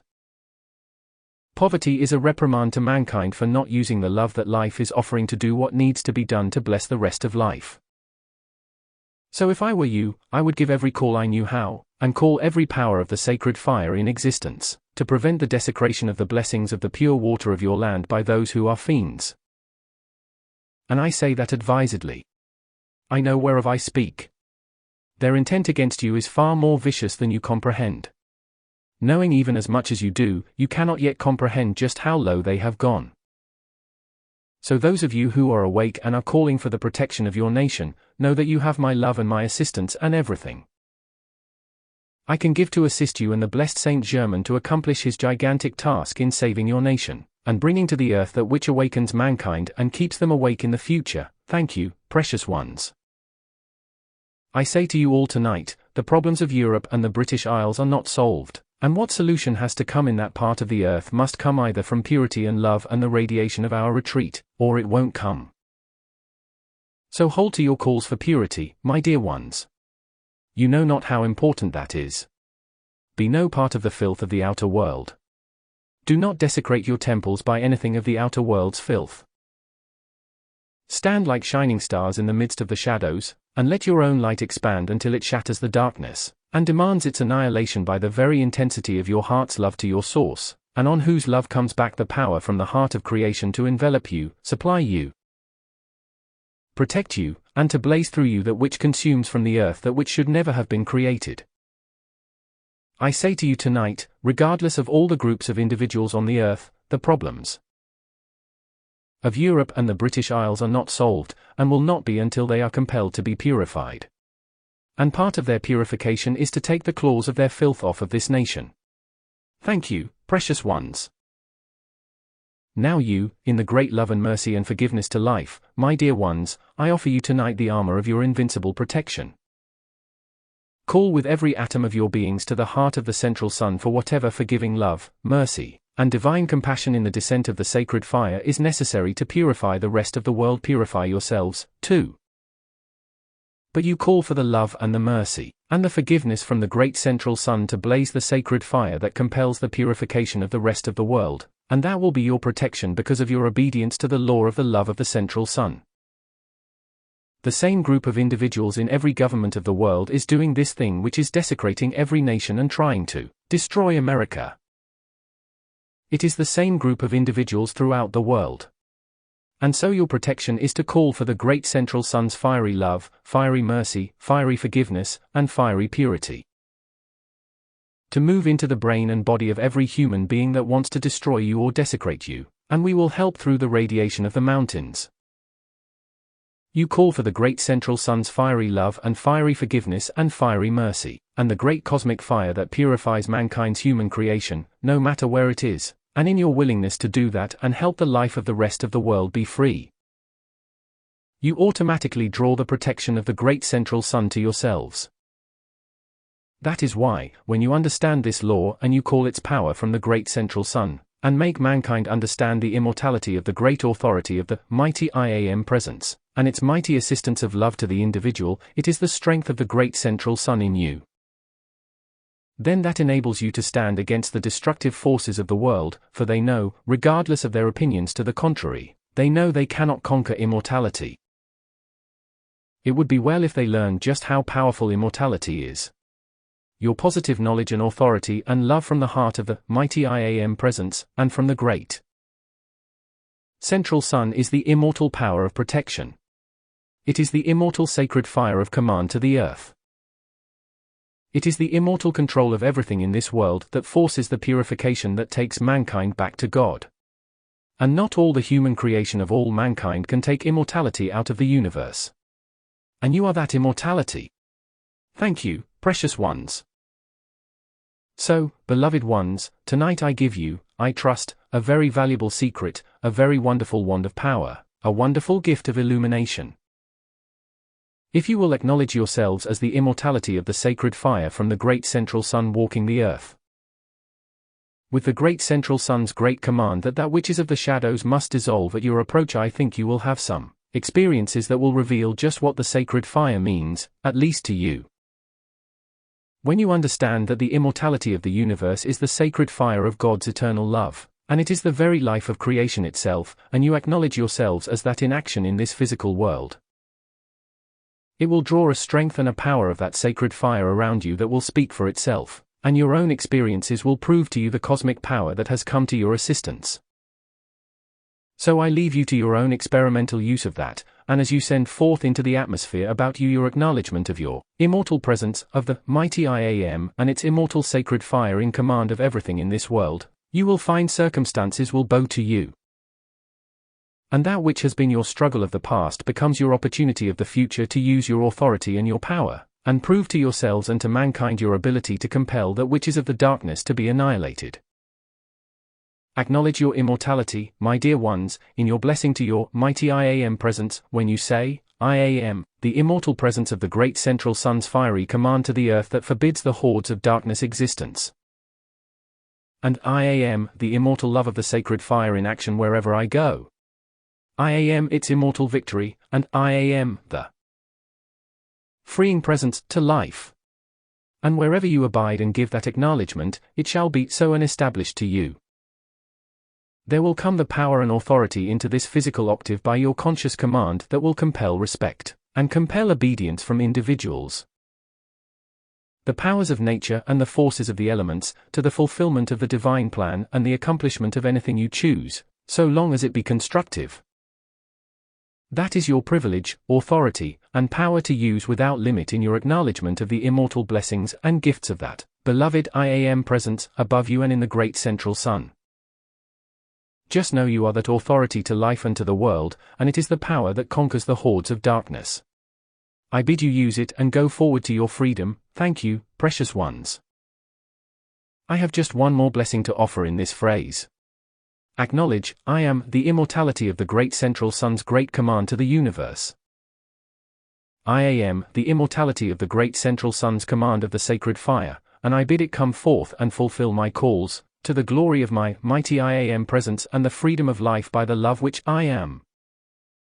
May the fullness of all the power from all the gods of the mountains clothe you with the fulfillment of that call, and make you the legions of invincible immortality by the great command of life. May you forever feel the glory and the power and the authority of its presence, and its love becomes for you the manifestation of its everlasting dominion over this earth and all upon it. We shall hold your hands across the seas until the sacred fire of that command is heard, and mankind are grateful for their freedom in the love of God's heart which America is to the world. You who are the bearers of that love, acknowledge your immortality of that love, and see for yourselves whether God is your defender or not. God, the mighty I Am Presence in the great central sun, and the magnificent beings who govern the universe and design its beauty, will ever be by your side as you acknowledge their presence of immortal perfection ever with you. I clothe you in all that immortal love can bestow upon life, and may you reveal the victory of its presence wherever you abide. Thank you with all my heart tonight. I bear to you the blessings from the Alps, and may their love enfold you with eternal happiness. Thank you. BELOVEDGODHIMALAYA December 28, 1955 Chicago, Illinois Record CD 1735, Cassette 604262.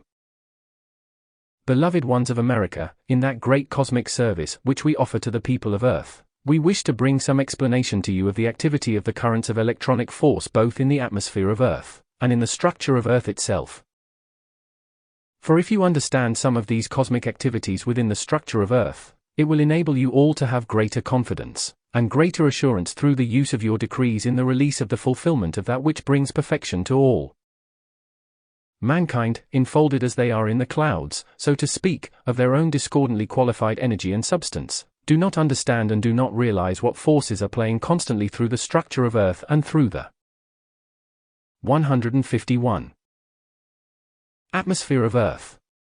Therefore, the mental and feeling world of the mass of the people is principally a continuous action of their own desires, and the constant driving force that wants them to continue those desires to their destruction. Now the reasoning mind sometimes accepts the truth of the law and sometimes does not, due entirely to the individual's feeling of willingness to surrender to God. Therefore, when mankind is unwilling to let go of the human desires that enslave them, they always come to their assistance, periodically, certain activities of these light rays and the sacred fire which enter into the atmosphere over a nation or the world, and compel certain changes to take place. Thus we work in the mental and feeling world of individuals until the pressure of the cosmic light intensifies to the point where, playing through the powers of nature, it forces mankind to learn certain activities of the law which are unescapable. And, may I say, there are some individuals in that condition right now, and, like it or not, they're going to learn, willing or otherwise, because when mankind will not listen to the intelligent, reasonable explanation of the law and why they should purify themselves and go forward to greater accomplishment, then there must come a shock through the powers of nature that forces the awakening. But those of you who by conscious demand for the purification of the outer self, having accepted your mighty I Am Presence, and giving your decrees, can have unlimited illumination at any time once you begin to rise into the feeling of closeness between your heart flame, and the heart flame of your mighty I Am Presence, or the heart flame of the outer self with the heart flame of any ascended master or cosmic being. The outer world, not understanding the law, doesn't quite believe or comprehend how it is possible for unascended beings to reach to these great heights of power and assistance, and draw back that help to themselves or their fellow man. But that is because the mass of the people, intelligent as some of them are, do not understand what happens in the use of the sacred fire. Now your outer self contains the heart flame from the great central sun within the physical body in the permanent atom in the heart. That does abide within you regardless of all mankind's opinions to the contrary. Therefore, if you will recognize that and begin to set it into expanding action by your own intense love poured to your mighty I Am Presence or the ascended host, you will automatically draw back the greater illumination and the greater powers of the sacred fire from the heart flame of your own mighty I Am Presence or the heart flame of any ascended being. Therefore, when any particular activity is being poured forth to mankind by one or more of the ascended host by your own heart's love to your mighty I Am Presence, and to us, you can draw back into yourselves, first of all, and then into your affairs, the quality or special activity that one or more of the ascended host are using to help conditions in the outer world. So I want you to feel your closeness to us through the heart flame in yourselves, and if you once understand how to still the outer and let that heart flame of your love go forth to your presence, my dear ones, your struggle is over. Turmoil may rage about you in the outer world, but it will part and run around you when you have entered into the use of the sacred fire and feel your oneness with it. Now you can send forth the feeling from within the heart flame to any place in the universe, to any cosmic being as well as to your own mighty I Am presence. That is how the individualized flame may reach up and contact infinity and draw forth from the infinite whatever intensifying, special activity you require to produce perfection in yourselves and your world. This is all contained in the first commandment that has been given to mankind, thou shalt have no other gods before me, and if mankind understood a millionth part of what that statement meant, they could not remain in the condition they are in the outer world. When you understand that there is a powerhouse of the universe through that heart flame in yourself, you came forth from the great central sun, and without that you would cease to be, you can understand how important it is to you, and how you can, by recognition of it, draw its greater powers into outer manifestation to bless yourselves and your fellow man. Now let us take one quality. Suppose we take freedom. When things become uncomfortable, for the outer self, it begins to wildly want freedom, and very rarely gives it to anyone else, and so it doesn't let that quality, the quality of freedom within the heart flame, have any chance in the atmosphere about you. But if you want freedom, and you send your own heart's flame of love to your mighty I Am presence, and beloved Saint Germain and others of the ascended host, and you send love there, asking that the sacred fire of eternal freedom come in and around you and bless you, if you ask that blessing, life, the greater life above you, cannot refuse you. I wish you would experiment with this. If you will try it a few times until you become aware of its answer, and then you watch to see how much more freedom comes into your affairs as well as into yourselves, then you can enter into more concentrated action and drawing forth of other powers that you wish to use in the outer world. And since the gods of the mountains are the balancing, controlling energy of every continent on the earth, many blessings will come to you as you understand how to send your own heart's flame of love to your mighty I Am presence first, and then to any one, or all of us. And draw back into yourselves or into your nation the powers of perfection and the freedom of the sacred fire from the heart flame of each of the gods of the mountains. The mountain ranges are the concentrated power of electronic currents and magnetic currents, which are the radiation of the sacred fire from the physical sun and the great central sun. These are located in the mountain ranges of the world, and that is why mankind has not been able to conquer the forces in the mountain ranges of the world. An occasional individual attempts to scale the heights sometimes, but none of mankind can master or control the magnetic and electronic currents in the mountain ranges of the world. That's something to think about, for since the great currents of life pour forth through those mountain ranges to bless the earth and mankind, anyone who will practice sending his or her heart's flame to the mighty I Am presence, and then to the great beings who dwell within and direct and control the electronic force and magnetic currents in the mountain ranges of the world, will draw many wonderful activities into his or her outer use, as you know what that love will bring back to you.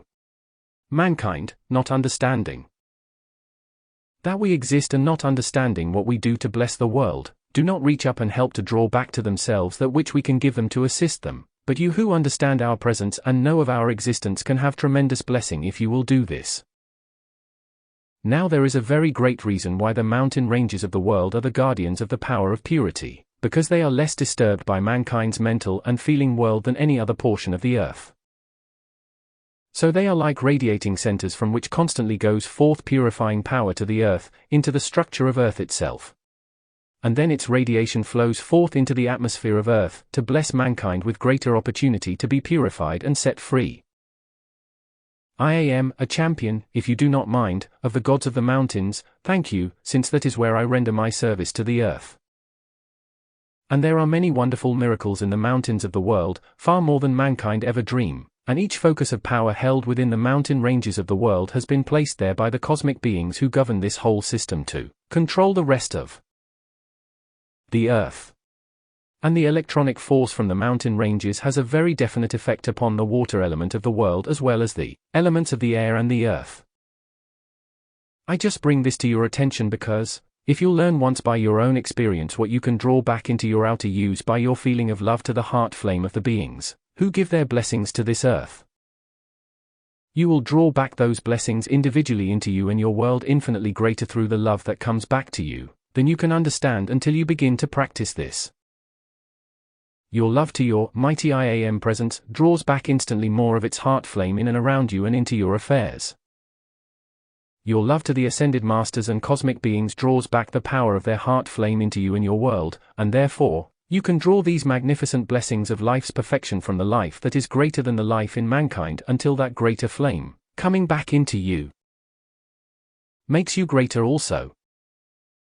And if people understood what they could have by intense love and devotion to the mighty I Am presence and the ascended host, this world would be filled with the perfection from the Ascended Master's octave. Mankind goes to great length to explore certain things when their curiosity drives them on, but I say to you, you will have infinitely more illumination and infinitely greater blessing through your intense love sent to your mighty I Am presence and the ascended host than you will ever attain through curiosity or what the world calls research.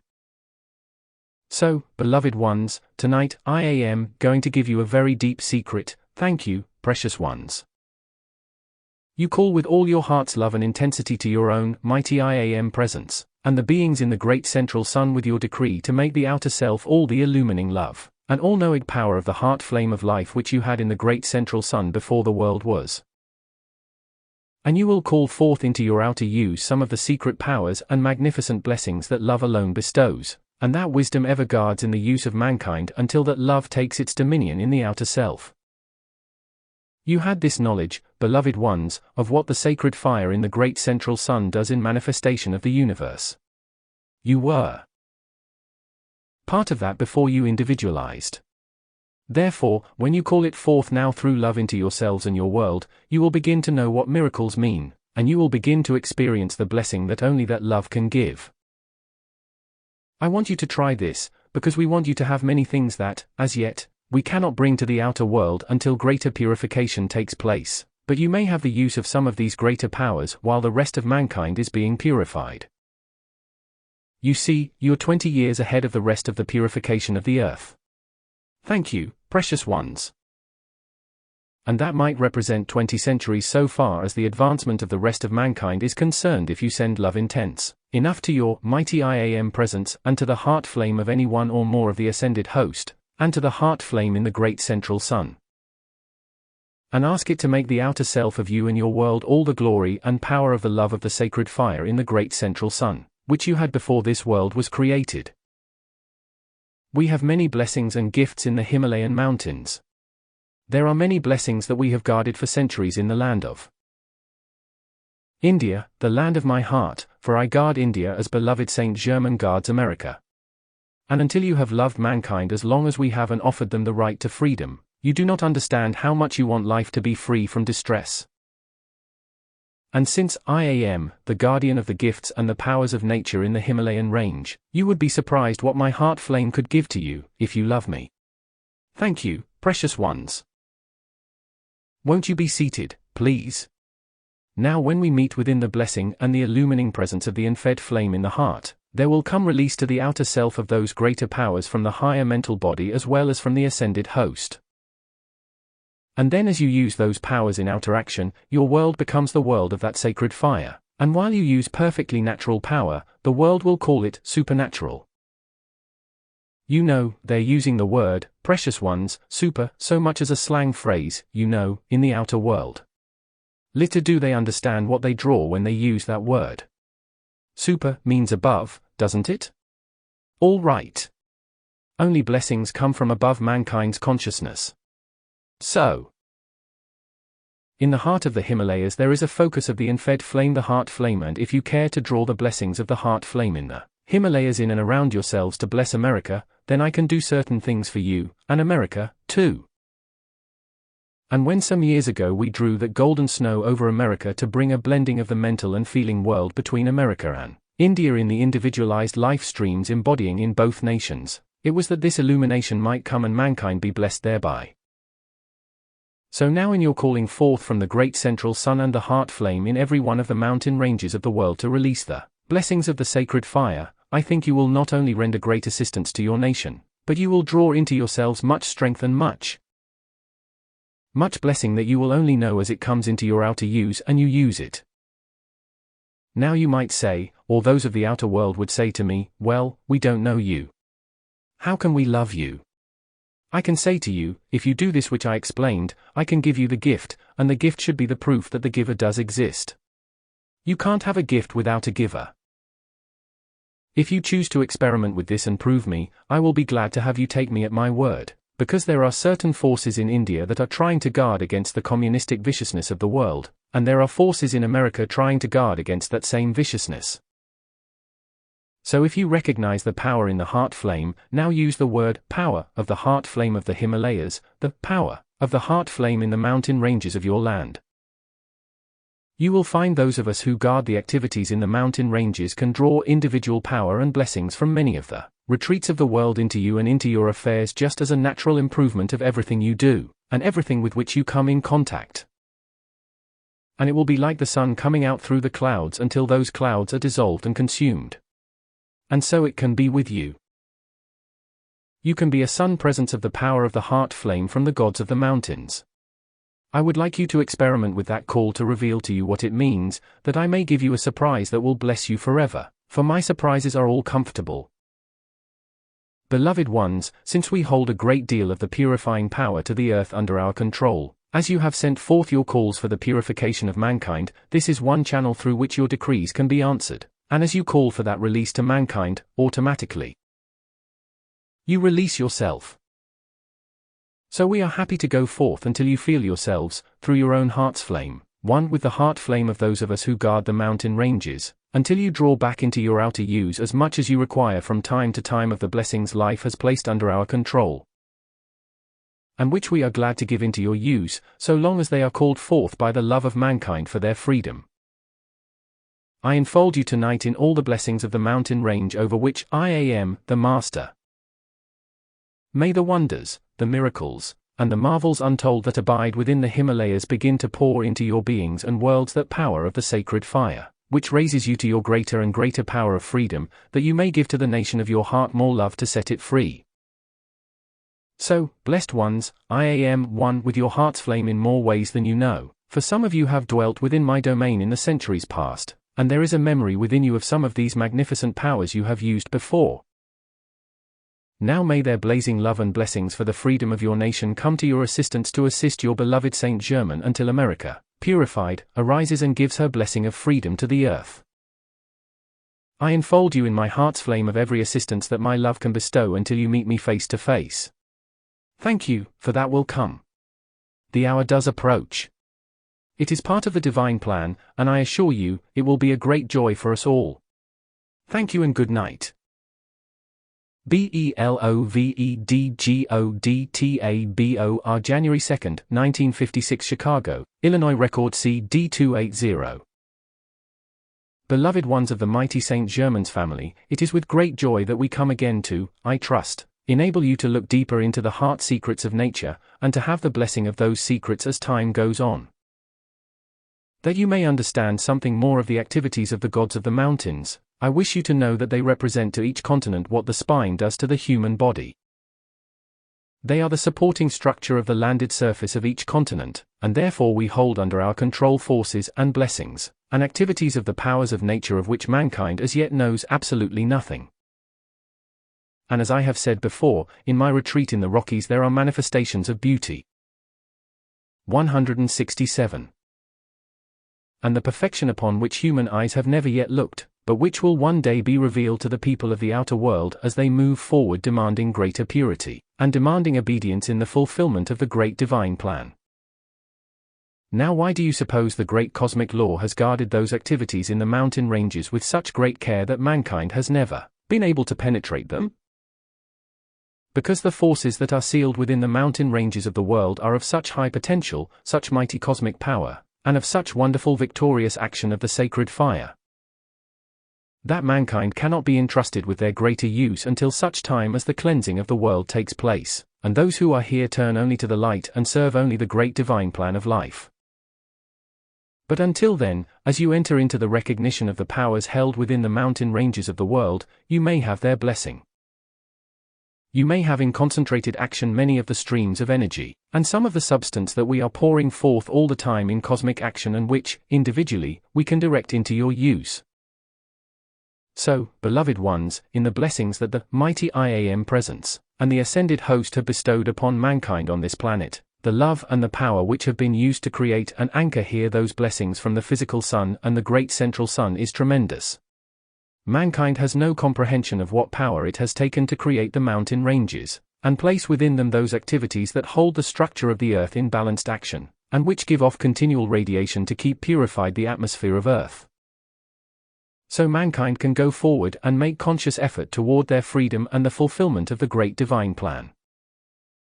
The magnificent blessings that are in the Himalayan range are indescribable in words that you understand, and I can say almost the same thing for the Rocky Mountain Range in America. The same thing is true in the Andes of South America, and there are other places in the world where great blessings and powers are held in guarded control under our complete protection, as they render their service to the rest of life. So, precious ones, the great God Presence of life has placed in this world infinite blessings for the mankind who pass this way. And so whenever you contact the mountain ranges, if you really want to experience what the answer to your love will be, I say to you, send your love to the mountains and ask your mighty I Am Presence to bless those mountains with all of its love for all the blessing they give to the people of earth. This will open certain doors for individual blessings to come to you that perhaps cannot come as quickly to the rest of mankind until they, too, give conscious recognition to the powers and the blessings of the mountain ranges. There is a constant purifying radiation going forth into the atmosphere of earth from the purity in the tops of the mountain ranges, and even from deep within the structure of the earth. As the substance that is placed there continues to pour forth its life-giving essence and purity and blessing to the mankind of this world. The great God Presence of life in its ever-expanding love has offered such beauty, such power, such healing, and such love through those channels that anyone can have if he or she will but give attention to those blessings, and send forth the love to those channels that open the way for greater and greater release to the individual. But remember this, no matter what you require, no matter what you desire of good, if you will send your mighty I Am Presence, your love to the channel from whence you want that good, that intense love and desire poured forth by the individual has to be answered by the cosmic law. Because that is the law of life. When the demand through love goes forth to the greater life, then the greater blessings come forth to the life that makes that demand. And when you understand that greater and greater love to your mighty I Am Presence, and the Ascended Host thins the veil between the outer self and their visible, tangible presence, you will realize that to associate with us as you do with each other depends upon your expansion of the flame of love in your own heart, because every time you command your love to go up and enfold your mighty I Am Presence, the infed flame in your heart does expand. And that expansion is eternal. It never recedes. So every wave of love that you send to your mighty I Am Presence makes the power of its sacred fire in you grow greater. Therefore, its power to control conditions around you ever grows greater as you offer it to your mighty I Am Presence or the Ascended Host. And under the action of the sacred fire, every wave of love that you send to your mighty I Am Presence draws back an action of the great central sun magnet's love from the central sun which your mighty I Am Presence uses to enfold you. So the great continuous flow, blessed ones, of these activities of the sacred fire, ever and forever throughout infinity brings you back the greater blessings from realms of light infinitely greater than this world. In your experiment of drawing back into yourselves the strength of the mountains by your love to the mountains first, will you find that electrical current charging back to you as visible, and as tangible as if you held a high-powered electrical wire in your hand. High-powered current would have no more energy in it, in fact not as much, and it couldn't be any more tangible than the answer of the great beings who control the mountain ranges of the world to your heart's love and blessing to life. People do not yet understand the power of blessing in the sincere desire of the outer self. to send forth the flame of God's heart to bless and bless and bless with God's love all that you contact. So we are awaiting the hour when mankind's love to the mountain ranges of the world builds to the point where we may open the heart of nature, reveal the beauty and the action of some of these powers that are forever the perfection intended for this world. Now, I am going to say something, and don't let anybody tell you that from the physical side they have the same thing. There are in the mountain ranges of the world, in the Ascended Masters retreats that are controlled completely by Ascended Masters, there are many focuses and activities of the sacred fire in constant manifestation. That sacred fire burns within those retreats as surely as this electric light lights your room. There are many focuses of the sacred fire held for centuries in the retreats of the world, and those retreats are in the mountain ranges. Those are the activities whose radiating purity goes forth and controls the conditions in nature and in the atmosphere of earth that enable mankind to make further effort toward their freedom and to give them the greater strength and the blessing to make that effort. There are many retreats throughout the world. In fact, in every country there are some, and within every country is a focus of the sacred fire which is the guarding presence of that nation or that country. And that is entirely under the control of the ascended host. No unascended being has any control over that, and no one can ever go to those retreats in the physical body, except by the Ascended Master's escort and invitation of the Ascended Master who is in charge of each retreat. So don't listen to a lot of silly nonsense in the outer world by people who are simply lying. These sacred focuses of the sacred power, the sacred fire in these places, have been drawn there by the mighty Alios and the other cosmic beings who govern the fire element to this world. Therefore they are established by cosmic authority. They are controlled continually through the centuries by cosmic authority, and they are protected by the powers in the mountain ranges that mankind can never master until individuals become ascended. Therefore, as the purification of the world takes place, many of these activities will be intensified. After they have rendered their service, mankind will be taught more of their power to control physical manifestation and to assist the powers of nature to release greater blessings for mankind's use. So life, the beloved mighty I Am Presence, has blessed the beings of this world infinitely with all the hidden powers and secrets and blessing in the mountain ranges of the world. Each mountain range holds certain activities that are definitely the controlling power for that portion of the Earth's surface, and with that, none of mankind will interfere, I assure you, regardless of all their invention. There are forces in nature of which mankind knows absolutely nothing any more than a lamppost, and some of those powers come under my direction. And they are all controlled by cosmic beings who know what they're doing. I simply come to bring this to your attention, that you may draw back to yourselves, if you so desire, through your own love, offered first to your mighty I Am Presence and the mountain ranges of the world, that the blessings that the mighty I Am Presence, in the great central sun has placed within those mountain ranges, may pour forth that radiation to you that makes you strong to stand against the turmoil in the atmosphere about you. So I simply come to remind you again of a blessing you may have, and a power that is offered when you understand what a scepter of dominion your flame of love from your heart is to your mighty I Am Presence, is to us, is to the mountain ranges of the world, and it is to the powers of nature, to the forces of the elements. You may have such blessings, long before your ascension, as mankind has not yet dreamed are within the mountain ranges of this world.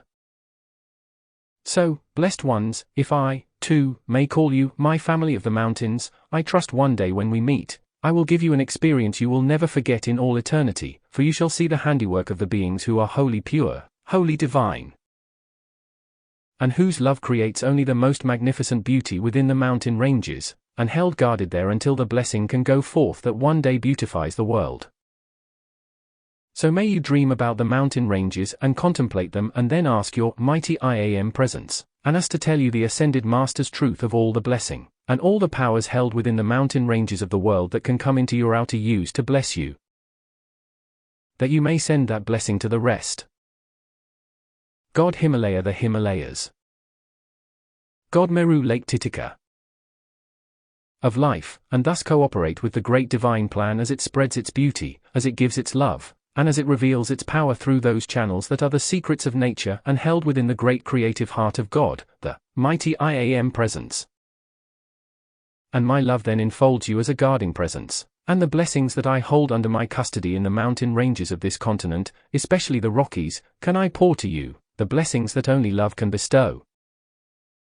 I shall love to fill your world with those blessings to bring you joy for eternity, and make you strong enough to pour that blessing to the rest of life wherever you abide. I can draw those powers from all the mountain ranges of the North American continent, and converge them to any particular service that blesses mankind with greater freedom, greater illumination, and the great fulfillment of the divine plan for the earth itself. So I enfold you in the magic powers of my love, and may you dwell within them until you know all they can do for life everywhere. Thank you with all my heart. Beloved God Tabor, December 3, 1956, Chicago, Illinois. Record CD 374.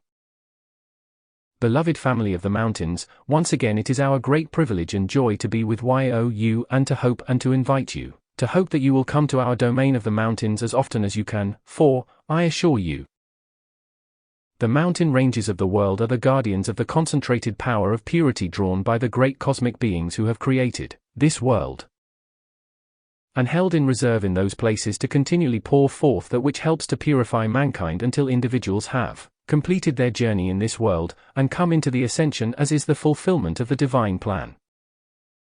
Tonight I wish to remind you that it is within the mountain ranges of the world that so often the ascension takes place, not always, but 179. Almost always. Wherever individuals are drawn into the retreats of the world to complete the preparation for the ascension, the final victory is attained somewhere near the mountain ranges of the world. So I hope the mountains will mean something more to you from tonight than they ever have before, because they are the guardians of those powers of purity which enable the great powers of nature to continually go on and supply their blessings to mankind for the outer activities that are drawn forth now in the use of the great cosmic power of the sacred fire, in order to assist mankind. In the various places in the mountain ranges of the world that are the retreats of the Ascended Masters, there is always, within every retreat, an intense focus of the sacred fire and the purity in the surrounding mountains. The mountainous area is the guardian of the power within that sacred fire. If it were not so, beloved ones, the cohesive power of the planet would have been interfered with by mankind's discord, and has been at times in the past so seriously interfered with, that cosmic assistance has had to come and undo some of the frightful things that were imposed upon life. Now those of you who understand this law have an opportunity that the rest of mankind does not have nor understand, for in your use of the power of the mountains, it is always a purifying stream of energy that is constantly flowing forth to keep the atmosphere purified, and to enter into the mental and feeling world of mankind as well. So when I called you the family of the mountains, it is that you may more deeply realize that your home in the mountains can be a focus of very great power to bless you, your world, and your affairs. And it can become a powerhouse from which you draw strength and energy into yourselves, periodically, and then return to the outer world to render your service. There are many places right in this beloved land that is the heart of the world where the sacred fire is held within the mountain ranges, and I assure you, that sacred fire will remain sacred, will remain there, be untouched by anything that mankind invents. Now is that indicative of protection to you or not? Thank you so much, precious ones. We have established these activities of the sacred fire within the various mountain ranges of the world, to compel safety to the structure of Earth itself. And the power of the sacred fire within the mountains is the same strength to the structure of the Earth that pillars, your steel pillars, are to your modern skyscrapers. So if you choose to come within the mountain ranges of this nation and there abide for a time in the silence and the power of their purity, you can but feel the intensifying strength and victorious power of accomplishment after you're there a short while. And there are certain things we can do for you while you are in that stillness and purity of the mountains that we never do anywhere except within the mountains. It doesn't mean necessarily that you must go hiking all over mountains in order to gain this of which I speak, but if you are near the mountains and you still the outer enough to send your love to the powers of the sacred fire within the mountain, that love will draw back to you the blessings that are there. Now those blessings may come to you in perfectly natural channels of the outer world, but the power that begins to draw them into your outer use abides within the mountains. And your mighty I Am presence and the ascended host, when your love goes.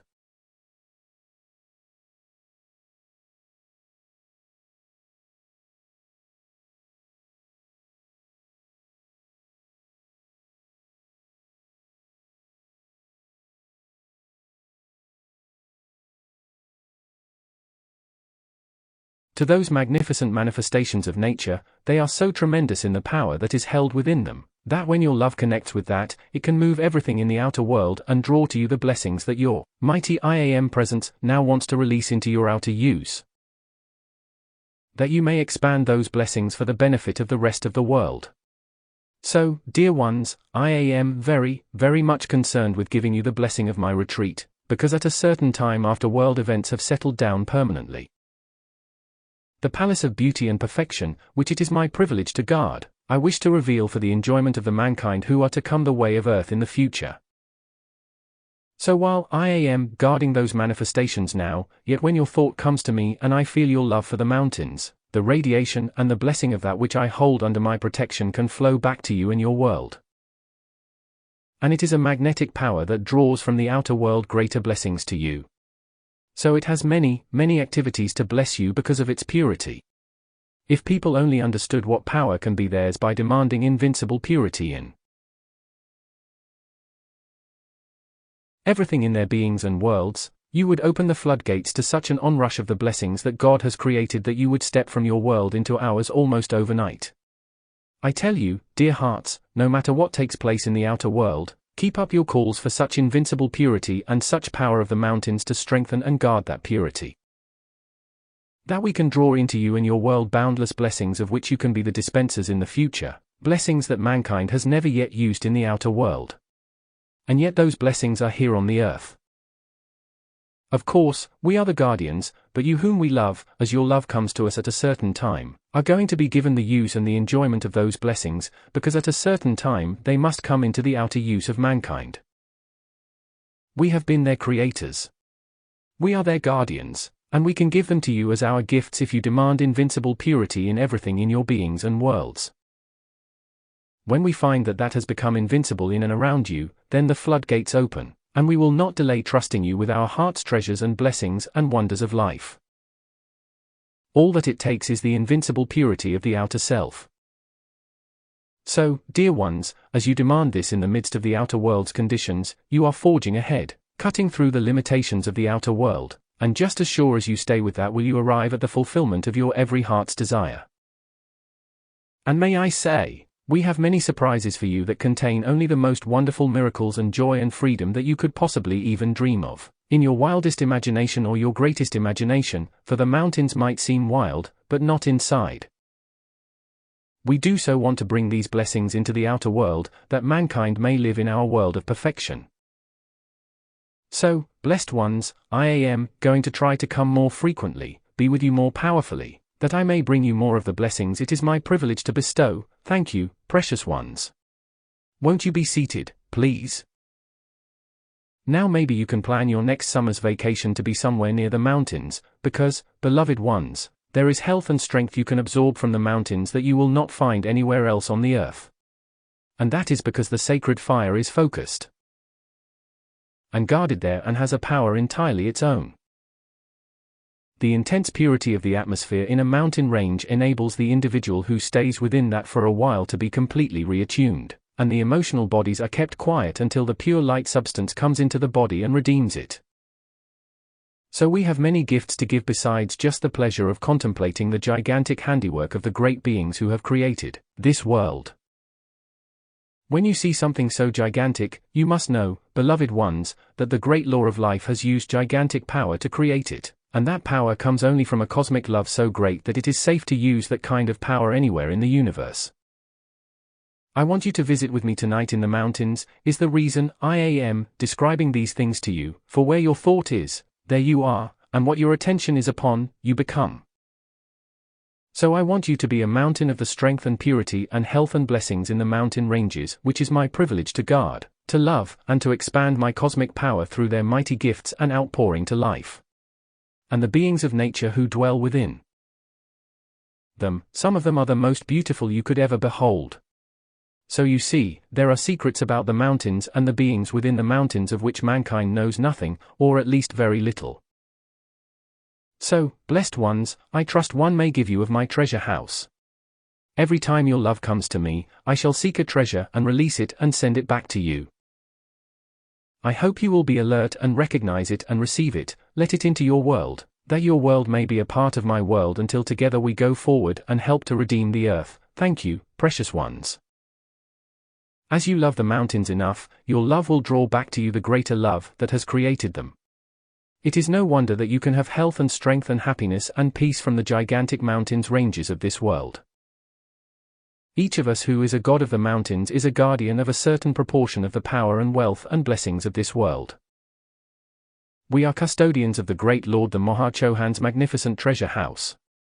We are the guardians of his love and other beings who serve him. And so if you care to join our family of the mountains, I hope it will not be too long until some of these beings can be revealed to you. And when you see them, you cannot help but love them, and your love to them will draw back to you the gifts that their love bestows. I am not talking in riddles. It might sound like it, but if you'll think deeply on this, you will come closer to us, and what your attention is upon, you draw into your world. So if you think of us enough, we will become associated with you in your world. If you think upon the blessings that are held within the mountain ranges, your love to them will draw them into your world and draw you into their world. So you cannot lose. It is impossible not to receive back into yourselves and your world the blessings of that upon which your attention rests. In the powers of the mountain ranges of the world there are ways and means of accomplishment that will delight you greatly, and will always bring you ease and comfort and peace. So if you care to turn your attention just in a great outpouring of love to the mountain ranges of the world, I would like you to experiment with that we may show you what comes back to you from the mountains' blessings and gifts which only the mountains can bestow. But your love to those mountain ranges is required to open the door and let there flood back to you the gifts that God has provided for you there. FM still not talking in riddles. Just accept our love tonight and let us feel close to you, that we may bring into your world the joy, the beauty, the perfection, and the power that is in ours, for surely your world needs it and you need it. And it will lift you up and above the conditions of strain and struggle under which you have been in the past. So just think of us once in a while, just once in a while, and let us show you what we can send back to you as your thought comes to us. And if you care to bless the domain of the mountains which is ours, it can but bring you back its own blessings. I commend you to an experiment with the blessings that the mountain ranges hold in their hearts, and yet are willing to give to all who open the way through love to the mountains. Until the floodgates open and all the blessings that have been stored there surge now to serve you and bless you and lift you to their great freedom for eternity. I shall do everything that love can bestow to give back to you all the blessings of which I am custodian. May you feel them flood into your world until you behold the change that has come. And it has all been the result of the sacred fire focused in those mountain ranges to produce the things and the beauty, and the perfection that brings you happiness and freedom and the fulfillment of the great divine plan. My love ever awaits an opportunity to pour to you in your world my boundless blessings, and there is music in the mountain ranges that I hope one day you will hear. Thank you with all my heart. Beloved God of the Swiss ALPS, December 6, 1956, Chicago, Illinois, record CD 383. Beloved ones of the land of freedom, beloved ones of the heart of the world, beloved ones of the fiery heart of the beloved mighty IAM presence, tonight in the outpouring which is coming forth from heights of perfection inconceivable to the human intellect, there is constantly approaching, constantly surging, constantly expanding one activity after another of the sacred fire whose presence must come into outer physical conditions, and compel mankind to awaken from the shadows of their own creation, and to compel individuals to face the light of cosmic Christ control of all in this system of worlds. As the cosmic light passes through the entire system, as the sacred fire increases all. 191. Activity of life within the system, I assure you, human creation must be forced to be annihilated. The onrushing sacred fire in cosmic action is compelling certain changes to be brought about in the structure of Earth itself, and in the structure of the mental and feeling world of the masses of the people everywhere. So every time evil seems to be on the increase, the expansion of the sacred fire and cosmic light are on the increase also. And since they are an eternal action of the perfection of life, then the hour strikes when their increasing momentum swallows up that which has been of human darkness and that which has caused such distress to life. In the conditions of the outer world which are seeking to torture life again, certain things are converging to a bursting point. And if, with your calls and our release of the sacred fire, we can combine the concentration of the sacred fire rapidly enough in and around that which is constructive, much that was intended of frightful destruction not only will be prevented, but in certain channels it will be removed rapidly enough for the cosmic Christ to take control where before it seemed not to be handling situations at the present time. Know this always, whenever there is an effort to stand to God and call forth the God help to the masses of the people of the world, that call has to be answered regardless of all karmic accumulation. I bring you that reminder tonight, that you may understand that when distressing conditions reach a certain intensity, the very desire in the people to be free from those conditions forces the attention to be held upon the great God presence of life with determination to have God's help to release individuals from their own frightful creation. So when SOMETIMES the outer WORLD conditions appear to be so frightful from the outer standpoint, yet, from the inner activity of life, it is compelling the desire within individuals to reach up and desire God, desire God's help, and with fierce determination desire the release of that which masters the evil forces of this world. And when that reaches a certain momentum, I assure you, those forces will be compelled to be bound within their own cause until their evil annihilates itself by its own explosion. When you force destructive conditions back into their own center, the very intensity of the pressure causes the explosion that shatters and annihilates their evil, because it generates a certain electronic pressure of that electronic force, which is the energy by which those destructive conditions act, and as that pressure is increased, it forces the consuming of the evil. While I know sometimes evil seems a long time consuming itself, yet, in the end, it has to fail and be consumed.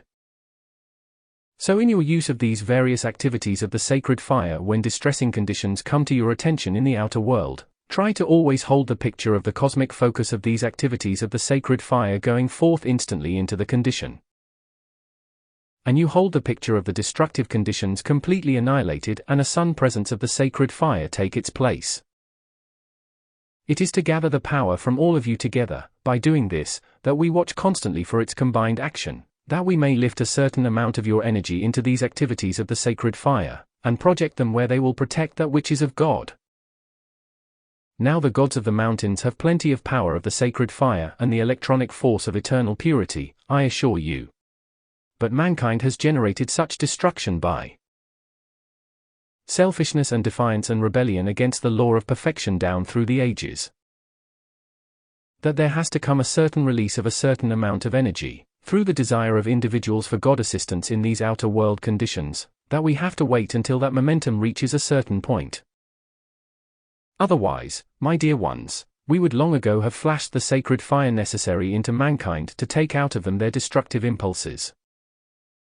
But the cosmic law does not permit us to remove their penalty when there is no desire within to stop their evil. Otherwise we would never permit such frightful conditions to go on in the outer world activities. When we let certain forces spend their pressure of destruction, it is because we may remove by that all of their accumulation in one stroke. The cosmic law makes no mistakes, I assure you. The sacred fire cannot produce anything but invincible perfection. Therefore, as you hold closer and closer into these activities, and you command them to go forth and consume mankind's evil, that is like a light coming through you, expanding and reaching into the mental and feeling world of the rest of mankind. That awakens constructive desires within the masses of the people, and as that desire awakens, it becomes a light within individuals that reaches up to God as they understand it, and asks for God's help to free life from human creation. So this cosmic law goes on in its almighty control of individuals everywhere. Now there are certain life streams whose accumulation of evil has been of very long duration, but each one is being tested out to its final strength, and as the cosmic light increases and the sacred fire expands throughout the world, either those life streams let go of their evil or they are taken out of the body with the evil until that evil is consumed. And they must do certain things themselves to help consume it because they built it. So you have everything in the world to be encouraged about in your use of these mighty calls to the heart of creation for the master power of the universe to be set into action in physical conditions and to force the purification of the world. And thank you forever for that assistance from tonight, thank you so much, precious ones. You will never know until you are ascended, until we show you what is in the etheric atmosphere of this world. You could not believe unless you saw it, what is released through your decrees. That is why we come constantly to encourage you, to assure you of our presence, to give you our help, to hold protection about you, that you may go on and render your maximum service while there is yet time.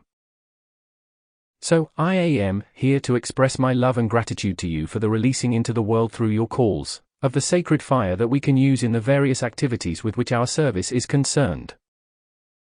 When your release comes to a certain point, when its power reaches a certain expansion, then the cosmic beings who govern the system of worlds blaze into that which you have released the final amount of cosmic fire to go forth, and finish the work of removing from this world the human creation that has caused such frightful distress to life. Keep demanding the forced purification by all the sacred fire necessary to act instantly in and around yourselves. And then wherever you abide, whatever you contact, just keep demanding that the sacred fire compel purification at your command. I want you to have faith in yourselves so great that in the intense feeling of the fulfillment of your calls, the light and the sacred fire can flash instantly into conditions and more quickly remove them both from your activities and the rest of the world. Try to remember, life is the only thing any individual in the universe has with which to do anything, good or bad, and, therefore, you are life. You have the sacred fire of life to use. You have the cosmic power of the sacred fire by your desire, by your attention, by your call. And if you remember that faith is the feeling of light, I say to you, mastery is the use of the sacred fire into everything you contact. Then your world becomes the world of the sacred fire in which only perfection can exist. I shall hold your attention to the acceptance of that until the fullness of its power reveals to you, inside of yourselves, the perfection which is yours by divine right, and the power you have to use the sacred fire to correct everything that is wrong. And I shall keep you reminded until your victory is eternal. Thank you, precious ones. Won't you be seated, please, and just remain so? I will not hold you longer. I just want to assure you that your constant use of the sacred fire is watched by every one of us, and to every flame for which you call, we add infinitely more to join yours until the mass momentum reaches the point where it overwhelms the hordes of evil. And they are compelled to roll back and be bound by the cosmic law that dissolves them from the universe. Every life stream must be stripped of every destructive impulse, and when those destructive creations are taken away from each life stream and consumed from the universe, then the awakening of the outer self to the authority and power of the sacred fire brings the forward advance on the pathway of light, that compels the mighty victory of the I Am presence to move into outer action and control all. Now we are guarding certain forces in Europe, beloved ones, for the protection of that which is constructive, and the radiation that it is our privilege to draw forth continues to penetrate everything regardless of outer world appearances. And this I can assure you, some, and I mean a great many, destructive channels are not nearly so sure of themselves as they were a few months ago, and as time goes on, they will be less so. Much of their contemplated plans, many of those plans have gone awry, and as your commands to life are sent into the atmosphere of Earth, they will continue to expand until every destructive thing is forced into annihilation. So while you might seem only a handful of people compared to the masses on the earth, yet, as the sacred fire blazes in, through, and around you, as it goes on in its ever-expanding cosmic pressure and power, it fulfills the great divine plan, and nothing can prevent it. So be of good cheer. Go on with the expansion of the sacred fire, and demand its invincible victory everywhere. Send it forth throughout the world to enfold all who are trying to hold to God, trying to protect the constructive things and ways of life, and send forth that sacred fire that protects and strengthens and helps them to victory. You cannot give that to every life stream on the earth without manifesting it yourselves.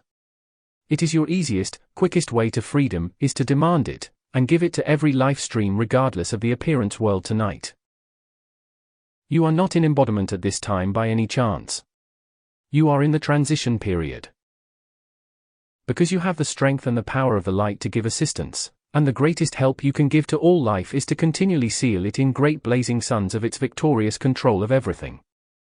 And as that goes on, you will find your own world, the world of that sacred fire, automatically controlling things in you and your world that need controlling. Blessed ones, weary not of well-doing, But go on with the feeling inside of you that you are the master power of the sacred fire's control of everything whenever you call that into outer action. And it shall be so, and it shall be so established unto you. But don't fail to use it, you can't use it too much. And if everything you do from hour to hour were charged, first of all, with the sun presence of the sacred fire's control, your mighty IAM presence would have an open pathway to give into your outer use everything you require, and bring it about with a joy that lifts you always to freedom. So in the use now of the cosmic activities of the sacred fire, send them forth for the purification and freedom of all mankind, and that shall have to come. And automatically it fills you and your world with itself first, and then, as it goes to the outer world, it continues to intensify and expand until it finally becomes the onrushing control of all in the outer world. So go forward to your victory. Live in the continual use of the master power of the sacred fire by which you master everything, and forbid anything in your world that is not the perfection of that sacred fire's almighty control everywhere you abide. And you will find limitless legions of ascended master friends always ready to assist you in the fulfillment of the great divine plan, which releases all from distress as you move into action with its cosmic authority and power by conscious use. I enfold you in the blazing sun presence of the sacred fire of our love to the mountains of the world, that their enfolding strength and power and radiance may ever bless you with the boundless powers and continual use of that which God, the mighty IAM presence, has placed within the mountain ranges of the world to render this assistance for the freedom of all life. Accept the sun presence of our love to you, that you may expand its almighty control of all things wherever you abide, and all throughout the world. So go forward, my loved ones, to victory. Victory. Victory without limit by the sacred fire without limit, until everything has become its perfection for eternity. Thank you with all my heart. Mighty God Meru, April 19, 1958, Santa Fe, New Mexico. Record CD for 93, cassette 60311-2. Beloved ones of the mighty Saint Germain's family, it is my privilege tonight to reveal something to you of the magnificent cosmic activities of the sacred fire to the earth, and the great manifestations that control conditions in this world with which mankind, through destructive activities, cannot interfere. This which I wish to bring to your attention tonight is the intensity of the cosmic force concentrated through the natural rays to the earth in our retreats, just east of Lake Titicaca in South America, and the other place, just south of the center of the Gobi Desert, where the mighty Sanat Kumara has drawn certain powers of the sacred fire and its love from Venus. These two places have a concentrated action of the electronic force from the physical sun and 205. The great central sun that is a balancing activity to the rest of the world. It is a controlling force with which mankind's human creation cannot interfere, and because of the intensity of its great purifying action and its sacred fire radiation, there is much power in those two locations on the Earth's surface from which mankind, if individuals understood how to draw that force into outer conditions, could have tremendous assistance.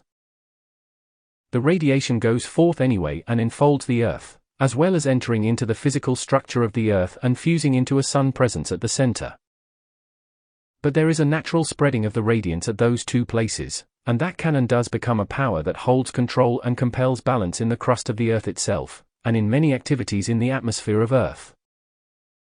Now, because of the incessant release of impurity and destructive activities through the munitions of war, and so on, through the centuries, into the atmosphere of Earth there is, at certain places, a vortex of destructively qualified electronic force, sometimes having been held for centuries. Mankind knows naught where.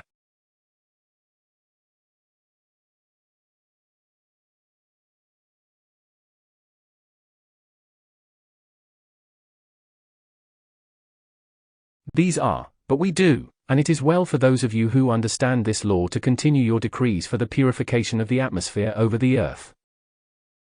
If I were you, and I am making a definite request, we would appreciate it greatly if you would call for the complete annihilation, the dissolving and consuming of every destructive etheric record in the atmosphere of Earth. Especially those records that have been held for centuries over certain locations where destructive forces have drawn their sustaining power to continue evil. These destructive etheric records in the atmosphere itself are invisible to the physical sight of mankind, therefore, Many individuals are drawn into destructive activities when they come near those destructive etheric records, and disaster follows. And yet the people know not why these things occur. If you will set into action by your calls, you do not set it yourself, but if you'll give the calls for whatever sacred fire is necessary to be released into every destructive etheric record in the atmosphere of Earth, that those records may be consumed as quickly as possible by the sacred fire that injures no one, this has an effect on the pressure of the Earth's atmosphere.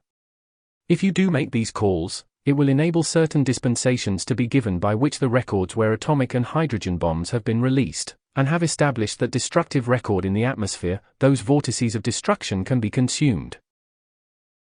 Therefore, other forces passing through those areas will not be interfered with.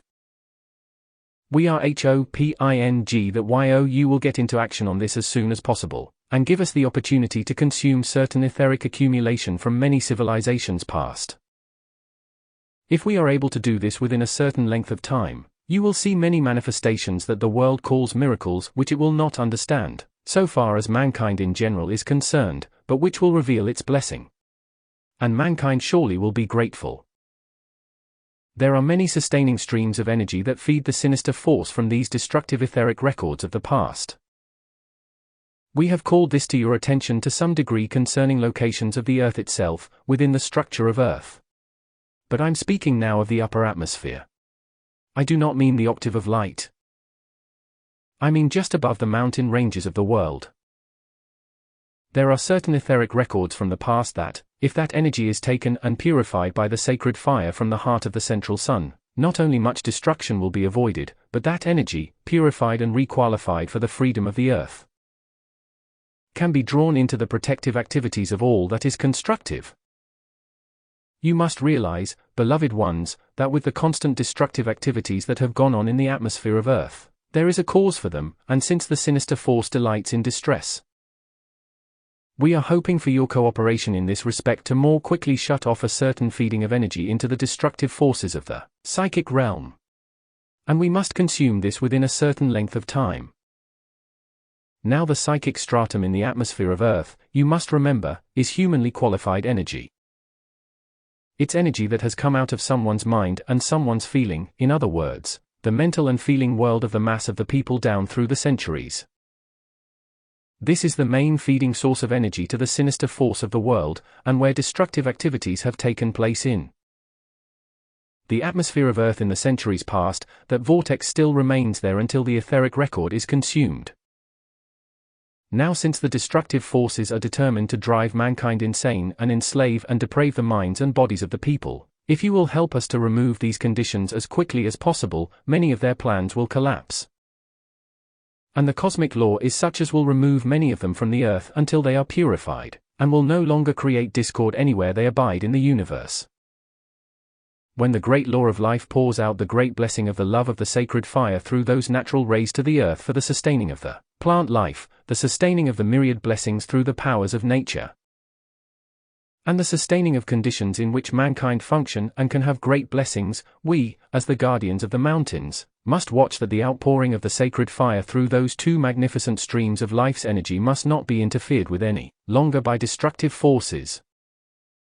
So there is nothing of danger can come to you through these calls, and it does comply with the demand of the cosmic law for mankind's own free will to issue the call, or the command for whatever sacred fire's love is necessary to consume destructive etheric records in the atmosphere of Earth, and compel the purification of the powers of nature.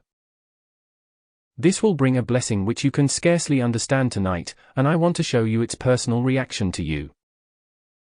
Because you are willing to use your life to make this call for the purification of the atmosphere of Earth. Since the atmosphere of Earth is controlled by the mighty Aries, the activities within that atmosphere are also within you. You're constantly breathing in the activities of the atmosphere of Earth, and as you call for the purification of the whole, there automatically comes the purification of that same element within yourselves. This will bring you a blessing beyond any words to describe, and you, in turn, will feel the release of a certain pressure under which you have been living, not aware of what you would feel like if that pressure were removed. When the love of the sacred fire surges into the atmosphere of Earth, it is not only the purifying activity that takes place, it becomes a life-giving power to the people and the powers of nature, And that is what we mean sometimes when we refer to the atmosphere as the great fire breath of God. It is the great fire breath from the physical sun, and the great central sun in which the magnificent blessings and manifestations of eternal purity are placed for the use of mankind.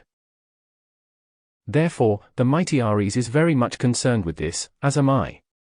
Since I am the guardian of one of the portions of the earth where the natural rays enter into the structure in and through our retreat, it is my privilege to offer you this opportunity through which blessings without limit will come to you all. And I hope with all my heart you may do it as soon as possible. Thank you so much, precious ones. This will bring very much greater safety to your air transportation. It will make many things possible for us to do for you all, as well as for all mankind, in the greater blessings that we can bestow, because they will be protected, and their constructive activity go forth and become a permanent part of the incoming civilization. This is a clearing away of conditions that have preyed upon mankind for centuries. Be not concerned about anything except to go on and give the decrees, and the cosmic law itself will reward you beyond anything you can understand tonight. Not that I am asking you to do it for a reward, but it is a service that you can render and the rest of mankind cannot. The rest of the people do not understand what is in the atmosphere of Earth or how to rid the atmosphere of that which is destructive, but you understand. We can explain this need to you. We can show you what is required, and in your willingness to use your own authority of life to call the cosmic law into action for the purification of the atmosphere, your own atmosphere, my dear ones, will be greatly purified. We are hoping to prevent certain things over the nation. This will have another very powerful blessing. If this is continued, you will find much blight that has been imposed upon nature disappearing, and that will bring much, much blessing, very great blessing to the plant life through your food, to your flowers, and to the magnificent blessings that are to come in the near future. So the blessings are almost without limit, and since the mighty Aries will give every possible assistance to purify the atmosphere as soon as possible, I assure you, his beings will give to you all the blessings they can bestow. This, as time goes on, will bring a purification into the cities, the large cities of your country, and it will be of infinite benefit to the people. They will awaken as if they had been under an anesthetic. And you, my dear ones, I tell you, you are the beloved of the ascended host. You cannot understand how much we love you, because of what you have the capacity to do now when the cyclic moment is such that it must be done now by those who are unascended, but who understand the law and set it into operation. That the cosmic blessings may come and mankind's distress cease to be. I have long wanted to give you this explanation, and if, within yourselves, you demand the fire breath of victorious cosmic Christ control come within you and blaze its blessings everywhere, the fire breath of cosmic Christ control come within you and blaze its blessings everywhere, you have the power to do this, and as you set this law into action, it will teach you many things. And it will explain many things you heretofore have not understood, and it will bring you many powers that will bless you beyond words to explain. Ask that the cosmic Christ fire breath come into you and blaze its blessings through you. My dear ones, it will improve your health. It will flood your world with blessings, and in turn, blessings will come back to you. You will be a blessing wherever you go. And it's a steady flow that will simply keep out of your pathway those delays and obstruction that have existed in the past to prevent your rendering your greatest service or having your greatest freedom as soon as possible. Just try filling yourselves with the cosmic Christ fire breath. This comes from the physical sun and the great central sun. Your own breath of life comes from your higher mental body, of course, but this cosmic action can enfold that of your own life stream. Entering into it and becoming one with it, can expand blessings that give you greater freedom. Try this for your health, to fill yourselves with the cosmic Christ fire breath in you that floods its blessings to everybody and everything you contact. Don't be concerned whether people are worthy of it or not. Go on and be the sun presence. And flood forth these blessings like the sun gives light to the earth, and you will know what it means to dwell within the heart of the sacred fire love to life. If you will do this, my dear ones, blessings you cannot believe exist will come to you until you will gasp with the speed of the fulfillment of your calls, and the blessings that flood to you for use, and in your use, you expand them and they become a greater power in you and your world. This is one of the tremendous privileges which you have as IAM students, to draw forth these marvelous activities of life, impersonal, to bless life everywhere. And when you're willing to bless all life, all that lives will flood its blessings back to you. My dear ones, I could talk for eternity about what is in the atmosphere of your world. You may call it an electrical force field. You may call it the sacred fire. You may call it anything you like, but there are magnificent manifestations of the great cosmic Christ activities from the physical sun, and the great central sun that are ever expanding their blessings to life. And since the mighty Aries really represents inspiration to the mind, as you begin to fill yourselves with the cosmic Christ fire breath within yourselves, of cosmic illumination, you will see and know the reason for many things that have puzzled you in the past. But now they will be made clear, and in that greater comprehension will come to you the use of the powers of that fire breath. So go forward and try me out. I'm willing to be tested. Thank you so much, precious ones. You're being trained, but don't know it, for many things that will surprise you greatly and delight you forever. You have asked for freedom. You belong to the family of the mighty Saint Germain, therefore, you are the freedom of his violet consuming flame, so you must begin to experiment with your greater freedom. And you do this by your conscious use of this sacred fire's purifying love and its fire breath of boundless blessings to all that lives. Great purity will come as you call this into outer action, and I'm quite sure you will see results in the not too far distant future.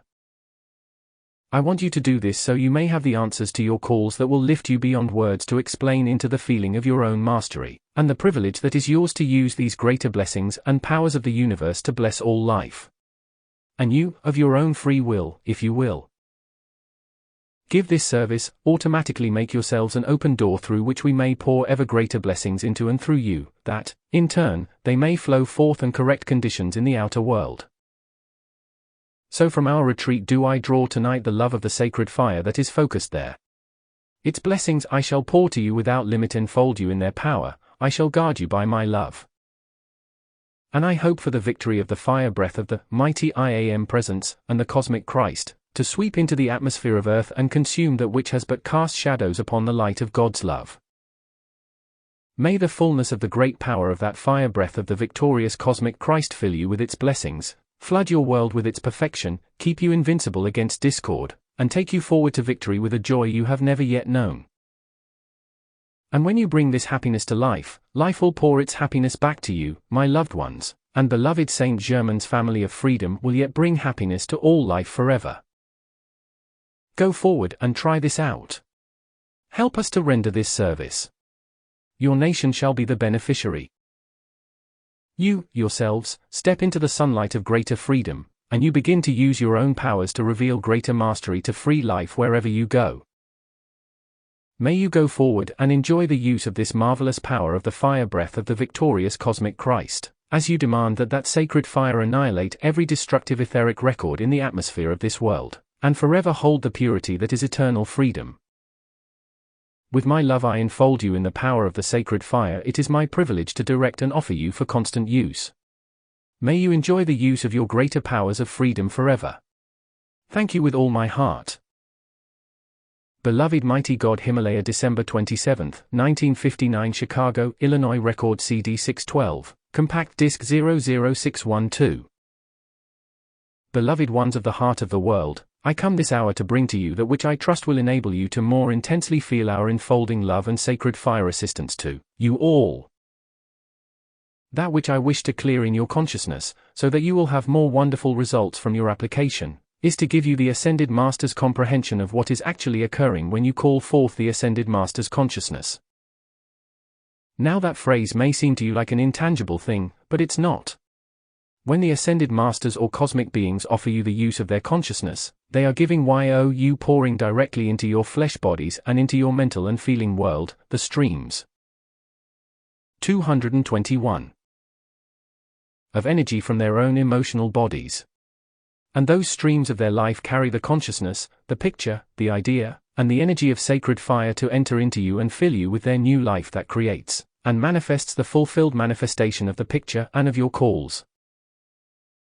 Now the light substance, which comes from an Ascended Master's ascended body, or from the light ray or the feeling of love that pours forth, is a tangible light substance.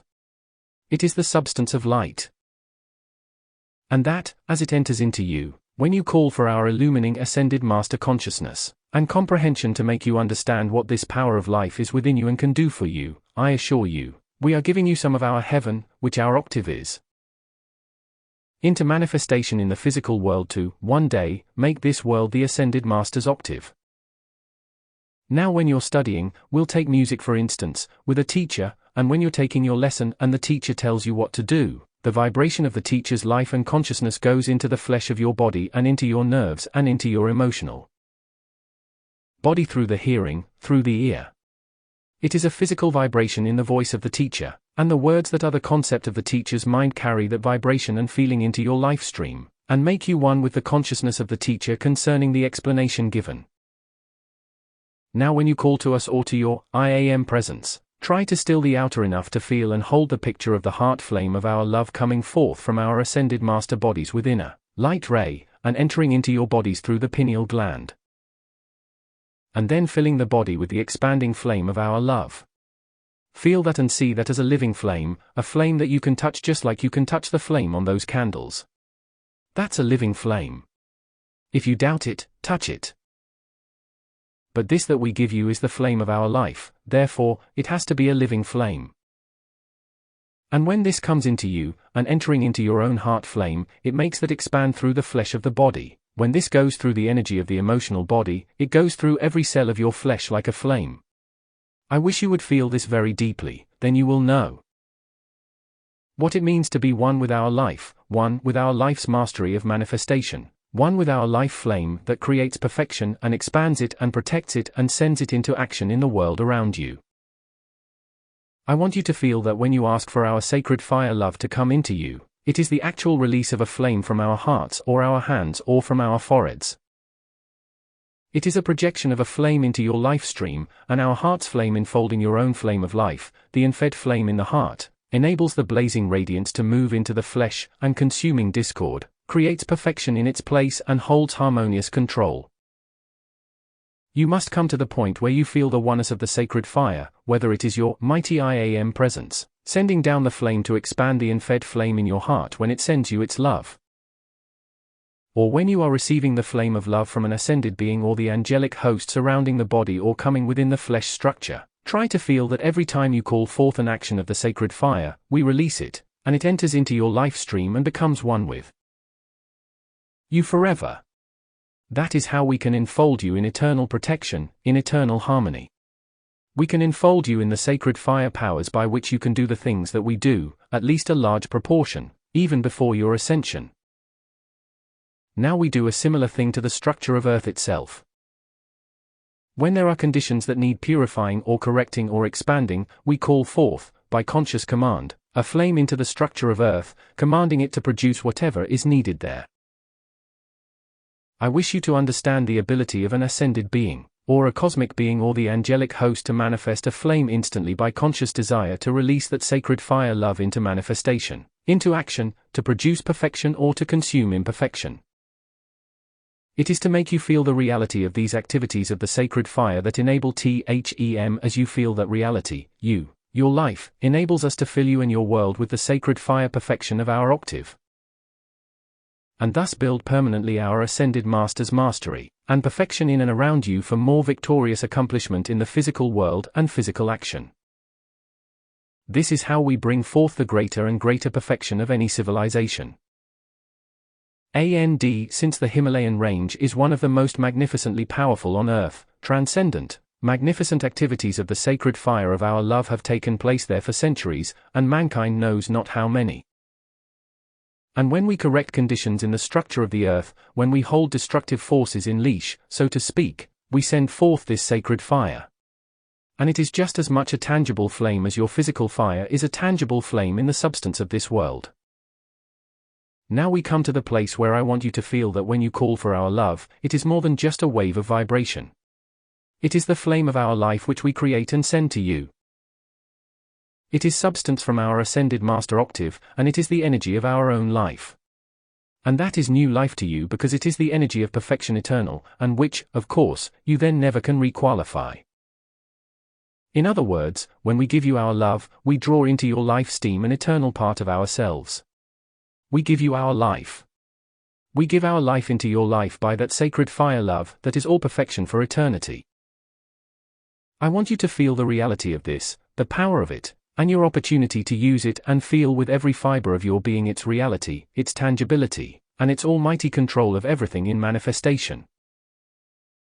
Because the sacred fire which we direct from the Ascended Master's octave is master over everything in manifestation in this world. It is the power by which we can transmute anything into greater perfection. So try to feel when we offer you our love that it's more than just an intangible thing, or that it's just a thought, or that it's just a wave of feeling. It is an actual flame, and it is tangible substance from our Ascended Master bodies. And that is how you may feel as close to us as you desire. You may have as much of our perfection as you care to call into yourselves, or as you take the time to still the outer until you let our sacred fire come into you and you feel it become a part of your life. Now when we pour forth our sacred fire in blessing to the powers of nature, as we send forth that sacred fire and it passes through the plant life, it consumes all blight. It consumes imperfection. It consumes all substance that is not pure and manifesting the divine design of its divine plan fulfilled. Everything we do in the Ascended Master's octave in the control of conditions in manifestation is accomplished, I assure you, by some activity of the sacred fire or the light rays or the release of the substance. Now since discordantly qualified substance fills so much of your great cities, especially here in the West, yet if enough people understood this law and would make the call for the atmosphere of your city to become the heart flame of the Ascended Masters, and cosmic beings and the angelic host, if you would ask the atmosphere to become or be made the heart flames of our love, that, too, could come into being. And I assure you, none of mankind's inventions could contaminate the atmosphere of our sacred fire, because our sacred fire would compel the purification of everything. And if mankind were to breathe in the sacred fire of our life and our love from the atmosphere in which individuals move, the people of the world would find and feel the purifying power of our life come into the life of individuals in this world, and expand the illumining purity that raises all to perfection. Now we have done some of this at various ages in the past, and we will again in certain channels. I wish you to understand that the very conditions in India today in the Ganges River where the bathing ghats and so on where people are healed, we have established a flame from our octave of our purifying love. And 2 miles below where the bathing takes place, we pass this flame through the water, and below that, it's absolutely pure, and the scientific world today doesn't know why. You can have the same purity in the atmosphere of your great cities if you care to understand this and demand whatever dispensation of the cosmic law is required to permit this to be done with the call that if and when it is done, that sacred fire will compel the purification of the minds and the feelings of the people within that city, so they understand the power of God that assists them, the power of God that frees them, and the power of God they must use in order to fulfill the great divine plan. Now when the people of the world are willing to look up and ask to be purified, look up and ask to be taught the use of this law to help themselves, there wouldn't be one moment's wait in the release of the cosmic light substance and sacred fire from our octave that would enable them to begin to help themselves. They must do that, and that is the purpose of beloved Saint Germain bringing this instruction of the mighty IAM presence to the people of America and the world, that each one might understand how to help the outer self. I wish that in India we had this many people who understood this law as you do, and would set it into action to purify and illumine the masses of the people of India. And so when you think of the masses in your own country that are unevolved or bound in discord, and you call for the cosmic Christ sacred fire from the great central sun, and its purifying love to compel the purification of the life streams here that makes them understand this law, and what they must do to help themselves when you think of the people in this country that need that assistance, we would be very grateful if you would call the same illumining, purifying consciousness, which is sacred fire, to come into the teeming millions of India and China and the other nations of the world. Wherever you have great masses of people bound in conditions of degradation, surely they need some call from other unascended beings for the descent of the sacred fire's purifying illumination that teaches each life stream what to do to make self-effort to cooperate with us in order to draw them to freedom. So, blessed ones, when you love life enough to call forth our greater activities of the sacred fire from our life streams into the life streams that are embodied in America and the WORLD, when you love life enough to want to do that, I assure you, the cosmic law will answer you without limit. And it will be far more effective in redeeming the backward nations of the world than many of your political schemes that are certainly not wisdom. And when we, now notice this, when we give the sacred fire, the love flame from our hearts in the Ascended Master's octave, to the people in this world and into their life streams, remember this, that life flame, as we give it to the unascended beings and it becomes one with their life flame.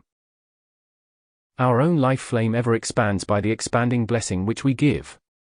We can give you everything and yet never deplete ourselves. We can give you ever-expanding sacred fire and its love, its wisdom, its illumination, its substance. We can pour it forth without limit to ever-expand manifestation of perfection here, and yet we never deplete any activity in our octave because the light, the substance, the energy, and the sacred fire are ever-expanding in our octave of life. Therefore, there can never be depletion or lack of any good thing. And so when we bring this sacred fire into the physical world and into the life streams of unascended beings, it is that a certain amount of our immortality enters into and becomes a part of your life stream, and is therefore an action of the great central sun magnet to ever draw your life up into our perfection. So it is the saving grace of love, forgiveness, and mercy. It is the hand of the great central sun offering the life that lifts the rest of life out of the shadows and into the eternal, ever-expanding perfection of God's heart.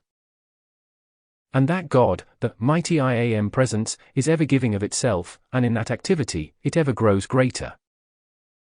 It is the natural expanding activity of life's perfection, and so as we give it to you in order to give cosmic obedience to the great divine law, it becomes obligatory for you to call our heart's flame into action into the life streams of this world, that our life may be like a magnet and hold those life streams on the constructive way of life until they have attained knowledge enough, and made application enough to enter into their ascension.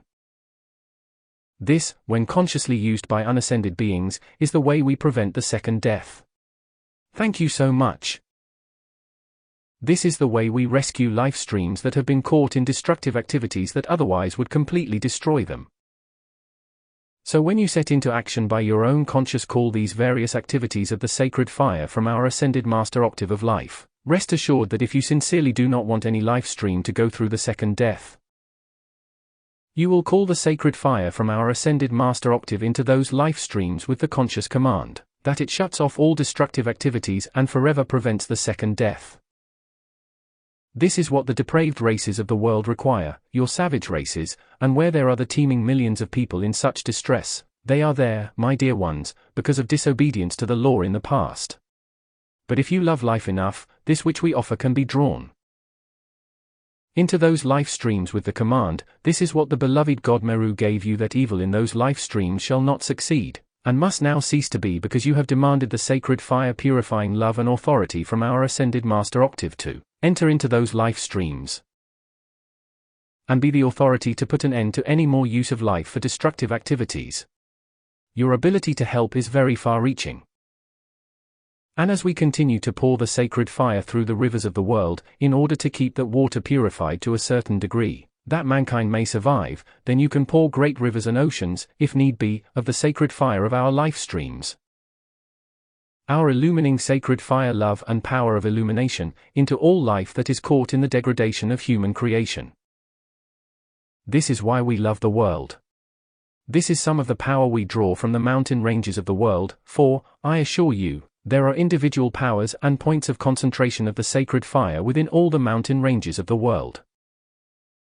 And that sacred fire to which I refer is not a volcano, that's human creation. Human creation is what creates the destruction, the fire element is ever life-giving. But the sacred fire love which we draw as a visible, tangible flame within certain points of the mountain ranges of the world, that is an eternal, ever-expanding control of everything in the powers of nature, and that is master, I assure you. That is master over all the powers of all the elements in this world. Try to feel that when you ask for the sacred fire, love and power from the Ascended Master's octave to come into physical conditions, that is master over all the powers of nature and forces of the elements in this world. And when you call that into your own life streams, into your flesh, into the atmosphere about you, into your world, into the things you use, and ask that everything be made invincibly, eternally pure, invincibly, eternally perfect, invincibly, eternally manifesting ever and ever greater blessings to life, you call this into being. You send us a call, and we manifest it because we are glad to give our life into this world to establish perfection here. And you who know the law can be the first beneficiaries of that love and blessing, because when you ask it to come into yourselves to make you like us, then you can use the powers we use. Then you become the blessing we are. Then you will move into action and flood the world with the perfection which only the sacred fire contains.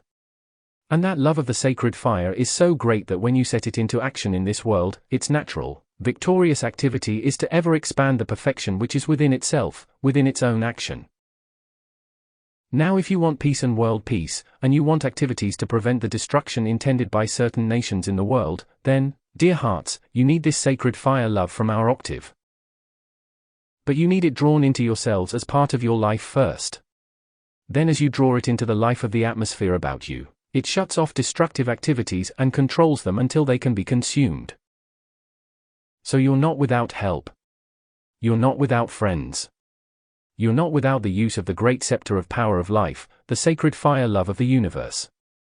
And in the conditions that the sinister force is trying to impose upon India today, there is again the opportunity to draw into the masses of the people who do not yet know how to sustain themselves, or protect themselves. You can draw forth those activities of the sacred fire that keep the hordes of evil repelled until they, too, are purified and turn to the constructive way of life.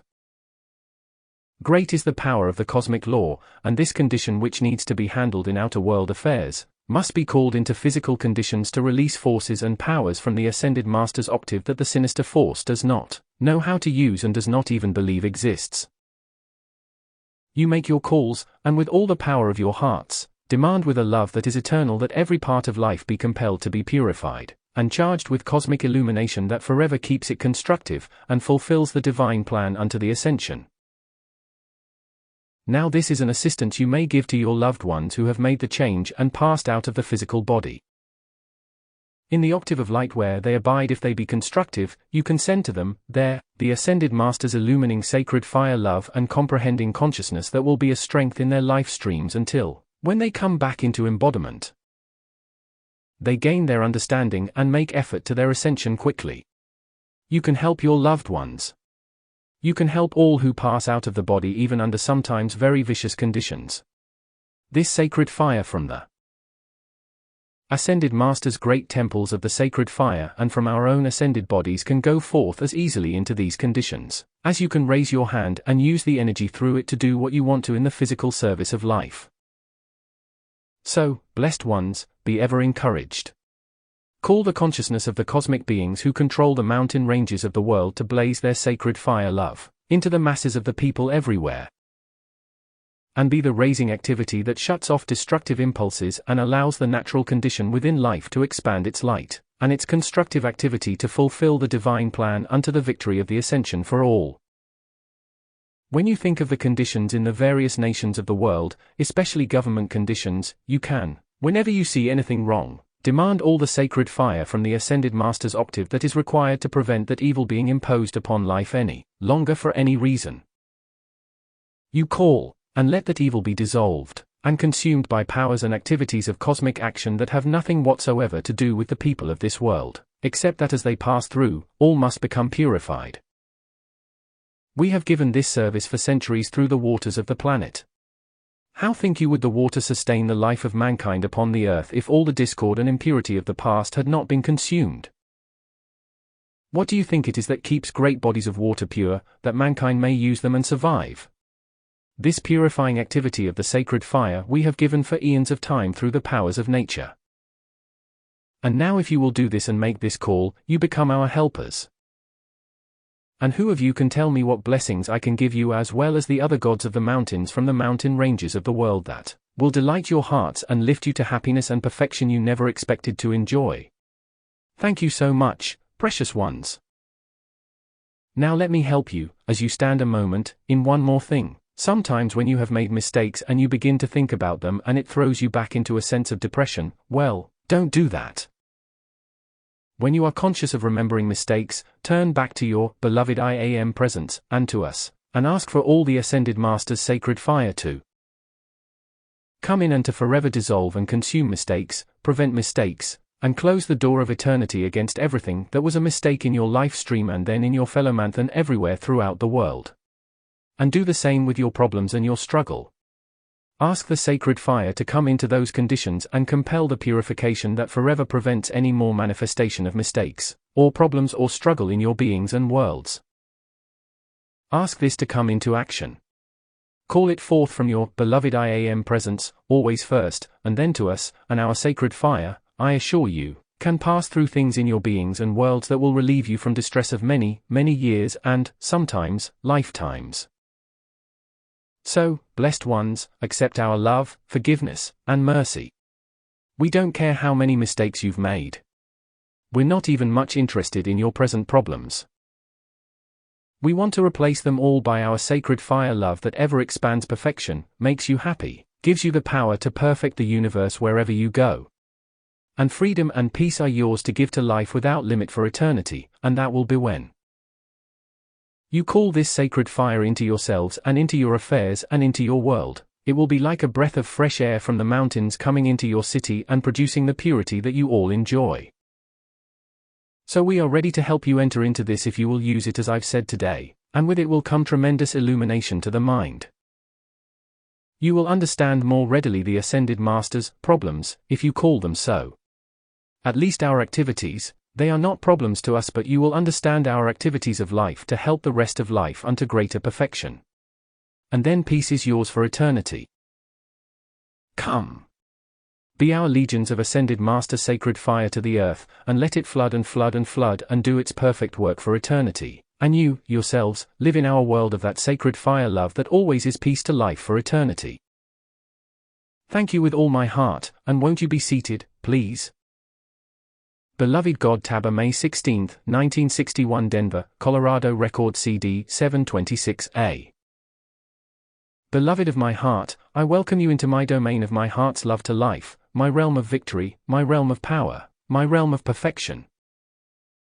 One day when the turmoil of the outer world has been consumed and the light of eternity floods the nation and the earth to make itself luminous, you, the people of the light, you, the blessed ones of the light, you, the carriers of the light, will I welcome into my domain and reveal to you what the magnificent hand of the mighty I Am presence and the ascended host has created in outer manifestation, and held secure and invincible through many, many cycles of time, guarding the handiwork that beautifies the universe with the magnificent perfection of its great creative activity. One day I shall take 243. You into my domain and let you behold what the beauty of the Ascended Master's octave means to the people of earth, and that one day shall fill this world with that beauty also. In rendering the service tonight which we want to give to you and through you, wherever you abide, I hope I may remind you frequently of the fact that the great law of creation, the great presence, that has created this world and sustains it, has focused within the mountain ranges of the world great streams and concentration of the electronic force of life, so terrific in its concentration of the fire element that it takes the activity of the substance in the mountain ranges to be its protection. You did not know that there are certain eternal places in this world in the mountain ranges wherein the sacred fire has been established, since the beginning of the planet. That's why the mountain ranges are inaccessible in a great proportion of the mountain ranges of the world. They are inaccessible to the mass of mankind because they are the guarding power, and they are the location of the concentration of the sacred fire element into the substance and structure of the earth. Because the sacred fire is concentrated into the mountain ranges of the world, it continually pours forth by radiation the purifying electronic force that is the sustaining life in the atmosphere of Earth, by which mankind is permitted to live. The atmosphere of Earth is supplied by the electronic force and certain powers and qualities from within the mountain ranges of the world, and that is because in the mountain ranges are these manifestations of the sacred fire of terrific power mankind cannot approach. Power mankind cannot control, power mankind cannot use except by our permission. So, beloved ones, since this is a matter of long ages, of the concentration of the life from the great central sun into this world to produce here the conditions in which mankind can embody, and gain the experience and use the powers of life to attain the ascension. Now, these blessings are placed here by the great cosmic law. And the cosmic law is embodied in the great cosmic beings who supply the life to the physical sun and the planets of the system. Therefore the life that has created and sustains the planets of the system or the sun, that greater life from the great central sun, is under the conscious direction of the intelligent beings who know the destiny of mankind, who know the destiny of the planet, who know the destiny of the system, all of which is the ever-expanding perfection of the sacred fire in outer action that produces beauty, action, manifestation, and blessing to life. Because it gives all life greater opportunity to expand greater perfection. Therefore, we are the authority, and will be for many eons of time to come, of the life that flows through the mountain ranges of the world. And mankind, if individuals understood what they could have by acknowledging the greater authority of life that controls the mountain ranges, if they would but acknowledge that and cooperate with it. This greater life which is drawn by cosmic beings into manifestation here would open its heart and give to those who are one with it, its secrets, its powers, its manifestations, its blessing, and the strength of its action. So to those who qualify, we are ready to be their partners. Those who love the mountains and will understand the reality of our existence will learn much by association with us. And then we can teach those who are one with us why the sacred fire is focused within the various mountain ranges of the world, why and how the individual can receive of the special action of that sacred fire, which ever lifts the individual into greater and greater power and manifests through the individual greater perfection. But if the hordes of evil imagine that they are going to harness the power in the mountain ranges of the world for their devilish destruction, they are badly mistaken. We are still the authority, and we will remain the authority over all mankind and all mankind's evil. Those who are wise enough to purify themselves and love the blessings we can give and love the powers of nature that guard the sacred fire in the mountain ranges of the world, will automatically be taken into our heart realm of life and taught the power of the heart flame of our love. So those who care to know about us are welcome when they care to live the life as we do. Thank you so much, precious ones. Now we're not asking you to do anything difficult, when you realize we live the life of the universe in the great enjoyment and use of the powers of love, and they always produce happiness and perfection. And there's no such thing as being strenuous when you understand how to become one with our realm of life. We know the comfortable way to live life, the way that is without struggle, the way that is without failure. And if you should care to prove me, whether I am telling you the truth or not, I challenge you to live my way of life. I challenge you to know something about my way of life.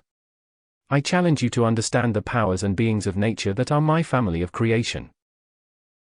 We do not have bars that keep mankind away. The door is always open from our realm of life. But nothing can come into our realm of life that is of limitation or discord, so if there are those who want to learn the law of love, if there are those who care to understand us and understand our realm of activity, we are ready to teach them. And when they come and behold what life can do and life can give and life can reveal, their joy will know no bounds and their limitations will dissolve. It doesn't make any difference what your limitation is at the present time. If you are ever going to dissolve it and consume it and be free from it, you are going to have to use the love of the sacred fire, which the blessed violet consuming flame is, and which the unfed flame is, and which the sevenfold flame of the seven mighty Elohim becomes to life. It doesn't make any difference what limitations are binding the people of this world. They cannot be dissolved and consumed, and they cannot be removed except by the command of the sacred fire. And that is what your beloved I Am presence is. That is why its authority has been in existence forever and will be in existence forever. That's why the great command went forth in the beginning of the formation of this planet.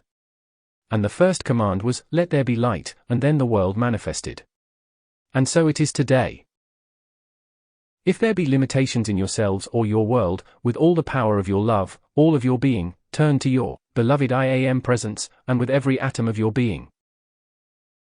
Ask it to fill you with its purifying violet flame love and release you from the limitations from which you wish to be free.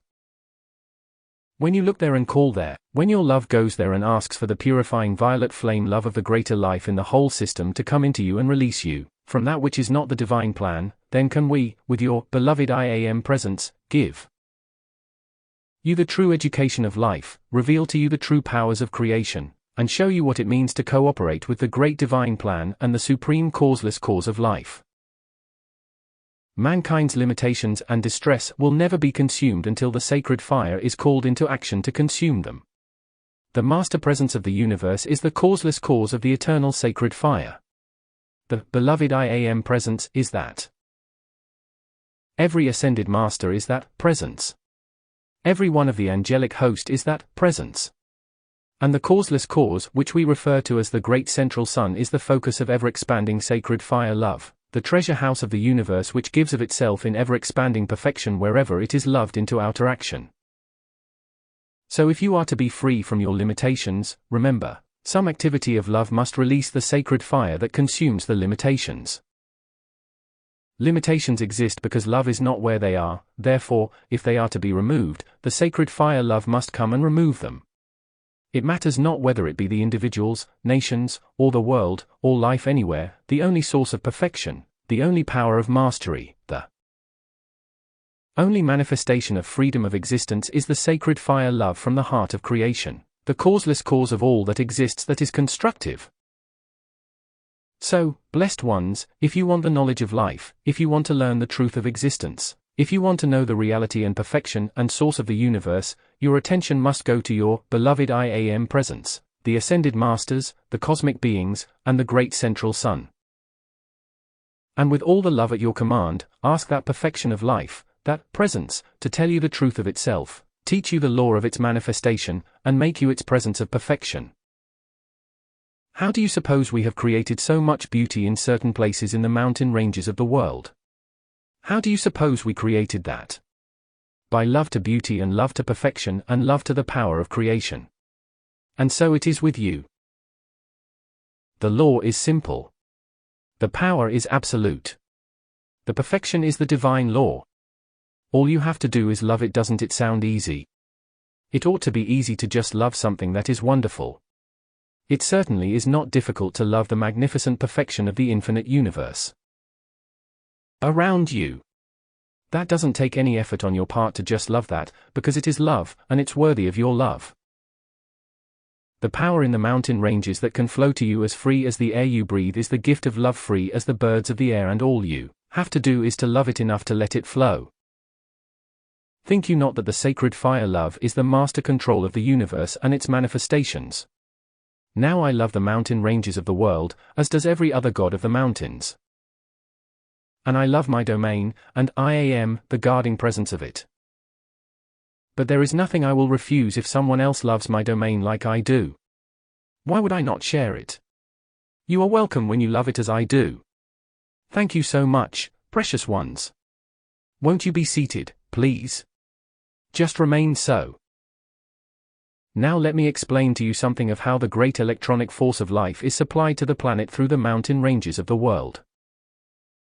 Just as liquid light flows through the nerves of your physical bodies, so does the liquid light of electronic force, which is the fire element, flow through the minerals and the elements within the mountain ranges of the world. But beside that, at various places throughout the earth, there is focused an individual flame that sustains for centuries the balancing action and flow of life through those minerals and metals, within the mountain ranges that ever give off their precious qualities and precious radiation of wonderful perfection to the life of the beings who embody in this world. They are the treasure house of life in more ways than one. They contain, of course, the substance that the outer world qualifies as wealth, metals and minerals and so on, but they contain another activity of wealth far beyond the substance that mankind uses. And that greater wealth is the flow of electronic force and the focus of the individual flames that abide in certain locations, and that hold the balance of the structure of the earth, as pillars in a building hold the structure of the building in place. We are the guardians of the sacred fire that holds the earth in balanced action to expand the perfection that one day makes it a sun in space, and that sun is the light of our love that we expand through the ages until the substance of earth itself becomes that sacred fire purity, and love that manifests eternal perfection. Therefore, you are welcome to come into our realm of sacred fire love, And if you come and still the outer and simply pour your love to the life in the mountain ranges, I assure you, the life of our love must flow back to you and carry to you the qualities and the blessings in the mountain ranges that don't exist anywhere else on earth except in the mountain ranges. That's why there are mountains. When the continual purifying activity goes on through the electronic force that passes through the mountain ranges, and carries down into the rest of the structure of Earth the magnificent activities of the water element, the snows that abide at the heights are pure electronic force. They are life-sustaining, and they are what carry the sustaining life to the powers of nature and the rest of the structure of Earth where mankind abides. So, blessed ones, there is a treasure house ever beckoning you into its heart to give you its blessings, to fill you with joy, to give you the health and the strength and the power to accomplish, and it abides in our realm of the mountains. Precious hearts, you are very near something very wonderful as you sit here tonight, very wonderful, and I wish you would knock at my front door and love what is within and pour love to life enough that I might open the way for you to enter there. Thank you so much, precious ones. I will try to call more frequently when some of your strenuous activities are over and we can spend a little more time together. I hope I may give you some of my gifts that will bless you for eternity and will always bring you freedom. May you know the desire in my heart for you to have all that I have, and may it ever expand and flow to you to fill your world with the same joy and happiness and power that are in my world, and which shall for eternity ever expand its sun presence to bless life wherever life comes into contact with that which is my realm of blessing and creation to life. May the full understanding of all that life has placed in the mountain ranges of the world come to enfold you, give you its gifts, make you its perfection, lift you unto its heights, and give you its joy for eternity, and we shall, one day, I hope before your ascension, dwell together long enough to let me reveal that which only the hand of God can create. May its blessings without limit pour their radiation to you until that time when you stand visible and tangible within the realm of their perfection forever. May the fullness of every blessing that is in the mountain ranges of the world pour forth its love to you, wrap you in its heart, make you the victory of its perfection, and let you blaze its light until it goes forth and forever raises all to its own great eternal purity. I commend you to the joyous experience of eternity and welcome you into my heart realm of life and my strength and power, and light from the mountain ranges of the world. Others who assist me are ever guardians of the blessings we want to bestow and that are ever flowing to raise all to greater eternal happiness. Thank you with all my heart. Great God Meru, January 6, 1962, Chicago, Illinois. Record CD 824. Beloved of my heart, tonight I trust one may bring you a gift, bring you encouragement, and bring you a power with which to hold your victory, and expand the light within you into all the strength that is necessary in any experience to make you the victor over all that is of human creation. I trust you will appreciate my gift tonight, for it is a reminder constantly of what is within life that is constantly acting to bless life wherever you abide. Now this of which I wish to speak is the ability within your life to consciously intensify and expand the strength of the light in you, and I mean by that, intensify that stream of light that comes from your higher mental body down into the outer self and anchors within the heart. This is the life stream from the great central sun that is the source of all sustaining activities of life anywhere that are constructive. I wish you to feel that every time you call to your beloved I Am presence, or to the ascended beings to bless anything that has come into manifestation, whether it be the powers of nature or the things mankind has created by the use of life, so long as they be constructive. In your ability of your own life to recognize the magnificent powers within life that have created such beauty, have created the way and means by which you may have outer physical experiences by which you use this life stream within you, the strength of the light and the life as it flows to create perfection in this world and sustain it and expand it. To reveal the beauty and the power and perfection from the great central sun, you have all power within life to create beauty and perfection, to sustain it, to protect it, to expand it, and to make of it a blessing to every particle of life that exists in the infinite universe. You have that power within your own life. Your life is the magnificent mastery that creates the manifested universe, sustains and expands it.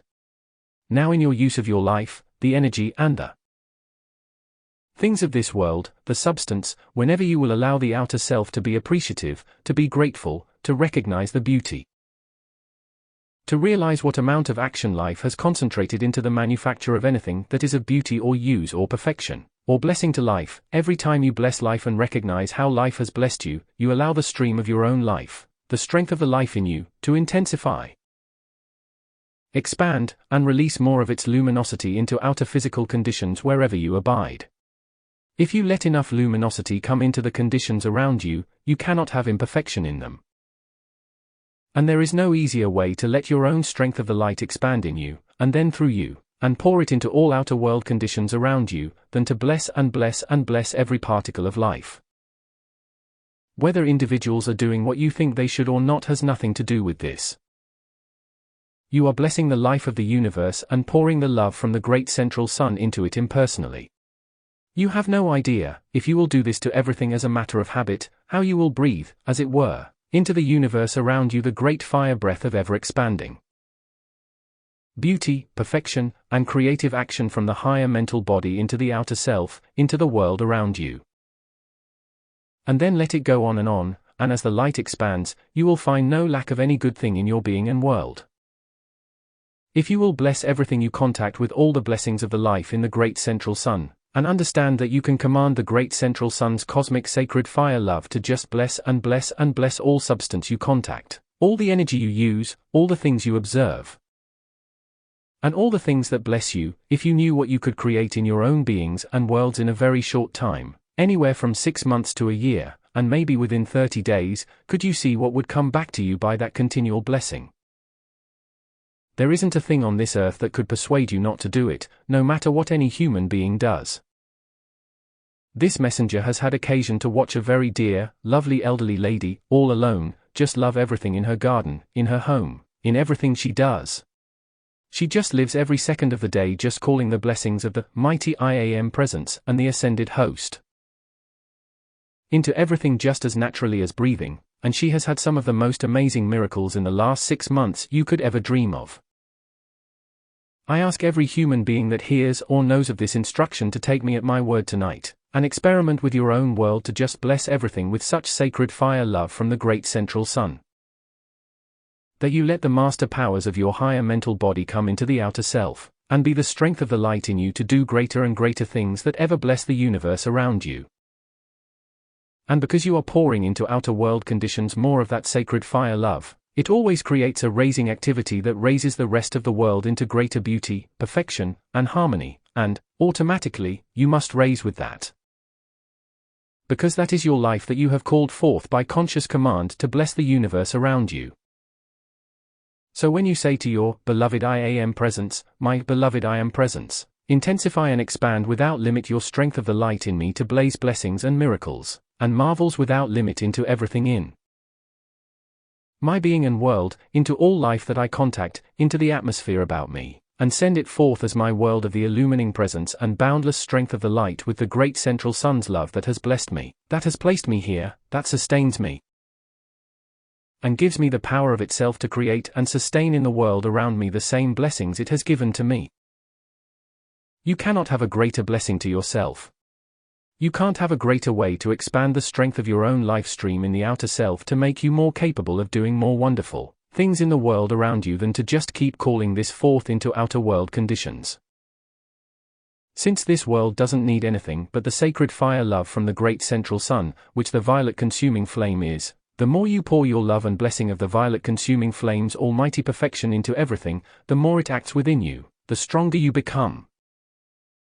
The more luminous do you become, until the sun presence in the atmosphere about you reveals to us the obedience you have given, and the powers that you now have with which to do the magnificent service to life that enables you to move in outer world conditions. That sacred fire goes before you, consumes human opposition, human creation and problems, and all you do is to experience within your feeling all the time the love, the harmony, the joy from the higher mental body as it comes into you to bless and bless and bless the world around you.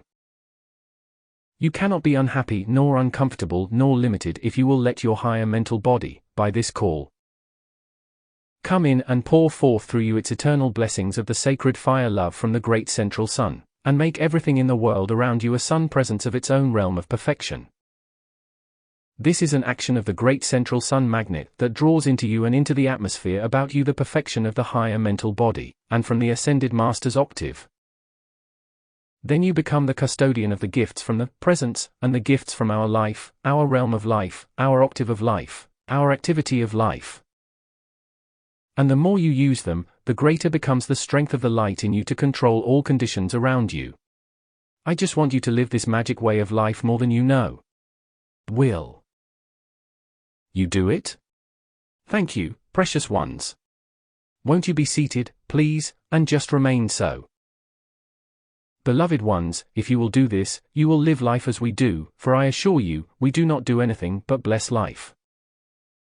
Whenever we see anything constructive or anyone making conscious effort to pour forth something that is constructive to some other part of life, we automatically enfold that individual in another flame of our love and stand the guard until it helps that life stream, helps the higher mental body strengthen the light within until it is able to send forth, and create greater blessings of perfection by the use of its own strength of its own life. When you realize, beloved ones, that all activities of the sacred fire that we direct are all our life's love, and blessings to every particle of life that is constructive so we can expand the light within it, that it may produce greater and greater perfection. We do not move through the world with a fighting attitude, we do not war with the destructive forces. We do not criticize and blame and condemn mankind for not being something different than it is. All we do is pour forth our life's love of the sacred fire's blessing to every part of life. And do you know what that will do? It builds around you a sun presence of such harmony and such ease and comfort and peace, it would automatically keep you healed. It would automatically keep supply coming into your hands and use. It would automatically help all life to cooperate with you to create greater perfection and fulfill the great divine plan.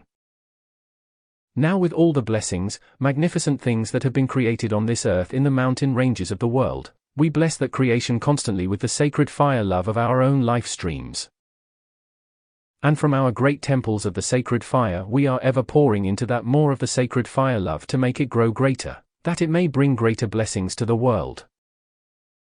I assure you, there is no greater joy in the universe than to watch that which is constructive expand and bless everything where it goes. That's what the sacred fire love does to life. Then when you are in the mountain ranges of the world, if you will take that statement, I breathe in the great fire breath of the love that has created the mountain ranges of the world. I breathe in the love that has anchored strength and energy and purity into the mountain ranges of the world. I breathe in the cosmic fire breath of the sacred fire's love from the great central sun that ever breathes through me greater perfection into manifestation. My dear ones, you can perfect yourselves. You can perfect the world around you. You can bless everything you contact, and constantly will the love from the great central sun magnet, drawing in and around you these greater blessings and pouring them to the rest of life. Will make you a sun presence that draws all life wherever you abide up and into the fulfillment of the divine plan. Thus you take out of the clutches of the hordes of evil the life, the substance, and the energy by which they sustain evil, and expand it to the destruction of the God creation that has been placed here by love to help mankind rise into the Ascended Master's octave. There's nothing will bless you any greater than to realize that this outer self should be educated and trained to call the beloved I Am presence and higher mental body sacred fire love and strength of the light into the outer self. That sheds its radiance and keeps occupied blessing everything in the world around you. You would give the seven mighty Elohim a magnificent opening by which they could bring to bless you, and bring into outer existence their great creative activities that would bless all life and give all life a greater opportunity to become free and understand how to attain the ascension. Do you know what else this will do? This will make you forget to be selfish. This is the consuming of selfishness. This will consume doubt and fear. This will reveal what the heart of God, the mighty I Am presence, contains and wants to give you and wants you to manifest in the physical world to purify all, and one day make this physical octave the perfection of the Ascended Master's octave. Then you will have heaven manifest on earth, and it won't be monotonous either. Just being happy and constructive isn't monotonous the least bit, for we know. So don't let anybody tell you that you have to have some of these trying experiences in order to use or unfold the master powers of life. That's not true. You can only teach yourselves to be aware of the master powers of life by letting your higher mental body pour forth through you its ever-expanding strength of the light and, by conscious command, form the habit in the outer of just blessing everything. You haven't any idea what a power of transmutation this is.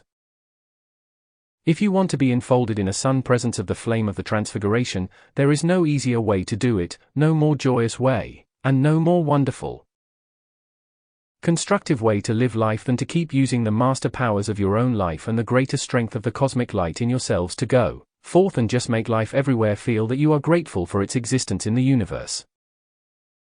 Everything that has been manifested is entitled to your love, your protection, and your assistance to raise it into something better. Suppose you have in your garden a very rare plant, very beautiful. If you do not pour your love to it and give to it the things it requires to bring it to its fullest perfection that it may bless you, it doesn't bless you. It doesn't grow, therefore, you don't have its blessing. So if you are going to have its blessing, you must give it your blessing first. It's just like the farmer. If he doesn't put a grain of corn in the ground, he doesn't have a stalk of corn that will bless him with many grains. No one understands yet, in the unascended state, what a magnificent miracle power the use of the sacred fire's love and the strength of the cosmic light from the mighty I Am presence, and the ascended host can do for the life stream of the individual within. And then through that into everything you contact.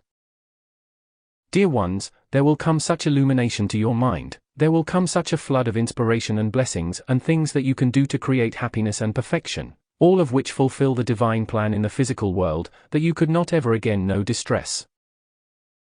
When you have been given the use of this blessed violet consuming flame, by your very use of it and your call to your beloved I Am presence, and the mighty Saint Germain and the angels of the violet flame, or the ruler of the violet planet or any cosmic being, to flood the violet consuming flame's mightiest blessing into all life you contact, and just leave your blessings there with a love that only that violet flame brings if you just make the call for it to come into existence and bless, and bless and bless whatever you contact, my dear ones.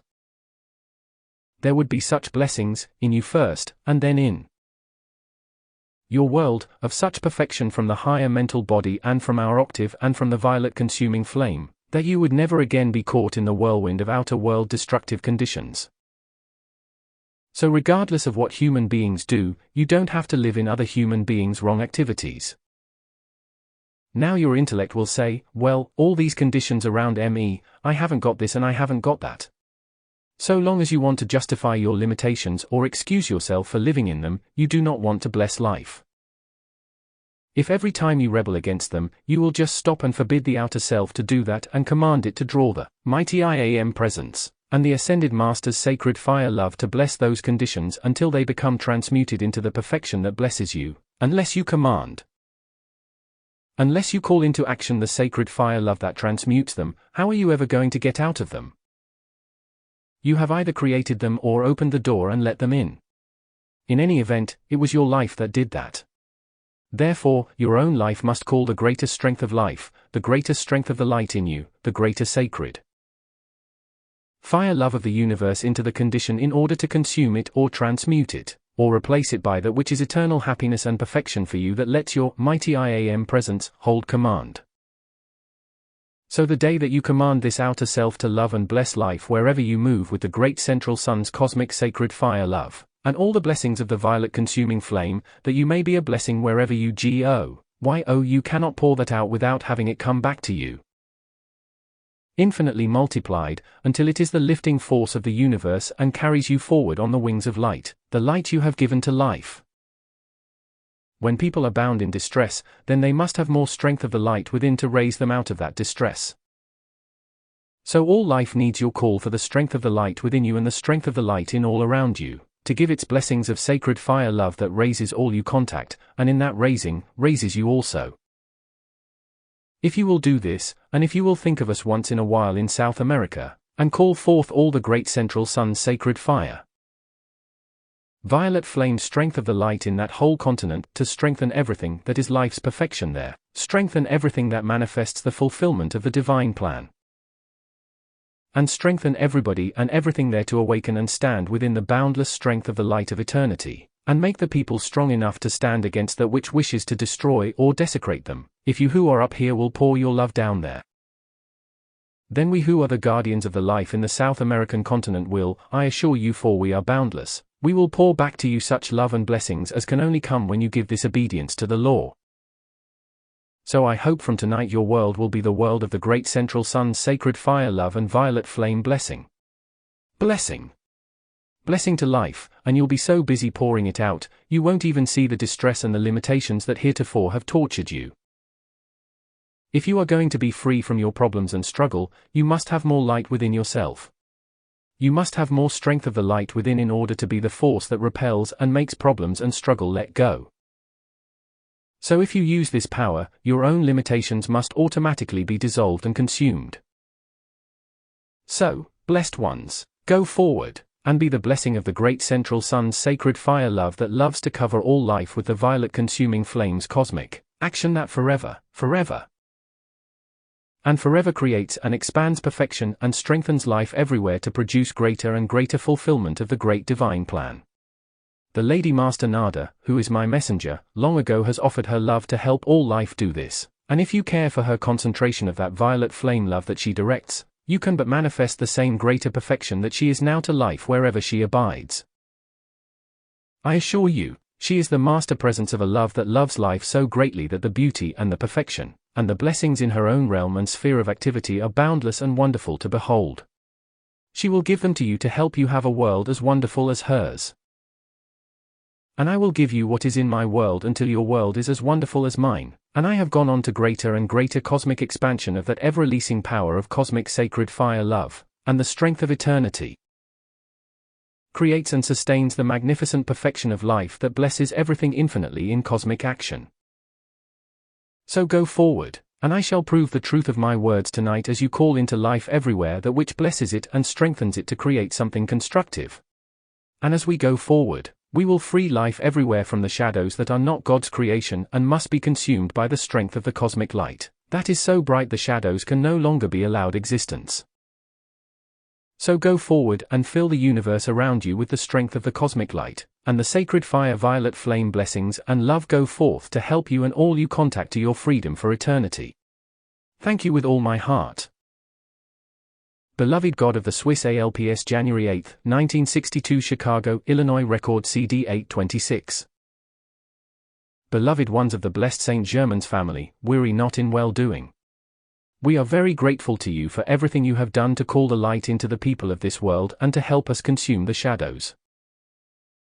Great has been the service of the cosmic beings to the people of this world throughout the ages to awaken mankind to the divine purpose of life, and great has been the love all through the ages that comes, periodically, to release the light into the life streams of this world that is the strength to hold to constructive activities, until they are brought to the fulfillment and victory of the divine plan made manifest in this world.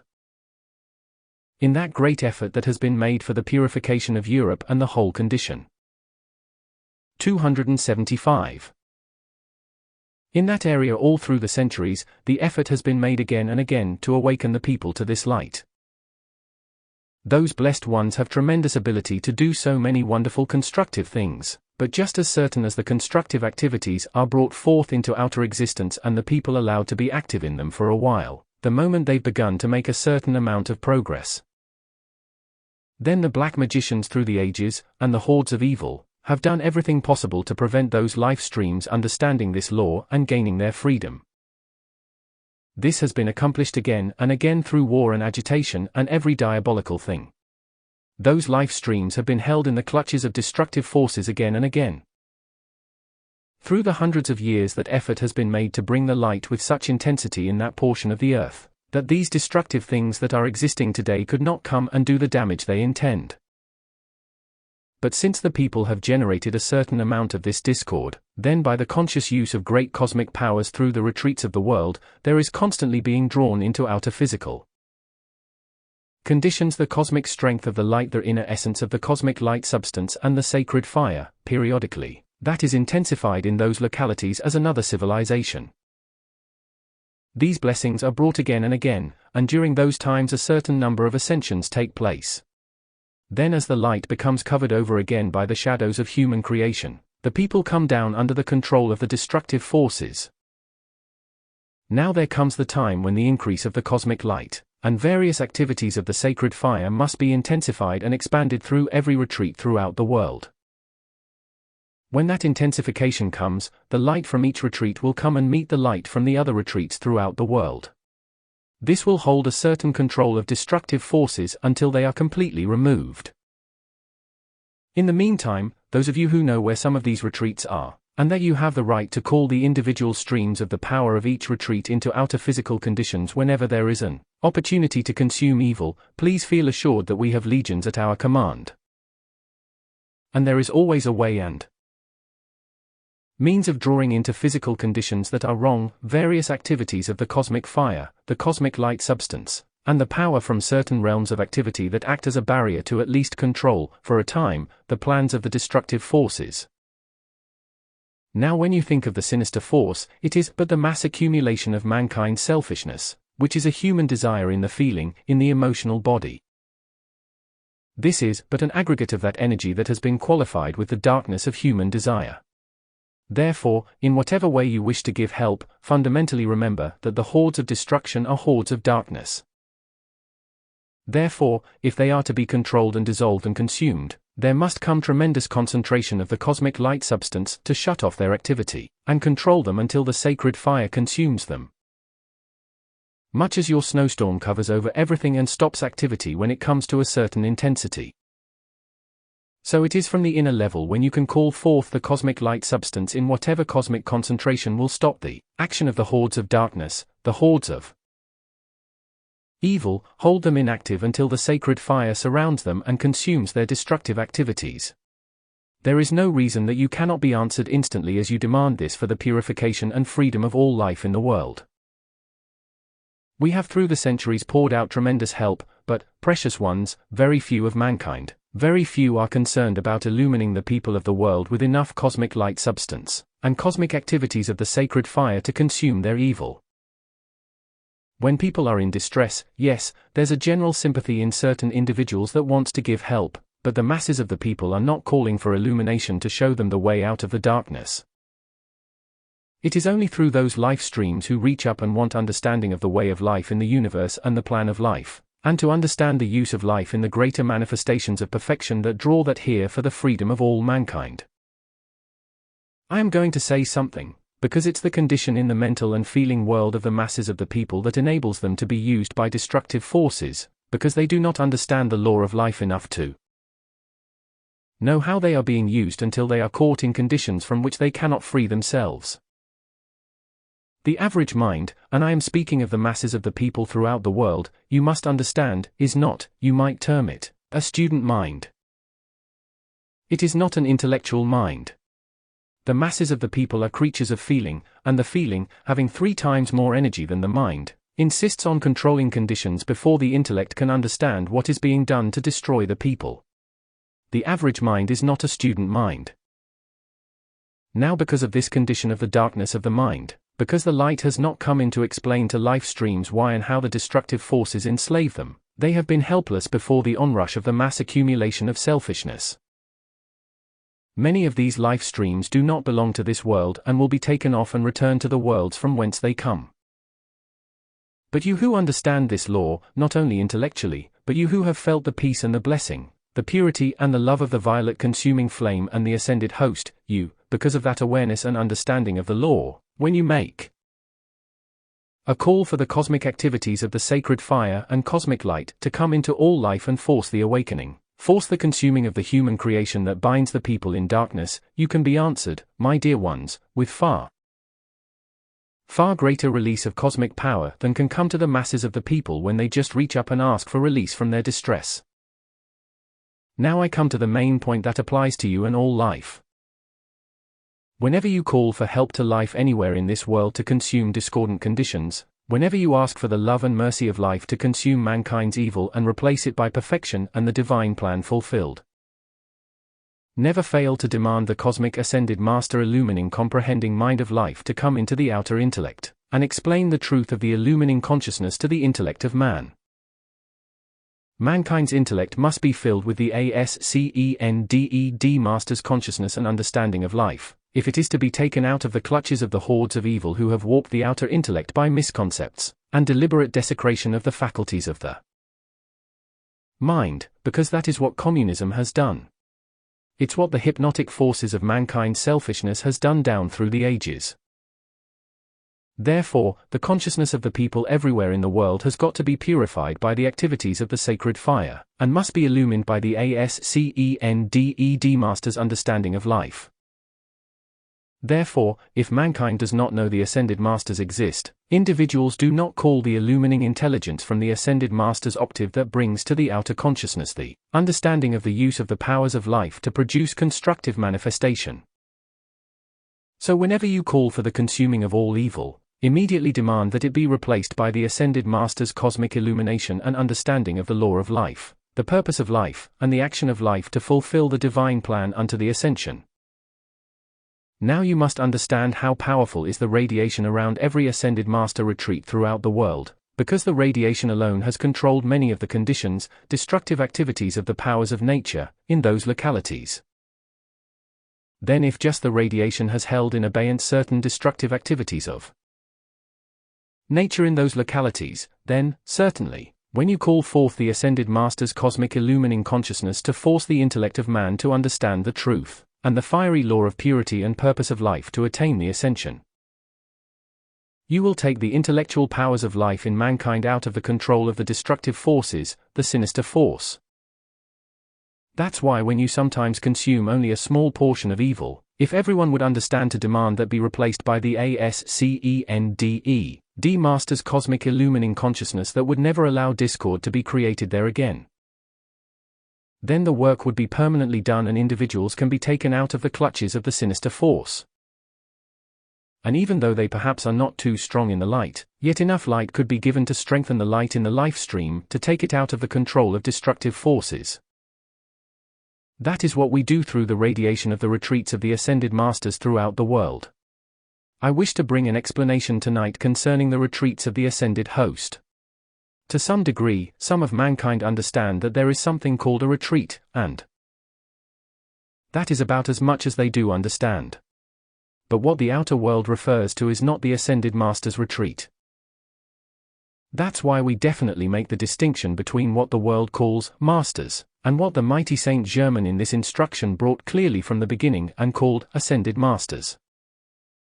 There's a vast difference between what mankind understands as masters and what the ascended beings are to the life in this world. Therefore, when you call for the Ascended Master's cosmic illumining consciousness, cosmic illumining mind from the Ascended Master's octave into the mentality of mankind, you will clear the concepts, you will strengthen and protect the reasoning faculty. You will help to establish balance and protect it, and you will help the life stream to understand clearly enough so it can protect itself against the hypnotic, psychic, devilish forces of communism and destruction and insanity everywhere throughout the world. Whenever you consume human creation, demand with all the authority of your mighty I Am presence, and the Ascended Host that the Ascended Master's cosmic Christ illumining mind comes into the individual or into that life, and compels the illumination that forces that life to understand life, so there can be more cooperation between the outer self and the mighty I Am presence and the Ascended Host, or between the outer self and all the powers of life that are seeking to purify mankind, and give the assistance to protect and raise what is constructive into the ascension. Mankind has not understood what selfishness does to create darkness, and there is no other cause for it except the hatred, which is darkness. So in calling forth for the annihilation of the war creation of the world, the hate of mankind, whenever you call for the annihilation of a mass accumulation of mankind's destructive activities, demand they forever be replaced by the Ascended Master's cosmic illumining mind, intelligence, and blazing control of life. So life is forced to understand the purpose of existence and is forced to understand that the constructive activities of life are, everywhere in infinite space, masters of creation. Then you take mankind out of the clutches of the sinister force that seeks only to hold the people in ignorance, until they can be desecrated to destruction. If people will not comprehend the law that produces perfection, the law that gives them existence, and the law that has designed perfection for the future, then they will not understand they are in darkness, indeed. and if they are in that darkness, then you must have the cosmic light substance blaze and shut off their action until the blue lightning Christ purity comes in and consumes their evil, and forces the awakening that makes them understand the purpose of existence. Until they cooperate with the cosmic law that takes them forward to constructive accomplishment. When people will not awaken, they are going to stay in distress until the cry goes forth, "O God, have mercy." And when that cry goes forth, then there comes illumination to the mind, because when the outer intellect asks for mercy, that mercy is light.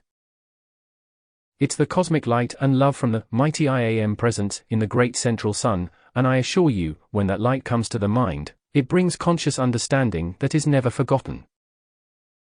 Now this is what is taking place and must take place in Europe or anywhere else in the world that agitation is going on and constant prodding by destructive forces, the people who otherwise would live harmonious if let alone.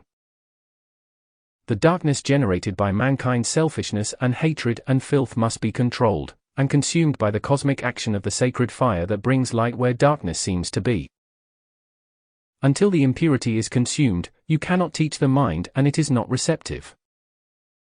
The purification must come, and when the human creation is consumed, the intellect must be compelled to face the light of the cosmic Christ, which every ascended master is.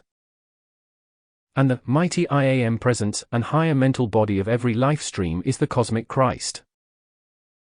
That is the illumining ascended master conscious intelligence that forces life to understand the universe around it, and compels the outer faculties of the individual to know there is a power of command and control that says, thus far and no farther, to destructive forces, and then takes them out of the universe. Now this is the power that you can call into action. When you see these conditions in the rest of the world, call forth the Ascended Master's cosmic illumining consciousness, and the purifying sacred fire from all the Ascended Master retreats in the world to keep consuming everywhere all that is of evil, until the cosmic law takes a hand and purifies the entire structure of Earth. In the meantime, you can protect the constructive activities in those localities that have had great light, have accomplished great blessings to life, and have been, in each case, a focus of certain activities of the sacred fire that enabled those civilizations and golden ages to come forth for centuries and bless mankind. What do you think is the ingratitude of life when there have been 6 golden ages down through the centuries that were maintained for thousands of years with no destructive force, and those people got the ascension? What do you think is the love of life that allows one civilization after another to be built, blessings brought forth? And then the civilization decayed because the people that followed the height of the civilization were not made to understand that the cosmic Christ illumination from the Ascended Masters were the ones who gave the inspiration to build the civilization, and that they are the law. The Ascended Masters are the law of perfection, and the mighty I Am presence is the law of perfection, and the cosmic beings are the law of perfection. And mankind must understand that the education of life demands humanity understand, acknowledge, and accept the reality and the life and the light of these cosmic beings, who through the ages have used such limitless powers of the universe to enable mankind to have experiences by which the ascension can be attained. So ignorance of the existence of the Ascended Masters is a very dangerous thing. Whether mankind likes it or not is not to be considered.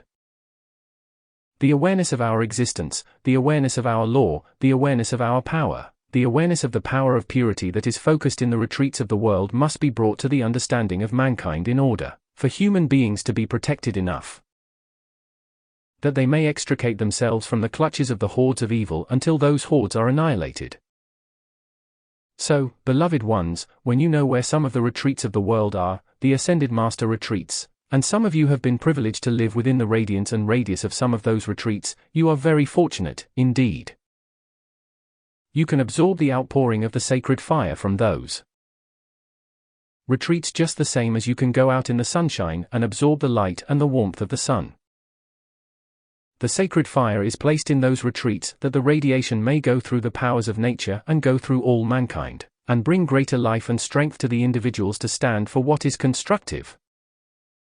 Therefore, when the blessings have been poured without limit down through the ages through the Ascended Masters' retreats throughout the world, there comes a time when, if mankind en masse does not purify the outer self and give obedience to the constructive way of life, there comes the hour when those destructive forces must be leashed, controlled, and then consumed. So from now on you can call your beloved IAM presence, and all who are in charge of the Ascended Master retreats throughout the world to call forth the Ascended Master's cosmic Christ illumining consciousness into everything that lives, and force it to know the reality and existence of the beloved IAM presence and the Ascended Host. Dear ones, whenever you make that call, it's just like lightning flashing through the atmosphere, and the light and its intensity will compel all life to understand the law of its existence and what is expected if it is to have more help. So go forward in the constructive way of life, and don't miss an opportunity to demand the annihilation of mankind's evil, all the filth and selfishness and hate generated by mankind. Demand its annihilation, but demand that it be replaced by the Ascended Master's cosmic Christ illumining consciousness that forces everything that lives to see, with invincible visibility, the mighty IAM presence and the Ascended Host, and be compelled to understand life and the law of life. Then you become a raising activity to every particle of life that you contact, even to the structure of Earth itself. You must of necessity be blessed by greater raising activity that loves you because you rendered that service to life, and the greater life, because you are raising all to its greater illumination, automatically raises you harmoniously, permanently, and invincibly against interference. So may you go forward and call forth from all the Ascended Master retreats throughout the world every possible outpouring of the sacred fire in those retreats, and demand that it not only purify the people, but force the people to understand, accept, and obey the reality of the beloved IAM presence, and the Ascended Host. Then can there come manifestations in the atmosphere that will convince all and will make all understand, and will consume the consciousness and concepts of atheism and Russianism and destruction of communism imposed upon the life of the people of this world. And you can have it. Thank you so much, precious ones. Won't you be seated, please, and just remain so. Now if this were not done by our conscious command and the help of those under this radiation, those who understand this law, if this cosmic Christ illumination of the Ascended Master's consciousness were not called into the life of the mankind of this world, individuals would go on for eons of time in the clutches of the destructive forces until those forces are consumed. Your call for this cosmic illumination will compel the people who are caught in the clutches of destructive activities to awaken and make the call to be free from them. Then the sacred fire can remove the human accumulation, and mankind awakens to obedience to the law by which the Ascended Host can set them free in the ascension. So this call is very necessary. I wish to thank you all for all the decrees you have given throughout the years where you've called for the purification of all mankind. You have called for much help to be given to the people of the world, and now if you will add to what you've done this demand for the awakening, then much more rapid removal of the sinister force can begin to come into outer physical conditions, and the sacred fire render its service of purification. So go forward and use this with every power at your command. All you have to do is to ask your beloved IAM presence, the Ascended Masters, and cosmic beings to blaze such cosmic Christ Ascended Master illumining consciousness into every human being, and shock the consciousness awake and out of the clutches of the hordes of the shadows. Then mankind will awaken as from a dream, and turning Godward, let go of the hordes of evil until they are consumed. So your victory is assured. There is no such thing as failure. The cosmic law never changes. Your mastery over all evil comes by this call. To your beloved IAM presence, and to us. And you have been doing it in plenty of your decrees, but this we ask tonight, every time you ask for the evil to be consumed. Be sure you demand the Ascended Master's cosmic Christ illumination to life and understanding of this law take the place of human creation, and make mankind turn Godward for the freedom of the world and the ascension of all. Thank you with all my heart. Beloved God Tabor January 10, 1962 Chicago, Illinois Record CD 827.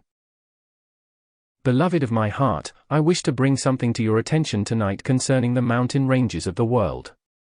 It is this: there is stored within the mountain ranges certain forces that are concentrated. They are cosmic energy located within the mountain ranges storing up, as it were, a certain concentration of energy that gradually is dispensed down to the lower levels as it is needed. But don't forget this, there are certain forces stored in the mountains that never go to the lower levels. They are a concentration of the electronic force from the physical sun, and other activities held there to pour the radiance of that energy as it goes forth into the atmosphere of the world to hold certain pressure that governs conditions at the lower level.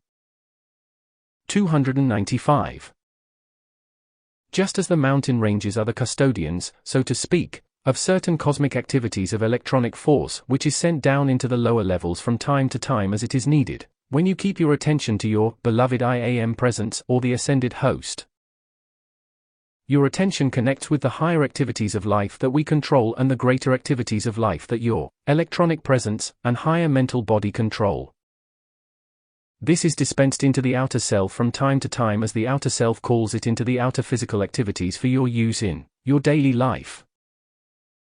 Now as you look at the causal body and you see those rays of light coming forth from the electronic presence, that is a constant sending forth into manifestation, great streams of life constantly producing perfection in manifestation, both in this physical world and in cosmic activities with which the electronic body is concerned. When you understand that this outer self, the life and the desire in the outer self, the feeling, has the capacity to reach up to those cosmic activities that are going forth all the time to bless life everywhere, and you can reach to that and draw it into yourselves or into outer world conditions by your love to it, by your call to it, and by your use of it in the physical activities of the outer world. The same thing is true of the mountain ranges. The same thing is true of the Ascended Master retreats throughout the world. All of these great cosmic activities of life are the divine plan's orderly, prepared way to keep manifestation in constant action, always pouring forth perfection which mankind can call into outer physical conditions as the outer action requires. Life is so wonderful in its ever-expanding release of perfection, always wanting to give of itself into all manifestation, that there may be only perfection here in the physical octave or anywhere else in interstellar space. The concentration of the power from the physical sun and other activities in the system is located in the retreats of the Ascended Masters throughout the world, almost all of which are in the highest peak of each range. With the exception, perhaps, of Shambhala in the south-central part of the Gobi Desert, most of the Ascended Master retreats throughout the world are in the highest peak of each mountain range. That is because there is drawn into those retreats the concentrated action of the sacred fire which is constantly giving off purifying energy into the outer use of mankind. This is a location of the fire element and, I am speaking now of the sacred fire from our octave, the Ascended Master's octave, which is an eternally sustained, perfect balance of love, wisdom, and power. As it pours forth the radiation of its energy, everything through which it passes will receive of our love, wisdom, and power, and that will strengthen within individuals who are embodied in this world.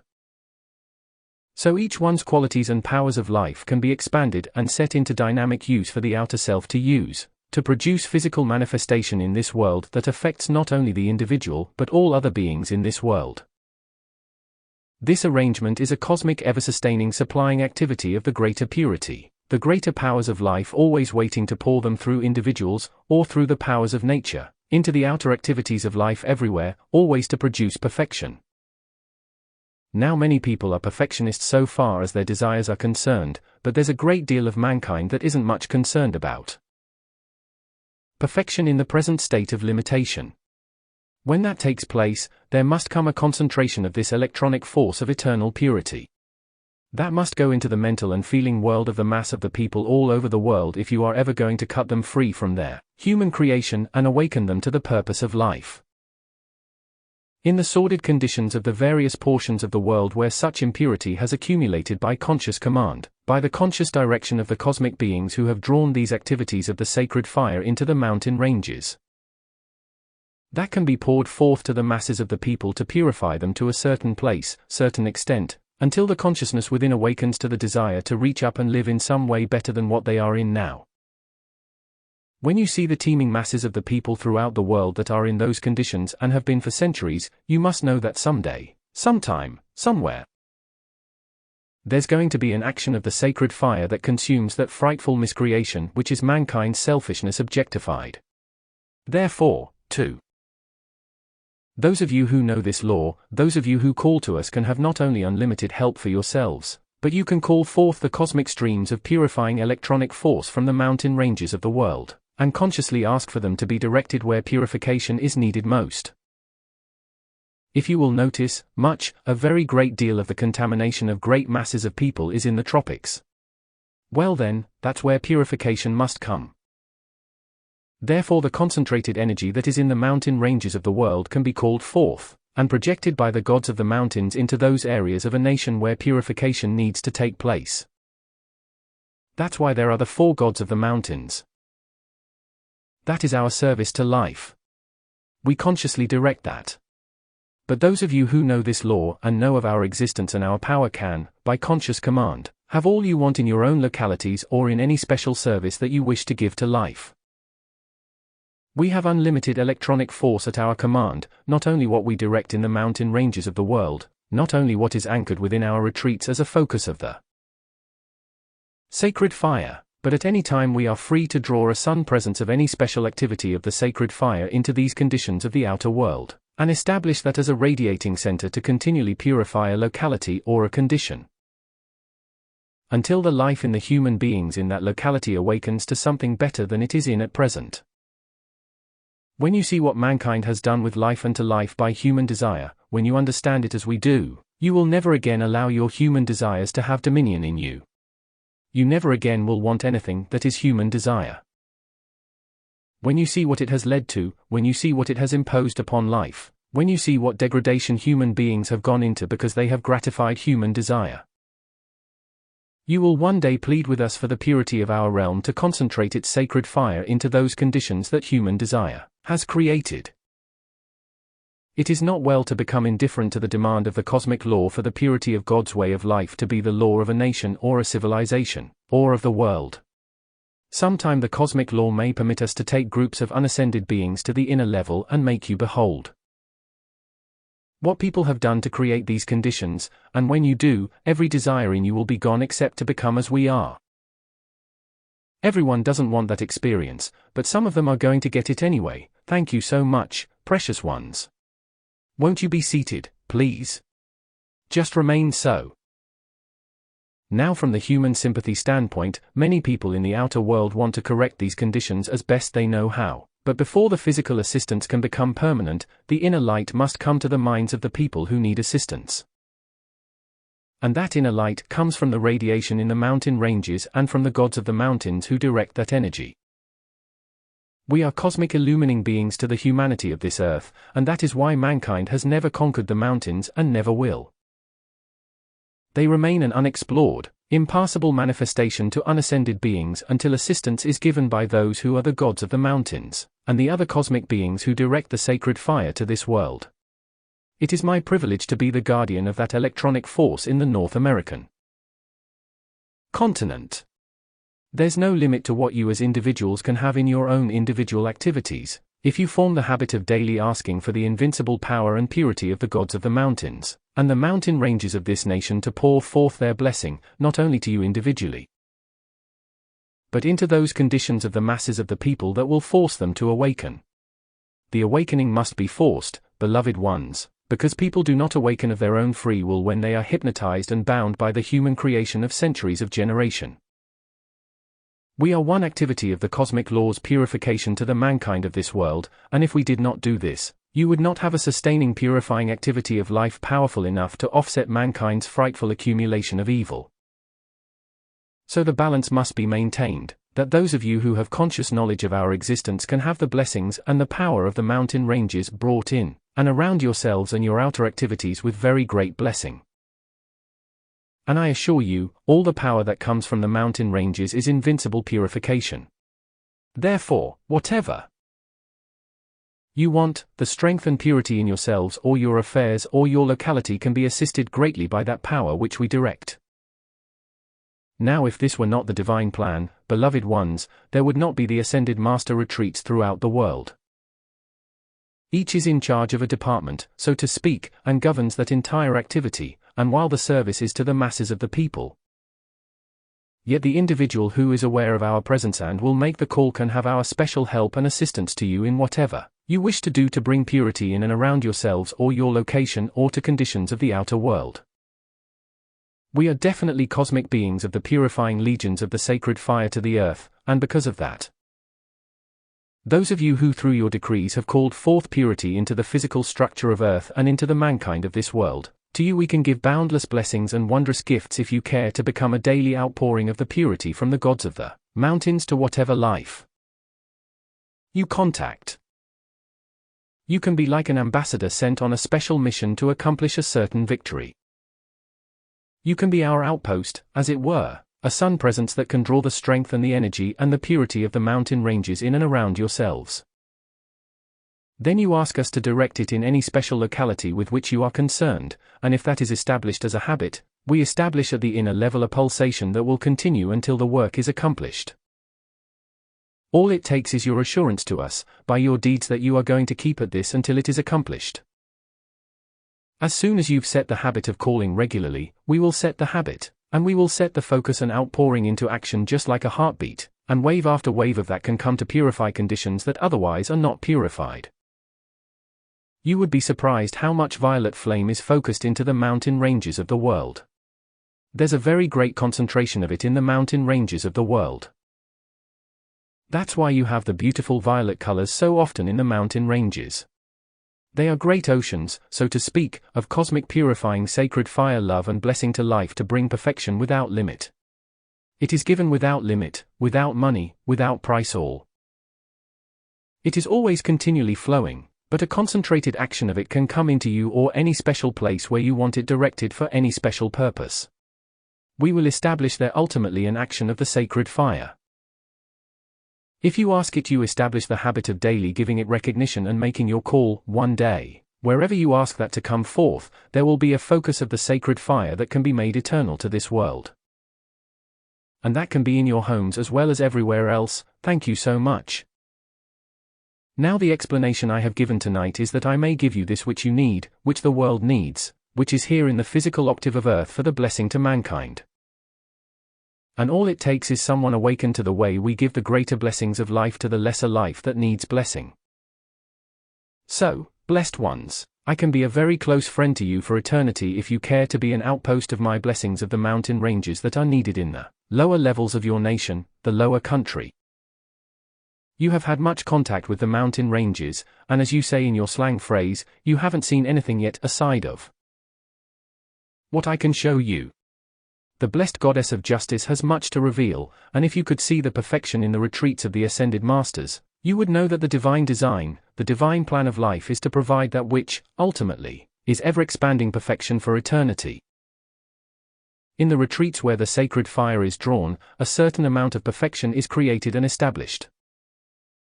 That becomes an eternal part of this world, and as time goes on, more and more of that must come into the outer physical conditions of this world in order to perfect them. So we trust you may all be ambassadors from the gods of the mountains to bring wherever you abide the purity, and the blessing of our power to raise life to greater perfection. This is the way the greater is given to the lesser life. But the lesser must reach up and desire it, so we are trusting that you will desire it enough to awaken the rest of mankind wherever you abide. You could awaken people silently, you don't always have to speak to them. There are many things you can do with the violet consuming flame or other activities of the sacred fire, and all you need to do is to ask us to set it there. That shouldn't be too difficult. To ask us to do something that makes your world better ought to be a great joy to you. It is to us. We are happy to give you the greater blessings that are given to us to make you, one day, an ascended being. So you can do the same thing. Ask for our blessings to come to the rest of life wherever you abide, and one day make all in this world arise, be raised into the Ascended Master's octave of perfection. That's the only way it will ever be built, is by unascended beings making the call for the perfection to come here. Perfection is in the universe. Life has given it life, wants to give it life here, should have it. We are ready to give it. Is there a reason in the world why it shouldn't be here? Now if I get some hurry calls for what is in the mountain ranges of this continent, it's all right with me. The more you can give me, the more I can keep you busy. And you won't be unhappy either, and I can teach you through the marvels of the powers in the mountain ranges. I can teach you what you will not learn anywhere else, because that is the schoolroom of which I am the authority, which life has provided, which is ever ready to bless you. And someday you must learn and use.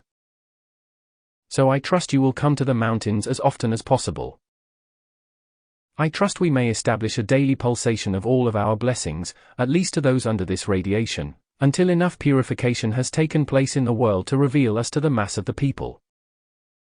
So, precious ones, I am pleading to give you my gift tonight, and I just hope you'll have a continuous use for it and you bring it into the physical world, that your fellow man may one day be aware of our presence. And I hope that we may give our gift with the mightiest power in creation to show mankind the right way to live life. You can be part of the legions of our light to unascended mankind as you, yourselves, enjoy the blessings of the mountains, at least when you come to visit with us. And if you can remember us the rest of the time, your blessings will fill your world also. I just hope you want our world to come into yours and give you all the perfection and the joy which is ours, and as soon as possible. Thank you so much. I know, you usually think you have to have the summertime to come to the mountains. Some of you come in the winter, but be not concerned about the season of the year. Just make your calls every day for all the gods of the mountains, not just myself.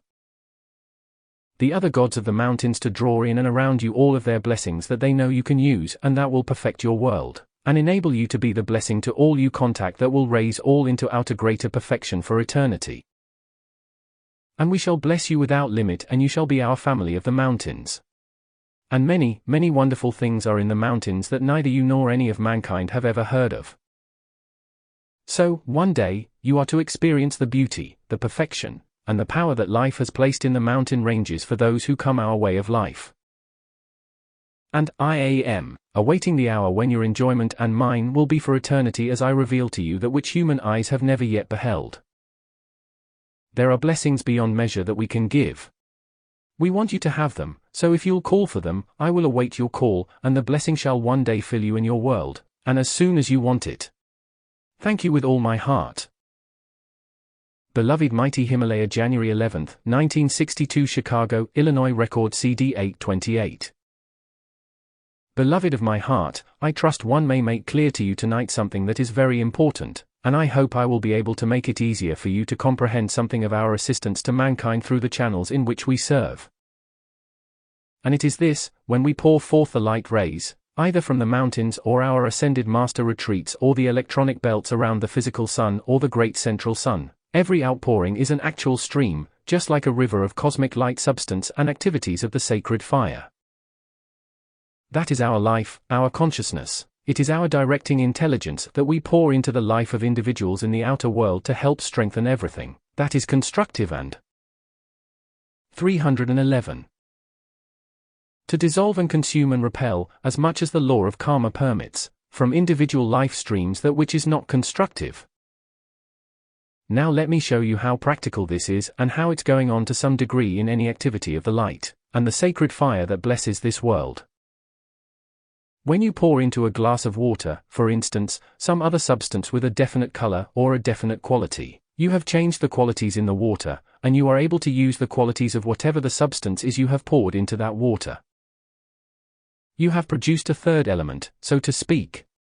The water has one quality, the other substance has another quality, and you put them together and you have a third quality, but in that, you have the qualities of both working in cooperation to produce a third result. And so it is with us. We pour to you the sacred fire of our love, the intelligence of our consciousness. The sacred fire of our love is a flame, part of the fire element. Our intelligence is a cosmic light ray and substance which we pour into the brain structure of great masses of people whom we wish to help. The flame of love from our lives we pour to those people enters into their own heart flames from their own beloved I am presence, and it is an expansion of the sacred fire love of life to this world. From that, there radiates forth to the powers of nature and forces of the elements the blessing of our life streams, the blessing of the individual life streams embodied here. This great assistance from the great realms of perfection comes forth to assist individuals to mastery, to the complete eternal master control of all energy, all substance, all consciousness, everywhere you move in the universe. When we pour this forth at certain cycles of time, it brings more light into the substance of this world and more light into the minds and bodies of the people. It is a refining, purifying, raising vibratory action that compels a certain proportion of the destructive human accumulation to be dissolved and consumed, cut away from those life streams, and cut away from the powers of nature and forces of the elements. This is very important for you to understand. For this reason, when we bring forth a new civilization, the light from our life streams, the consciousness of our ascended master intelligence of life, must come into the brain structure of unascended beings to bring the ideas that produce more perfect manifestation in the civilization. This is how the great inspiration from the heights of perfection constantly comes through individuals embodied in this world. This is the way we give you the divine patterns, the divine pictures, the divine manifestations from our ascended master octave into your physical world to bless you and expand, and be sustained until this world becomes like ours, the ascended master's octave. Therefore, unascended beings are wholly dependent upon the greater manifestations of the universe for progress. Human beings in this world cannot progress without this greater intelligence from the ascended master's octave. The ascended master's constant expansion of perfection goes on, because the great central sun is constantly pouring more of its great manifestations of the sacred fire into the ascended masters, and cosmic beings and the manifestations of our octave. Therefore unascended beings cannot be allowed to go on and use the creative powers of life indefinitely without purification, without expansion of the intelligence within life to produce something better than that which has manifested here. Therefore, the forward movement of life must be expanded at certain cycles of time. These greater ideas and blessings and more perfect ways of controlling manifestation or creating it are given from age to age. A wave of this comes forth and floods the world for a certain cycle of time.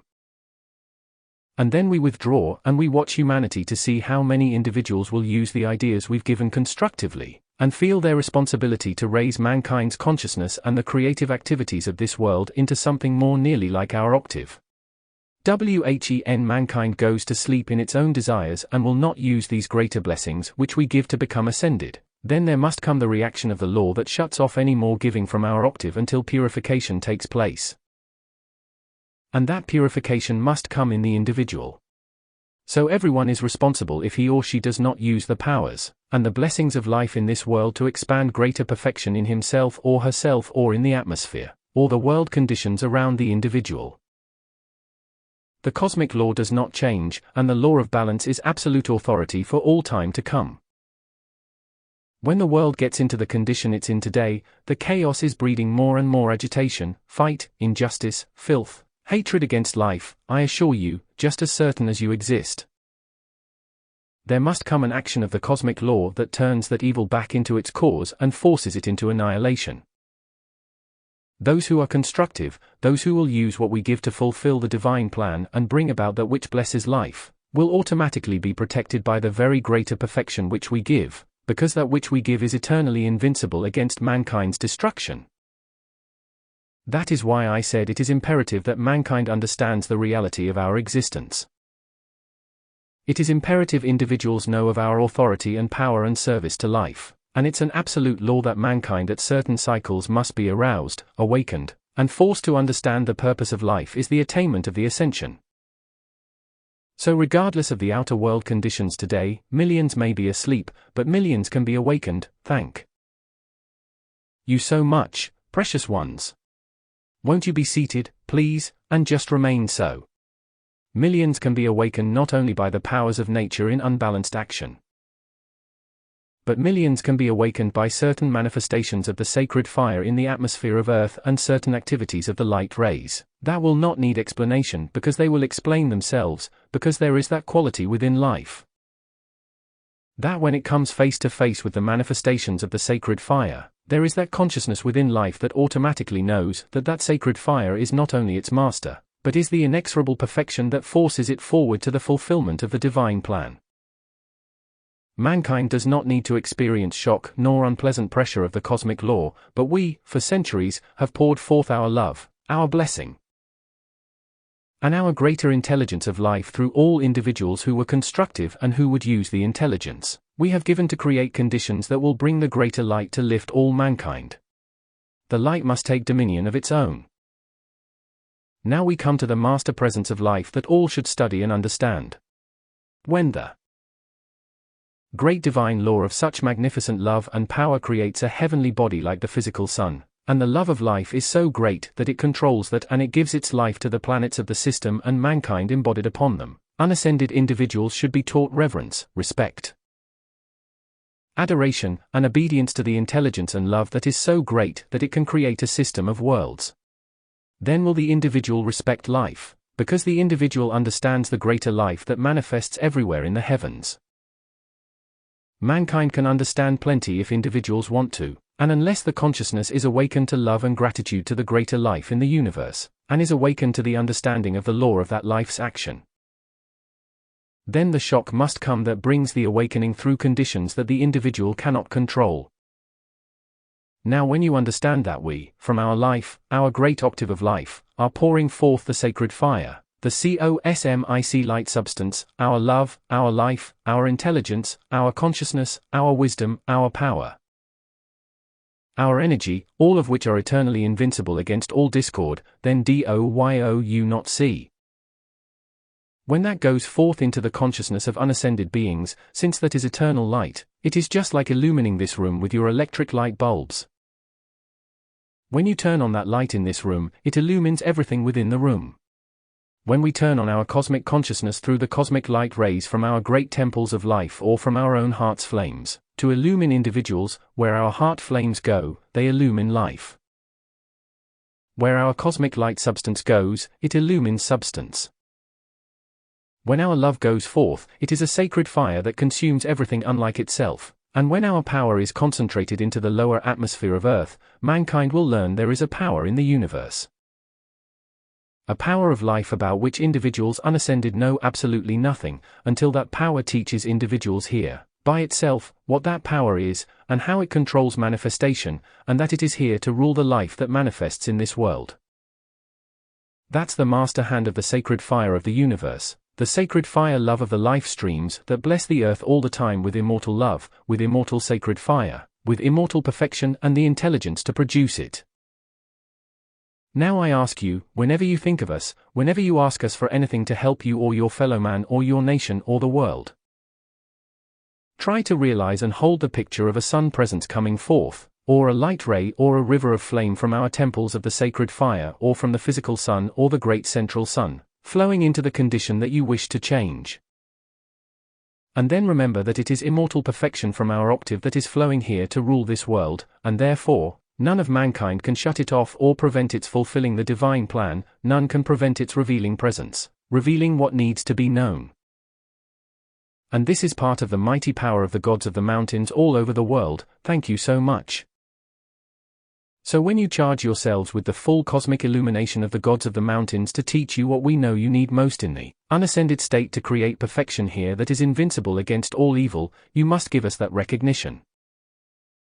You must be aware of what our gift brings to you and can produce to life wherever it is called into existence. Now the proof of what I say is that mankind has survived through the ages through many destructive conditions, and if this were not true, I assure you, the humanity of this earth would not have survived. So we are the immortal, sustaining perfection of the sacred fire of life to this world, both from the mountain ranges and from our own temples of the sacred fire in the electronic belt around the physical sun. We are the sustaining life of eternal perfection wherever we use these great manifestations of the sacred fire, and the cosmic light from our octave of life. I think from tonight the mountain ranges of the world will mean a great deal more to you in the future than they have in the past if you could but realize that in all of the mountain ranges of the world there is concentrated, located, and established this greater power and perfection of life from our ascended master octaves of life, from our temples of the sacred fire. If you can realize that in the mountain ranges of the world this perfection is concentrated and sustained, and is ever giving off, by its radiation, the greater perfection from our world of life. So, beloved ones, when you begin to understand this, you can come very much closer into our world of experience than you have ever experienced in the past. While yet unascended, you may dwell in our comprehending consciousness, in our heart's flame of love to life. You can dwell in our sun presence of sacred fire love or cosmic light substance. Wherever you ask for this to be established in and around you or your homes or your business or any special activity, It's just as freely given as the air you breathe, and there is no limit to what you can have. Our perfection of life is ever giving into this world the eternal perfection of our world. As you use it, you become it, and when you become it, it makes you master over everything else in this world. So this is the way at certain cycles the great law of life expands its mastery over mankind's human creation, and lifts individuals, by the action of the cosmic law, into the greater light of life, onto the pathway that ultimately takes them to the ascension. Life is very wonderful, beloved ones, to have within it this eternally sustained proof of its mastery over all manifestation. Therefore, when there are conditions in this world with which you are concerned and they need perfecting, don't miss the opportunity to call the sacred fire love from the gods of the mountains in the mightiest strength that we direct, into the conditions which you wish protected or sustained, or expanding their blessing. Draw this in and around yourselves, your physical bodies. Draw it into your atmosphere. It is so free for you, dear ones. It is yours to use without money and without price, and the only thing that it takes to open the flow of it into you and your world is your understanding of our reality, the existence of our presence, and the operation of the law that opens the door to let you have it. And that I am giving tonight for your freedom. Thank you so much. Whatever you require in your outer world conditions, just command the disturbing element around you to be still and stand aside while you call to us, and let us fill you in your world with that which is our immortal perfection for you. And we know what you need much more than your outer intellect knows what you need. So when you call our sacred fire life and love into yourselves to give you immortal perfection, just be at peace and let us fulfill the divine plan by revealing our heaven made physically manifest in this world in and around you, invincible against human creation, ever expanding its strength and its blessing to make you victorious, and ever abiding with you because our gift to you is eternal, and therefore it becomes a part of your life. That is why we dwell with you, that you may dwell with us, and in that comes the raising activity that one day draws you into our octave after you have filled this world with the manifestations of the sacred fire of our love's perfection here for the rest of the world. So go forward and remember, the gift is without limit.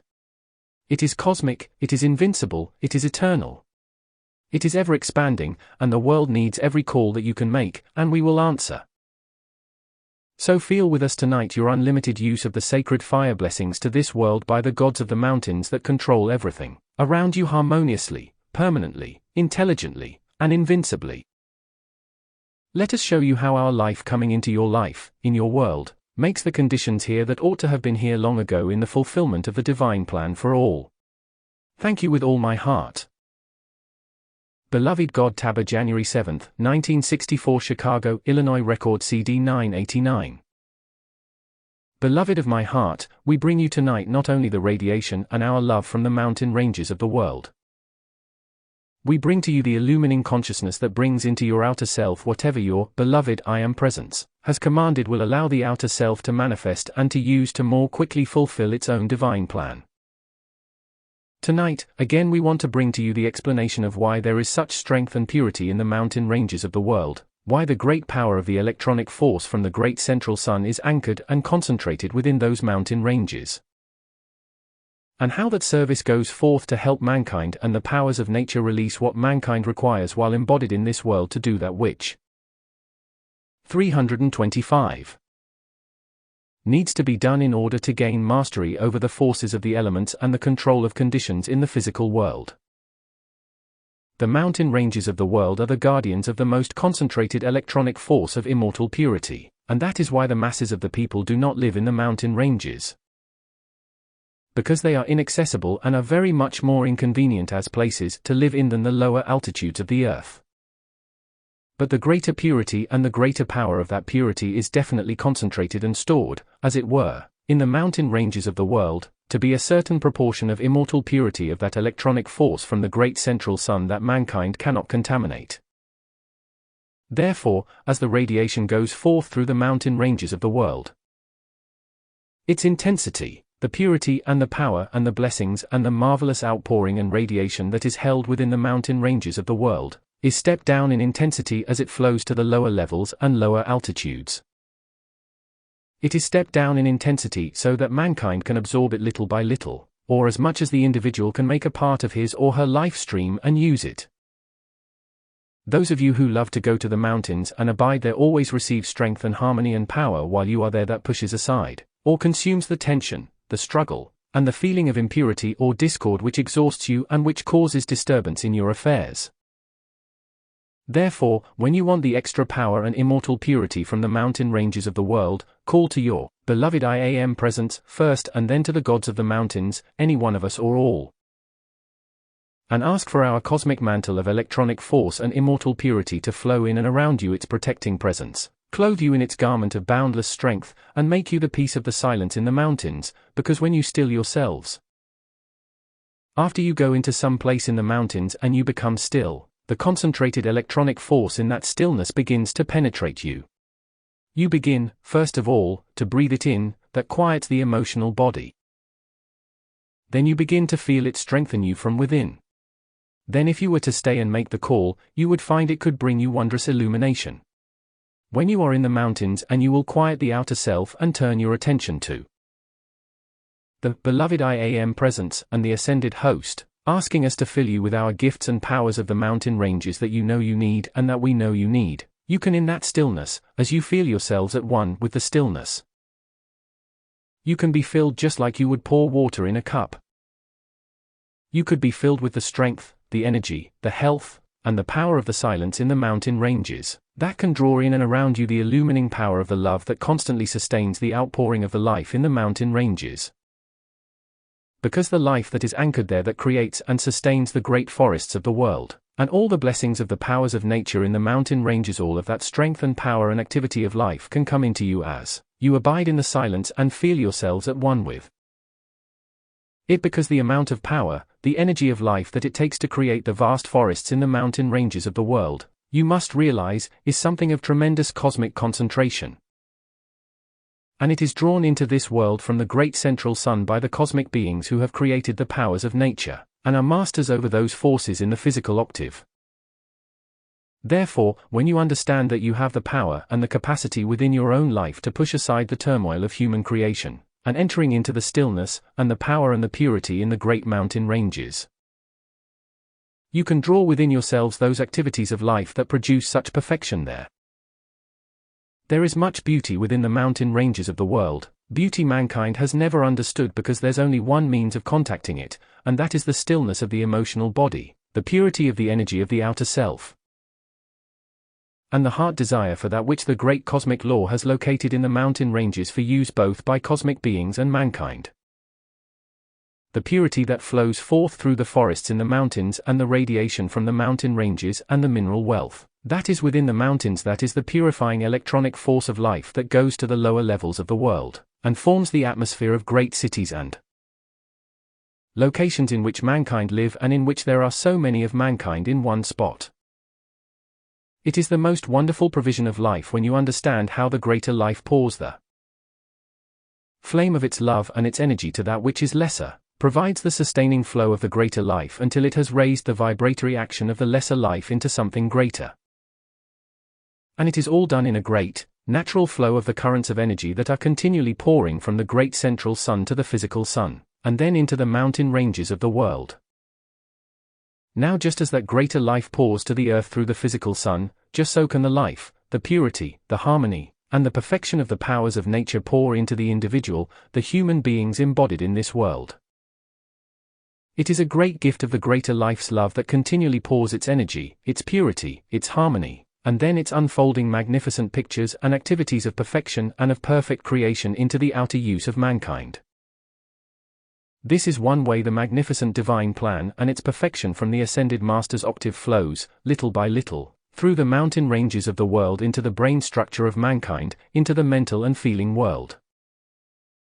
And then individuals reach up, and when the desire of the heart reaches for something wonderful from the octave above the physical world, then there comes into the outer self the magnificent perfection, the blessings, the divine plan revealed, the release of the power to accomplish, and the great harmony that enables constructive activity to be created and sustained. This is the great cosmic law's sustaining power to all that is constructive, and when individuals use that energy, the energy of the outer self, to do things that are not constructive, then disaster occurs wherever the individual goes. But the individual that creates the discord is the source of whatever destruction is imposed upon the powers of nature, and forces of the elements and, as time goes on, reacts on the individual who imposes it upon the powers of nature. So when the great cosmic law has created this magnificent storehouse of perfection from the Ascended Master's octave, from the physical sun and the great central sun, and stored that perfection for future use and ever guards it in the mountain ranges of the world, mankind should understand something about the effort life goes to, in order to bring into the outer use of the people who embody in this world the greater purity, the greater ideas of perfection, and the design that will reveal to the intellect of man the higher and greater way to produce manifestation that is always perfect, because the cosmic beings who have designed the powers of nature and forces of the elements upon the earth and have drawn them here, have created them to contain the perfection that mankind is to reach up and receive, and draw into the outer use of the individual to produce the activities of the physical world by which individuals, through experience, are constantly raised to something greater and better until the ascension is accomplished. So creation goes on all the time. You're creating every moment. Waking and sleeping, something is being created in the great storehouse of nature. In the great mountains of the world, the great activities, the creative activities of life, are anchored and busy for eons of time, building, creating, and sustaining the perfection that is to be used eons of time ahead. So when you understand that, when you become consciously aware of what is in the mountain ranges of the world, how you may receive it, then, beloved ones, when you are privileged to go into the mountains, don't fail to still the outer self and give recognition to the great beings and the blessings and powers of nature that are anchored there to pour forth their blessings for mankind's use. But those of you, when you have been in the mountains and then sometimes must return to your homes in the cities, you can, anytime you care to still the outer and turn your attention to the mountain ranges of the world, you can at all times, through your beloved I Am presence, your call to the presence, and your love to the beings who govern those mountain ranges, you can draw back the purity, the love, the feeling of power. By contemplating what the great blessings are that flow to mankind through the mountain ranges of the world, you not only can still the outer and begin to feel that almost at will, but your mind becomes still.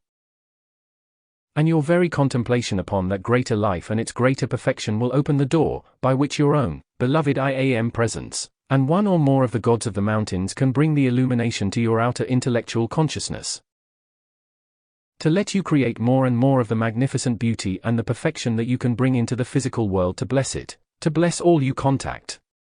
And you can have the joy of using that and bringing it into the outer use of others. So, beloved ones, the life that has created such beauty and such power and such sustaining perfection in the mountain ranges of the world, you must realize, is a gift of love that loves you and will give of its gift to you, just the same as anyone else who will come to the mountain ranges. Or in the quiet, many times, of your own homes, as you turn your attention and ask for the blessing and the radiation from those mountain ranges to come into you, no matter where you abide, that greater storehouse of life and life's perfection will open the floodgates and give you its gift. This is what I wish to bring to your attention, because there are beings who direct this wherever mankind calls it forth or is willing to be quiet enough to draw it into your outer use. There is power there that you can use, you can have in your outer world activities, provided you still the outer long enough to receive it and turn your attention there. And wherever your attention goes to the great mountain ranges of the world, there must come within you an expansion of your own consciousness by the very radiation that flows back to you through your attention, while your feeling reaches out to those magnificent gifts and powers of nature and the storehouse of the greater perfection which is here for mankind's use. So in giving you this explanation, we hope you will feel closer to us, because we are the storehouse of the power and purity that must continually flow down into the outer use of the masses of mankind. It is always flowing, and you can step into a river of its flow and receive whatever you will when you desire it, when you still the outer, when you turn your attention to it and prepare yourselves to receive it. And we want to give it, that those great, magnificent blessings may fill and surround you, and you, in turn, pour them forth to the rest of mankind. You can have this blessing if you will but call. Thank you so much, precious ones. Won't you be seated, please, and just remain so. Now one more thing, the Ascended Masters' retreats, most of them, not all, but a great many, are in the highest peak of the mountain ranges of any particular country. In every Ascended Master retreat that has been here since the beginning of mankind's embodiment, every Ascended Master retreat has focused within it a concentration and a manifestation of the sacred fire, and therefore those are the radiating centers from which there constantly pours forth through the radiation of the mountain ranges of the world the perfection of the Ascended Masters' octave through the sacred fire which they bring to earth, to carry down into the outer use of mankind the greater perfection of life. That is why that purity is sustained, powers of nature are sustained, the electronic force is sustained, and the creation of the oxygen and the other elements which mankind breathes in and must have for survival is constantly supplied through the mountain ranges of the world. So these gifts are located in those mighty miracles of nature as a storehouse of the greater life's perfection, to give to mankind as much as human beings can use from time to time in the creation of a civilization or the producing of conditions that release the purity and the harmony that is the raising power to take all forward to the ascension. Beloved ones, the Ascended Masters' retreats are located in the highest peaks of the mountain ranges of the world for a very definite purpose, and that radiation has gone on for centuries and centuries of which mankind knows nothing, and those activities of the sacred fire are still there. They are still giving their gifts. They are giving mankind what mankind can use to purify and produce perfection here, and they are the sustaining life of the planet. Just like the pillars of a great building are the sustaining structure on which the building is built, so are the Ascended Master retreats throughout the world a place where the sacred fire has been concentrated by definite conscious command, to pour forth its blessing, sustaining power, and ever-expanding perfection to the human beings who come into this world for embodiment. So there's a very great reason why the mountain ranges of the world are inaccessible to most of mankind, and why they are the guardians of the gifts that produce perfection, and which mankind can have if individuals will use those gifts constructively. When I say constructively, I mean for the upliftment of every other particle of life on the earth, because when you receive the gifts of the greater perfection of life into this physical world, they are for you to use. They are for you to let flow so they may expand, and the next wave of the outpouring be greater than the one before, but you must give the one before command it to go forth and bless all life in this world, in order for the next wave to fill you with its greater blessing, to give you of itself, to pour forth through you its perfecting presence to ever be a raising force in the world around you. So the blessings go on and on. They come from above. They are magnificent. They are all perfection. They are eternal, and they are given without money, without price, to all who will but turn their attention to the beloved I Am presence, and the ascended host, understand this law, then open the door by which it can bless the individuals who know of its presence, wish to use its power, and are willing to pour forth something of life to raise the rest of mankind into the fulfillment of the great divine plan. So the great divine plan is magnificent perfection and ever gives of itself to raise everybody and everything into its own great perfection. Do you not think love is a wonderful thing? Thank you so much. Now the greater love that gives the sacred fire of itself into the mountain ranges of the world, into the Ascended Master retreats.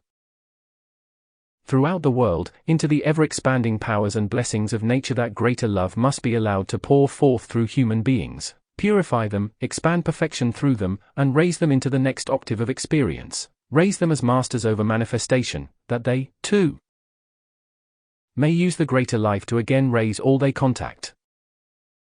So the blessing goes on. It's infinite and eternal. It is overwhelming to all human creation, and it is the master presence of the great sacred fire's love to life that comes from above, gives its all, ever expands its blessing, and is forever and forever and forever the master presence of life. One day, as I have often said to you before, one day I hope to open the door and let you see into that which I have been privileged to create an anchor within my retreat, to reveal to those who come there the perfection of the divine plan of eternal blessing and beauty to life. No matter what that life is, where it comes from, it will bless all and raise all to the greater perfection of that same beauty in the Ascended Master's octave.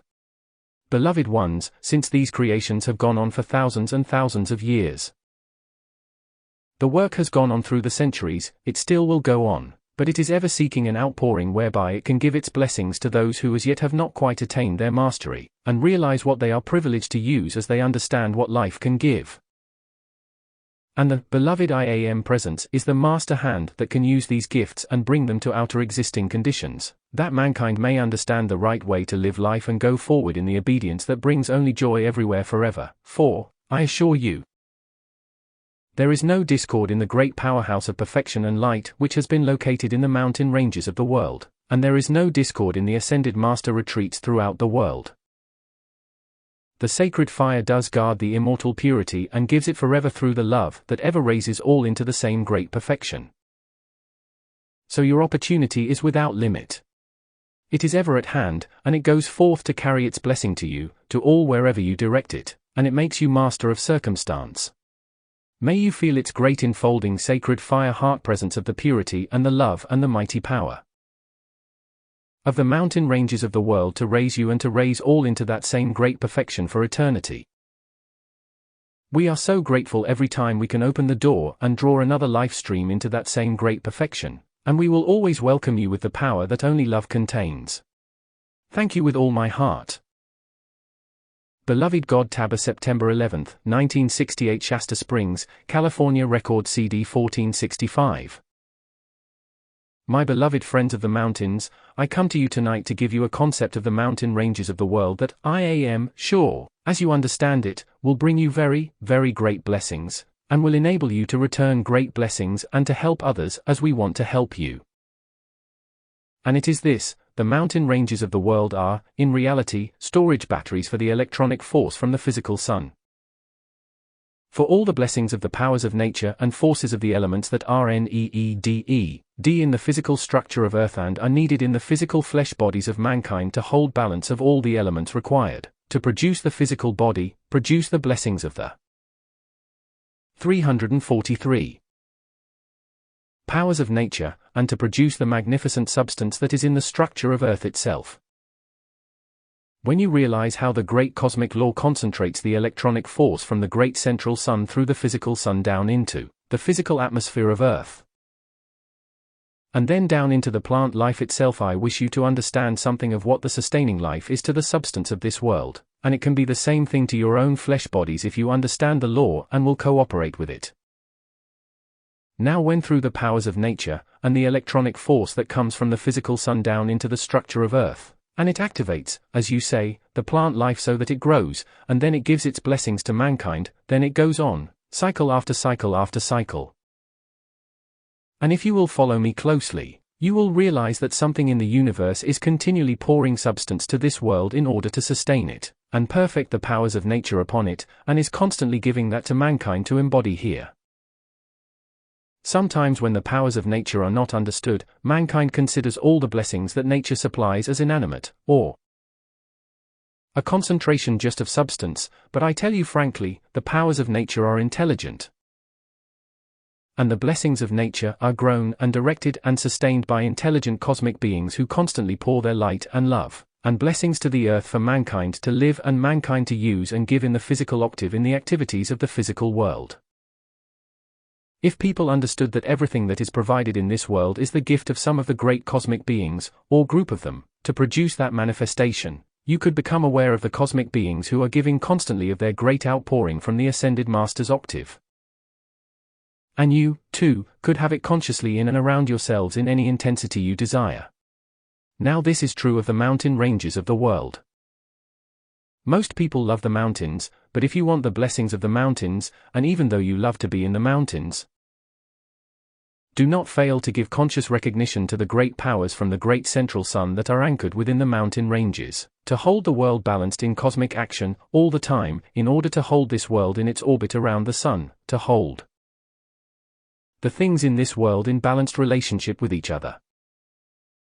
And it is this balance that I wish to refer to, so that those of you who want the blessings and powers of nature to come into your world, so you may use them to produce happiness, fulfill the divine plan, and give their blessings to others, there must come this cosmic concentrated action of balance of all things in the physical octave.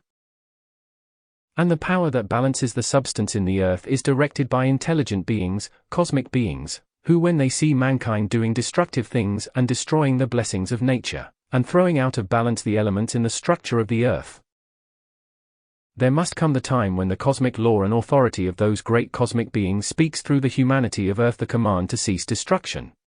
Now there has occurred on this earth in many centuries past the sudden release into the atmosphere of earth of the control of certain powers of nature, and forces of the elements, that has come suddenly into outer, physical conditions, and which mankind could not control, but to which mankind had to bow and give obedience. These things will come again. And those of you who want the blessings of the mountain ranges of the world to come and give you their happiness and freedom to give to others, need to recognize that when you call to the gods of the mountains, they are the authority to bring anything and everything of physical substance into your hands and use to bring balance in your world, just as we bring the substance into the structure of earth to bring balance in the planet itself and into the system. The mountain ranges of the world are the storage batteries, so to speak, of the most magnificent electronic force. And some of the creations that electronic force produces through millions of years in the structure of the earth is the most beautiful you can possibly imagine. That is why I said in the beginning of this instruction, I have in my retreat certain manifestations of this beauty of which I speak, and it is power without limit. It is beautiful beyond all description, and no human eyes have ever yet beheld it. So there is in the structure of the earth and in the mountain ranges of the world the magnificent creation of beauty and power designed by the cosmic beings who have created the planet, control it, direct its destiny, and keep it sustained.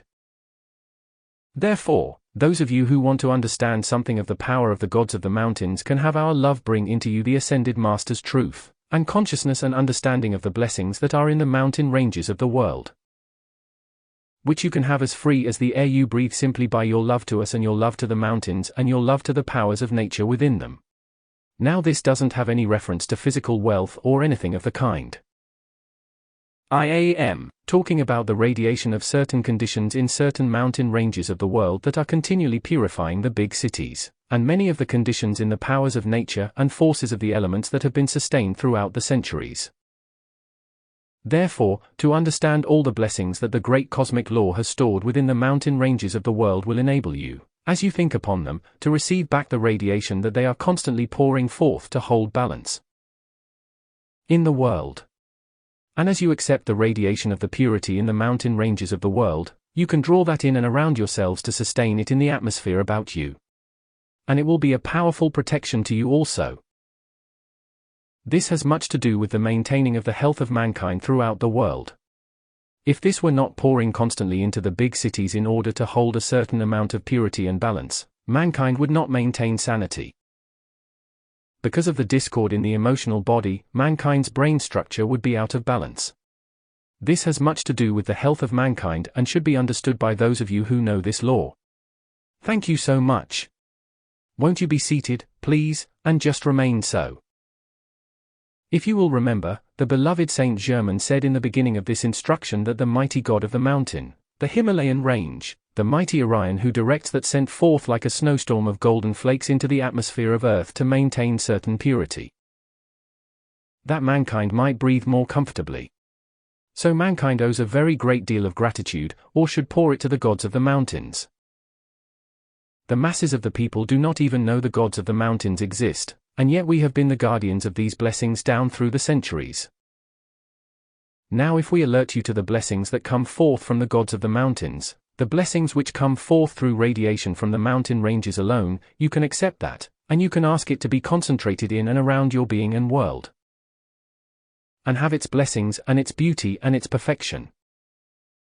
And more than that, you can have within and around yourselves the concentration of our power to hold that wherever you abide and pour it forth to others to help, to heal, to harmonize, to protect, and to illumine.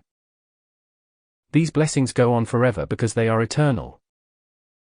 And they are placed in the structure of the earth itself for the use of mankind, and as the elements are kept balanced, beauty, perfection, and victory without limit can come, consciously drawn in and around the human beings of this world. When they understand this law, and understand the amount of love that it takes from cosmic beings to grow the blessings in the mountain ranges of the world as well as the powers of nature upon them. Do you know how much electronic force it takes to create a diamond in the structure of the earth? Century upon century upon century does the mighty Helios pour the concentration of the electronic force into the substance in the crust of the earth to produce what you call a diamond. Well, this same electronic force is pouring constantly, and has been pouring constantly, to create within the structure of earth these many, many, many substances that mankind uses in outer physical conditions to fulfill the divine plan, and to use as the outer self desires to use it. When those blessings are not used constructively, then you have what you call danger from the powers of nature and forces of the elements. But when they are constructively used, there is no danger from the powers of nature and forces of the elements. When the mighty God of the Himalayas poured forth that golden substance throughout the atmosphere of Earth, it was to produce a certain amount of purity that has held a certain balance in that portion of the world in order to keep destructive forces from completely annihilating the handiwork of the cosmic beings who have created the planet. Now this thing is true within your own physical bodies. If you understood how the heart flame of the great central sun, how that heart flame creates a planet and pours its life and love and blessing into it and pours the intelligence into the powers of nature and forces of the elements to grow and fulfill the great divine plan, you could, consciously sending your love to those great beings, and even to their manifestation, your love to them would draw back to you their blessings to you as individuals. Now this I am coming to is to help you hold balance in your emotional bodies as well as in the mind and the chemical components of your bodies. There is only one thing that causes distress, and that's when something is out of balance. Well, when you call forth into yourselves the great central sun's heart flame, the master flame of all creation, to hold perfect balance in all the elements of your bodies which the powers of nature and forces of the elements give you all the time, through your food and through the things you create in the physical world, if you were to call that heart flame control and balance into all the elements in your bodies, you wouldn't have such a thing as disease or distress or ill health, and you could never have lack or limitation of any good thing. So no matter what the mistakes have been, no matter what your problems are or have been, when you call forth the great central sun's heart flame, the master flame of that purifying love, into the powers of nature and forces of the elements that you use all the time, there must of necessity come to you such perfection through the powers of nature and forces of the elements as to bless you forever and give you the blessings that you can give to others.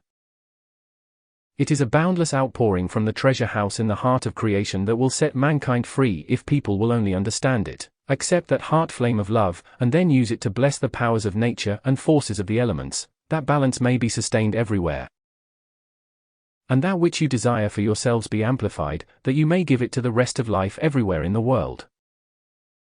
And then mankind will live the divine way of life and hold in balanced control the things you use in the physical world, and you would know no such thing as danger or destruction or desecration of any kind. So it is invincible protection and security in every way if people will only learn to use it. So when you call into yourselves or your world the love from the gods of the mountains, I assure you, it will help you to hold balance in your feeling world and balance in the things that you use in the physical world. The beloved goddess of justice also has much to do with this, and pours constantly the love that brings order and balance into the substance and the things of the physical world.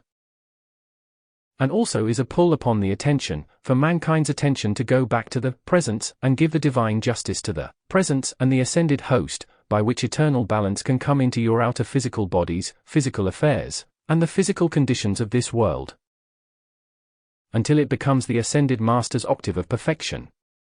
There is only one master presence in the universe that all can use, and is as free as the air you breathe.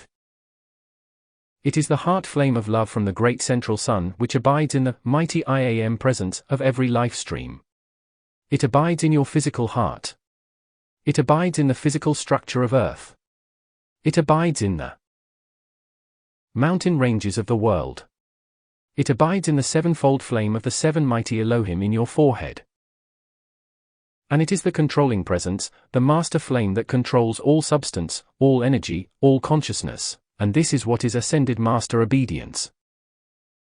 This is ascended master feeling, and this ascended master consciousness will forever prevent the mistakes and the discord that mankind has generated, past and present. So it has a protective power quite as well as a supplying and harmonizing power that is stored in the mountain ranges of the world. When you see the limitless amount of energy that the powers of nature use to grow the plant life of this world on the mountains of the world, you must realize that that is drawn here by some great cosmic consciousness that is without limit and is forever the master presence of perfection. So, blessed ones, the mountain ranges of the world have been created for a very definite supplying activity to mankind in this world, and it is time human beings understood the love that it takes to produce these manifestations by which mankind can survive. There is nothing so great as the heart flame of that sacred fire love in the great central sun that gives constantly into all outer manifestation in this world the sacred fire purity and substance and love and peace that holds balance. And when that is done, mankind will not know lack or limitation, mankind will not know distress, mankind will not have disease or crime or desecration of any kind. If mankind wants to be free, this must be understood. And the sacred fire heart flame from the great central sun drawn into every condition in the physical world that you contact, that it may be purified and balanced and pour back to you all the blessings it can give. And when mankind is ready to use this, we are ready to give it, and my sunshine presence stands at the top of the mountain ranges of this nation. Thank you so much. I have guarded and guarded and guarded the blessings, the wealth, the perfection without limit, and the beauty that the great cosmic beings have created within the mountain ranges of the world, and I shall still guard it until mankind, purified, is worthy to understand it and see it and love it and bless it, and help it expand for the rest of eternity throughout the world when purification is established forever. Mankind cannot have these supreme blessings of life until purity has come into the feeling world and the consciousness of mankind, and the outer consciousness made as pure as the mighty I Am presence and the ascended host. And it is this purity and beauty and perfection held in safeguard in the mountain ranges of the world that is the sustaining of perfection in this world through the powers of nature and forces of the elements, and if mankind were to have that removed, you could not exist here on this planet. Your physical bodies could not be sustained. So you owe more to the mountain ranges of the world than you'll ever understand until you come into the Ascended Master's octave for eternity. And then, as master of the powers of nature and blessings that are given constantly to the mankind of this world, you, too, will become the outpouring of the beauty and perfection. The substance and the energy from the Ascended Master's octave drawn here by the sacred fire love which the Ascended Master's octave is. This world must be filled with the Ascended Master's sacred fire love, as well as that from the beloved mighty I Am presence, and from the great central sun, if the conditions in this world are to be purified and brought into the perfection that hold balance for eternity and takes mankind through to the ascension. There is no other way. The cosmic law demands it. And when people don't want perfection, which indestructible purity and love are, then certainly something needs to be consumed in the consciousness until the light of eternity illumines the mind, and the purifying heart flame of the great central sun, through the heart, purifies the emotional body. And the outer self, held in balance, receives the perfection, and then gives it to the rest of the people in this world to be sustained for eternity, and discord will never again be allowed to be created here. So it is the end of the cycle. It is the end of mankind's distress. It is the end of mankind's destruction. Those of you who want the mountain ranges of the world to yield to you their blessings, you will find you can open the door as easily as you can look into the heavens when you call forth the great central sun's heart flame of all-purifying love to bless and bless and bless the powers of nature and forces of the elements in the mountain ranges that have blessed you for eons of time. Mankind needs to understand the authority the intellect has and the authority your feeling has, which is the unfed flame in your heart, to reach to the heights of creation and draw the eternal love of perfection into everything in the physical world, and establish here the perfection that fulfills the divine plan and holds balance, not just for yourselves, holds balance in the structure of earth itself, holds balance in the mental and feeling world of the rest of mankind, holds balance in the powers of nature and forces of the elements, and holds balance in the world itself, so cataclysmic conditions can never come here again in the future. So I have your protection at heart. Thank you so much. So from tonight, whenever you think of protection that is needed for others or for your nation or for that which is constructive to be protected, don't hesitate to call forth the mightiest sacred fire love from the great central sun heart flame that has been drawn into the mountain ranges of the world. call forth that love through those mountain ranges to bless them, and then draw it in and around yourselves, draw it around the rest of mankind. And the more you call forth that sacred fire love from the heart of creation, the more will every being of love in the universe pour to you the blessings that it has drawn in, through, and around the Ascended Masters, the cosmic beings, and the great angelic host. There will come in and around you whatever is necessary to hold the protection that enables you to give to the rest of the life in this world the same blessings from that heart flame in the great central sun that are stored in the mountain ranges of the world. This is eternal security when mankind understands it and uses it and dwells within it and then gives and gives, and gives it to the rest of life. You cannot possibly ever again know distress or limitation in the eons of time that are to come. So as we call our legions of the angelic host, and there are unlimited legions who guard the blessings in the mountain ranges of the world, is the reason that certain places in those mountain ranges have never yet been explored by mankind. And mankind cannot come into them until certain purification takes place. And that purification is drawn into outer, physical conditions by the sacred fire's love from the heart flame of the great central sun, as well as the heart flame of each one's mighty IAM presence, and the heart flames of the Ascended Masters and the great temples of the sacred fire, who pour that forth wherever it is called into outer physical conditions to purify, harmonize, hold balance, and fulfill the great divine plan that brings perfection to all, that all may be raised into the Ascended Master's octave as the beings who, of the future, can create a world or a system of worlds or a sun or a system of suns, for that is your ultimate destiny. That is what the great divine plan offers to life everywhere throughout infinite space for all eternity. And when that great presence gives all of itself to unascended mankind, it's time the intellect understood how great is life and how loving and wonderful is the beloved mighty IAM presence, and the ascended host and the great cosmic law of perfection that has designed a plan so perfect, so marvelous, so wonderful in its expanding perfection of eternity, that mankind cannot again create discord, and therefore, life cannot suffer again in this world. And it is to this end that we offer you everything that the love in the mountain ranges of the world can give. To you and all who will accept that invincible purity, and the blessings of beauty and perfection that are forever pouring forth their radiation to bring peace to the earth, and raise all into the victory of the ascension, for it is power unlimited, victory invincible, and perfection for eternity. We enfold you, then, in the diamond shining sun presence of all the love and purity and blessings that the mountain ranges of the world can give. And as we enfold you in that, you will find our miracle mantle of love's mastery is a very real, tangible garment, a very real, tangible presence around you that holds around you our perfection for eternity. And as we give it to you, it raises you into the condition that can give it to others, and it goes on, to ever expand the perfection that love alone can give and love alone can control. Unto this end do we give everything, and it shall forever come back to bless you for eternity. So we leave you enfolded in the diamond shining sun presence of all the love and the purity, and the blessings that the mountain ranges of the world can give you to bless you, to help you, to raise you into the fullness of your victory in the ascension. Many ascensions have taken place in the mountain ranges of the world, and more will yet do so, so we enfold you in our miracle mantle of the love we pour to life, and may it forever raise you into the peace of our hearts for eternity. Thank you with all my heart.